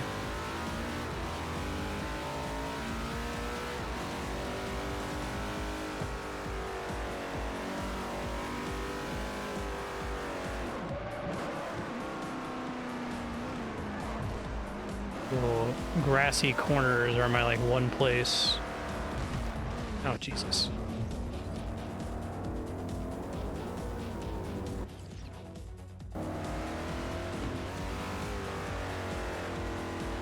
Is that because I'm getting brake check that happens? Like, it does feel like occasionally I'll be going to take a turn, I'm planning on what to do based on where the computer is, and then my plan just goes suddenly awry without me noticing what happened.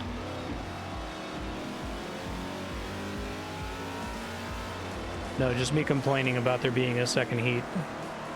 I literally don't notice it.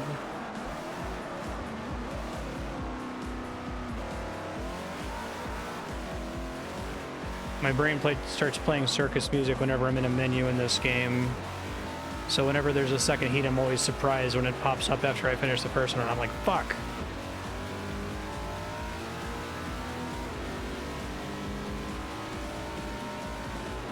Very rarely do I have menus and like event loading screens in games that so thoroughly like tell me to not absorb any of the information on them, right? I know it's a meme to make fun of streamers who won't read text on the screen, but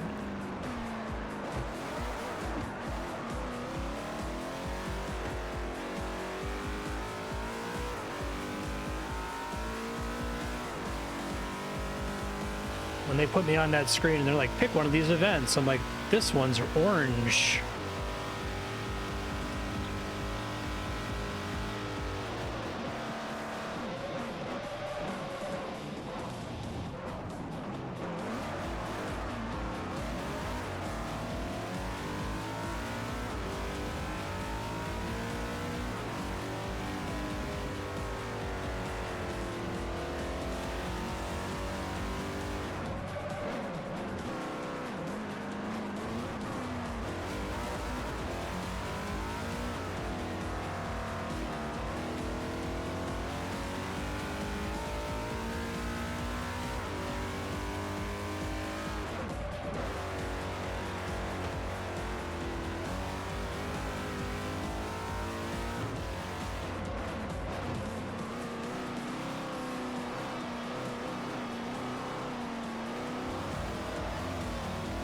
Make your next voting system entry a medley.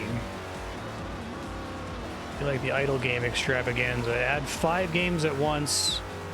Have me swap between them at your whim or in between episodes or whatever.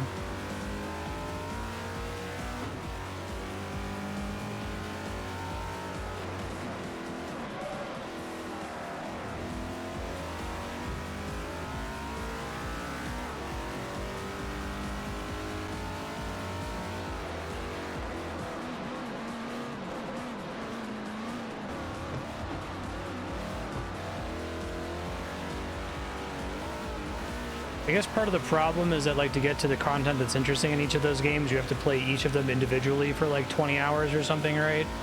Of mostly boring, degenerate lap running.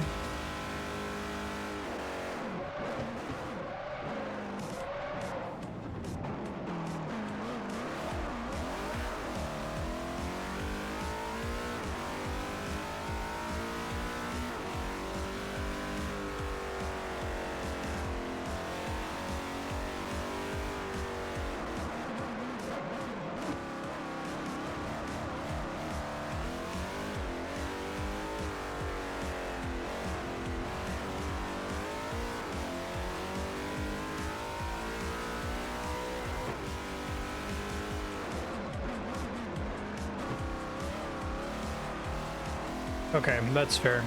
Sounds like I'm not missing a lot of information or context by not playing the others.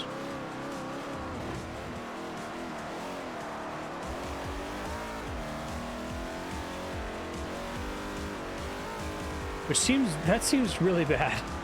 Can you imagine if someone was like, hey, I just beat Hollow Knight, and they're like, oh, you should play Ori and the Blind Forest. I was like, I've played one Metroidvania. What?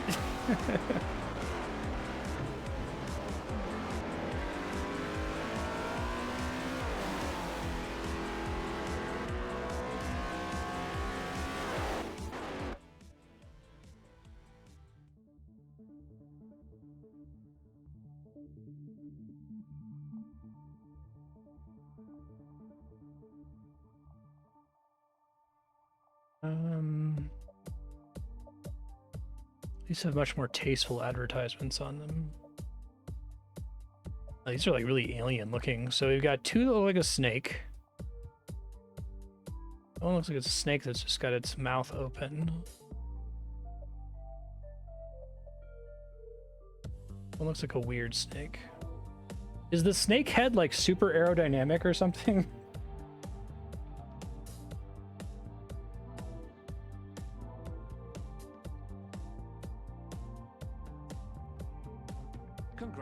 Congratulations, you have now completed the professional series. Cool. It You really are now stands out to me qualified as a for the distinct Masters experience division. from the Masters division, which I can only imagine. The Masters division will challenge you with a number of special events featuring Master, two that's fast one cars, more. including special race It's one modes. higher. Today you'll get back on track at Northamptonshire, England's Silverstone racing circuit.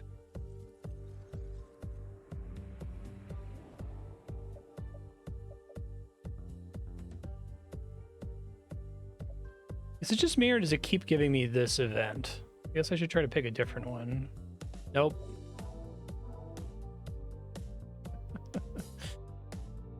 I'm only noticing because I like the cool blue car that has the contrast with Nissan and orange.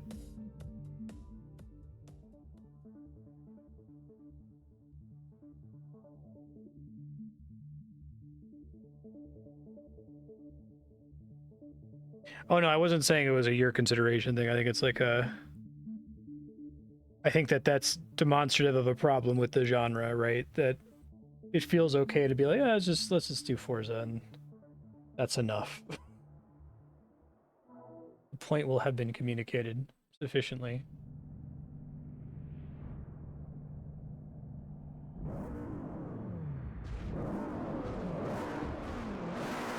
Oh.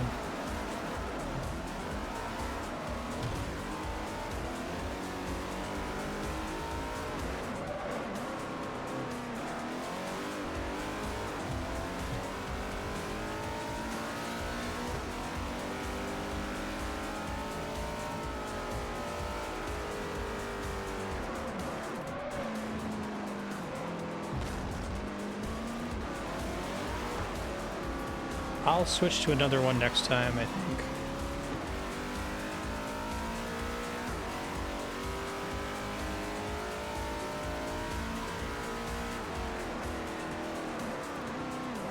Oh man, it's very painful for me to imagine someone who's like a super fan of games like this and really just wants to load the game up, pick their favorite car, and never swap off of it.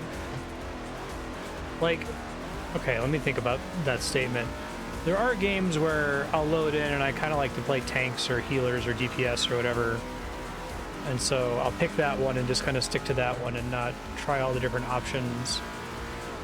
But in a game where like what you're doing is just racing the same couple dozen tracks over and over, wouldn't you want to switch cars just because that's like another thing to do? It's like another distinct thing to do.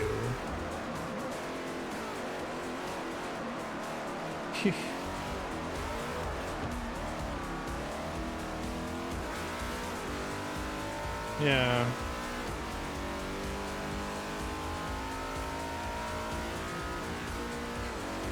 Yeah, and cross code had 2 zero answers. Yeah, exactly.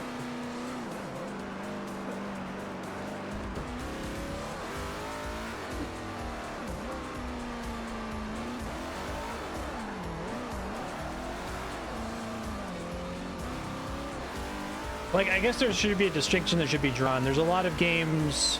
This is like the RuneScape, the thing in my RuneScape video essay where I say that, you know, World of Warcraft and Final Fantasy XIV are a lot of different roads to the same destination. Like, you're still playing through the same story, you're fighting the same bosses, you're seeing the same content, whether you're playing a white mage or a paladin or whatever.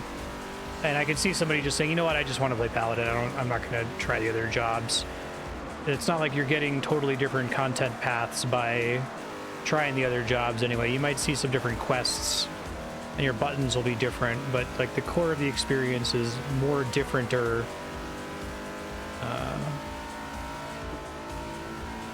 in a game like RuneScape where each of the skills is like a totally separate loop that doesn't talk to the other loops outside of quest prerequisites and the like. So here I would argue that like, well, there's, you know, there's so little to do by default that the experience of playing around in different cars should be your alternate content path. Like, it's like if you're playing an MMO and instead of having boss fights, there was just a target dummy. There were never any enemies to fight, but you could go fight the target dummy and try to make your DPS as high as it could get on the target dummy. And it's like, okay, well, if that's the game, and maybe you can make a game out of that, then let me try to do it on my paladin And then on my dark night, right?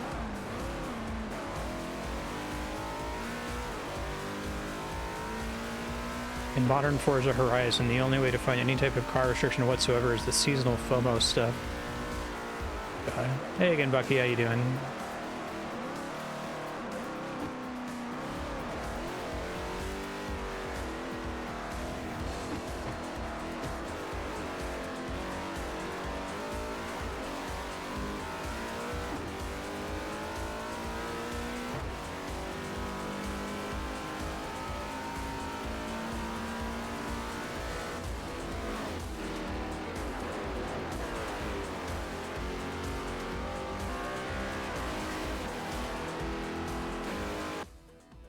The target dummy is the 10,000 mobs in every map. Yeah, right.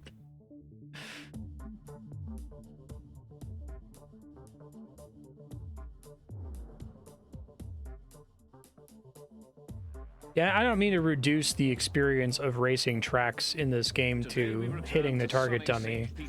Probably a nicer comparison to compare it to clearing the maps of 10,000 enemies in Path of Exile or whatever, right? But fucking fine. Yes.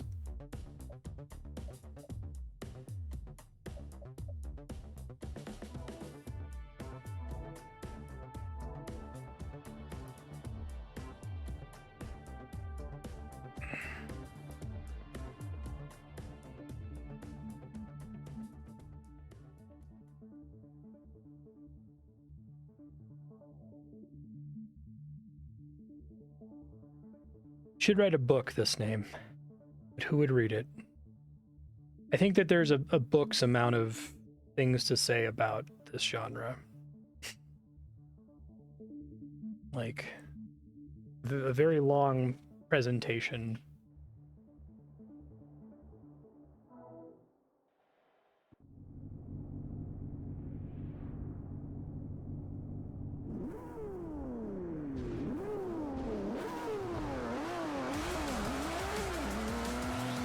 Yeah. You can make a really solid, probably 2-3 hour video essay on this. One of those things where I feel like the art would like be struggling to get out of you. Like, it would be effortless to write the script, right? Because you would just be writing and writing and writing. And that would make you think of more things to write and write and write.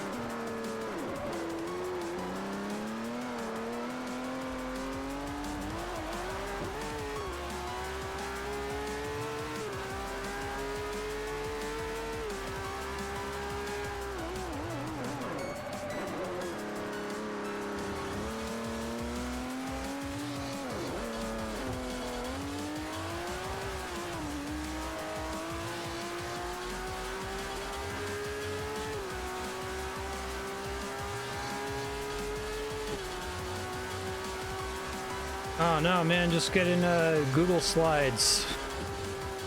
That's what I did.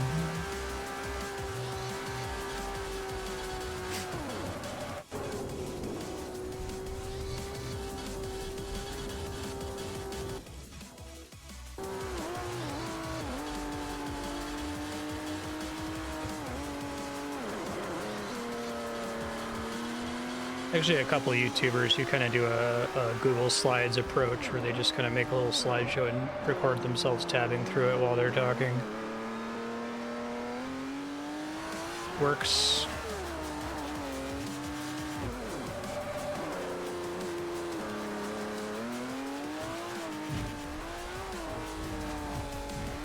Is this the track with the crazy curve that you can flip on if you're in a Range Rover?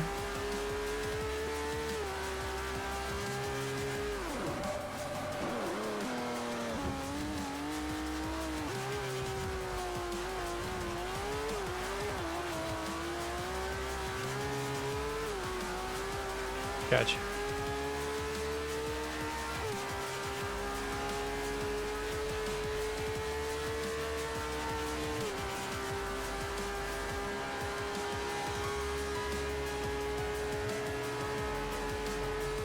Okay, so I should say this car feels like it's going pretty fast when I'm going fast. Maybe they have some like subtle things going on for speed that apply to 150 miles an hour, but not too like S-Class.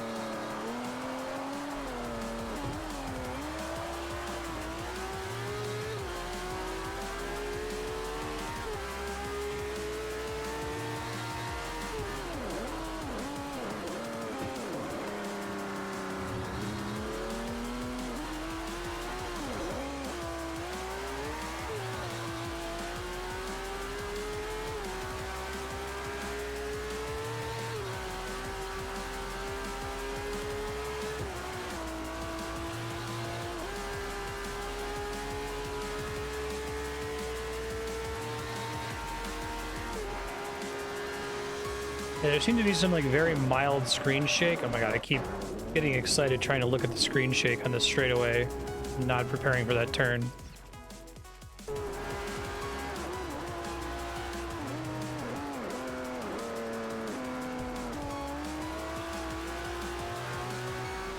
Oh really? That's funny.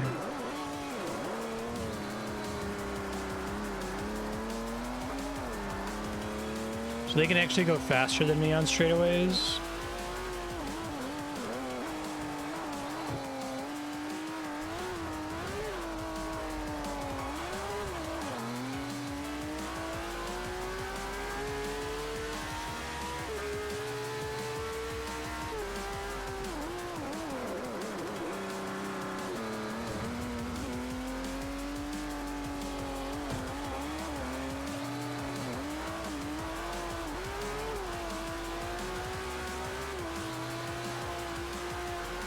I'm not gonna have to worry about traction as much anymore. These are two cars. Oh god.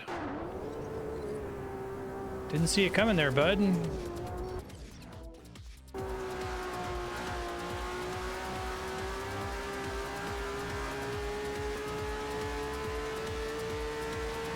Okay, don't look at the mild camera shake.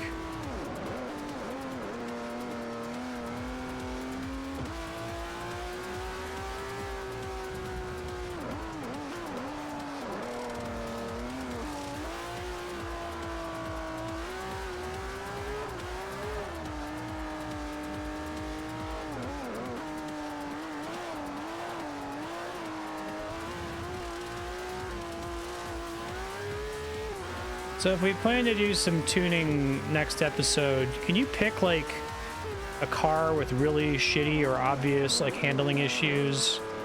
Like I think at some point in this series I played like a car from the 70s where it really felt like the ass of it was like swinging all over the place and the tires were bad and it wasn't a fun time. Maybe we can try to start with a shitty car like that and try to tune it up so that it doesn't suck, if that's even possible. I don't even know if it lets you fuck with the tires, right?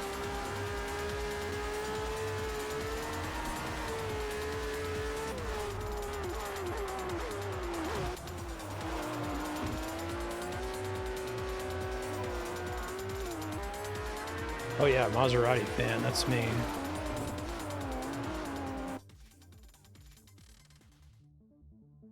I want to go up enough classes to make the effect of tuning apparent.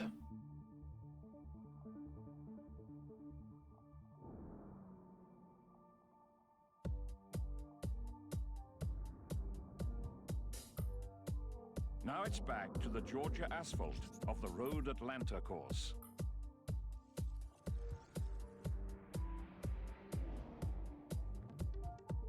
Hey. Okay. This fucking shit again.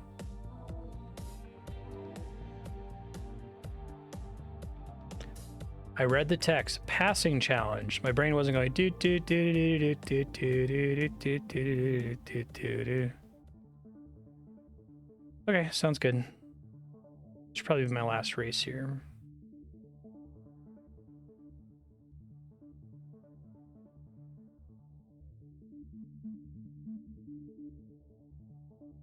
Wish these loading screens were full of, like, information.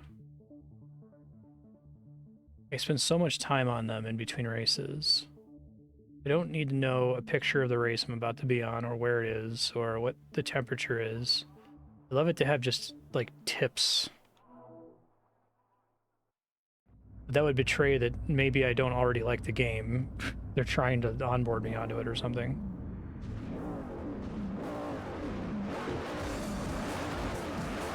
It might even be a place to be like, hey, you know that the game is, like, loaded to have a bunch of assists turned on, but we anticipate the game will be more fun if you turn those off.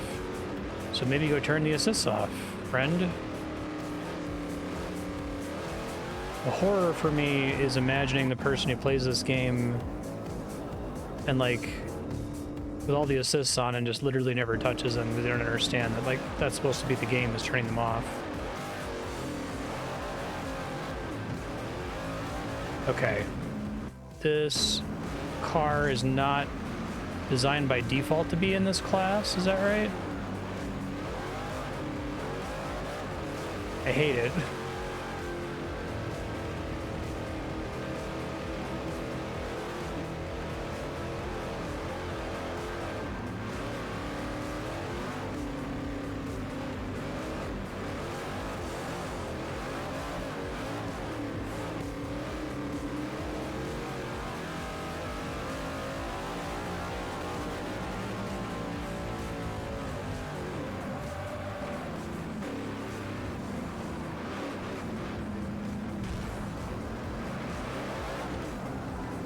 This is exactly what I was worried about on the good cars. Like, I'm gonna go back to a shit car and not be able to drive anymore.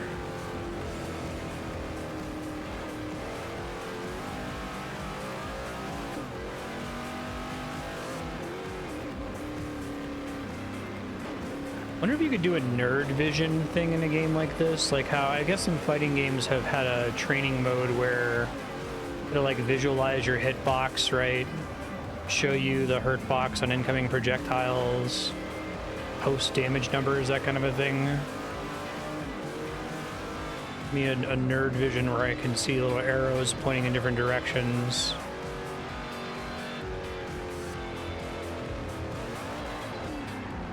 What the fuck? Why did that happen?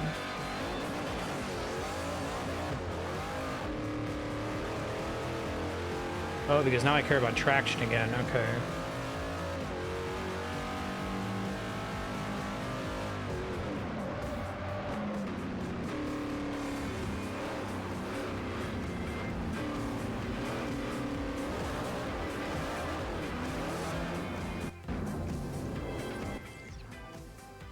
Yeah, this thing.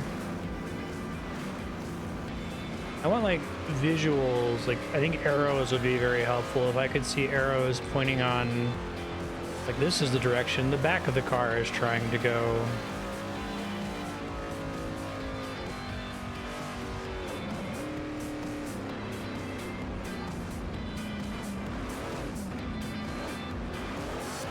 Not sure I can use any of this information. Clutch engaged. Torque.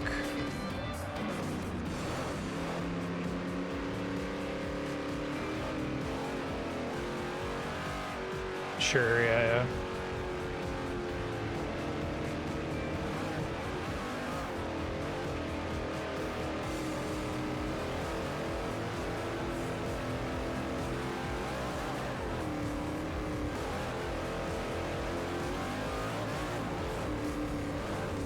Something's happening whenever I accelerate all the way up in third gear, where I just, like, go flying.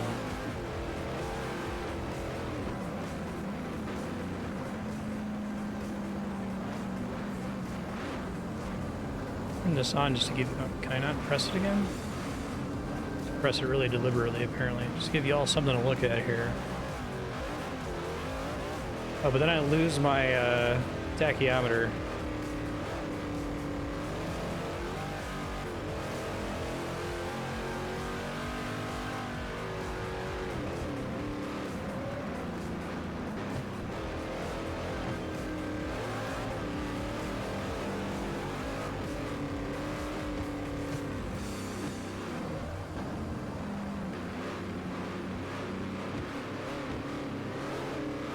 Perfect.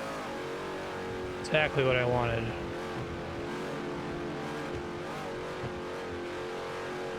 Well, I guess that's maybe information if it was placed somewhere where I could actually look at it. So what are the green circles? What does the red mean? This might actually be helpful, as stupid as it looks.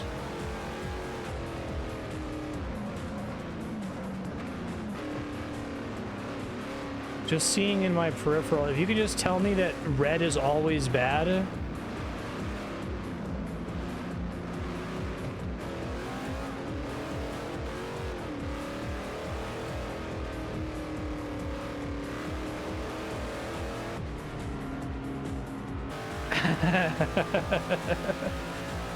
Whatever. Hate this car.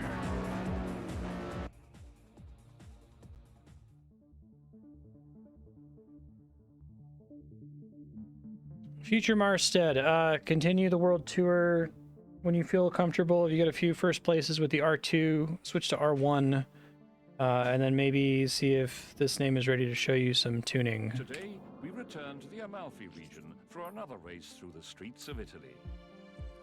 Oh god, the kiddies know what future Marstead means. That's not good. They're both like losing their shit right now.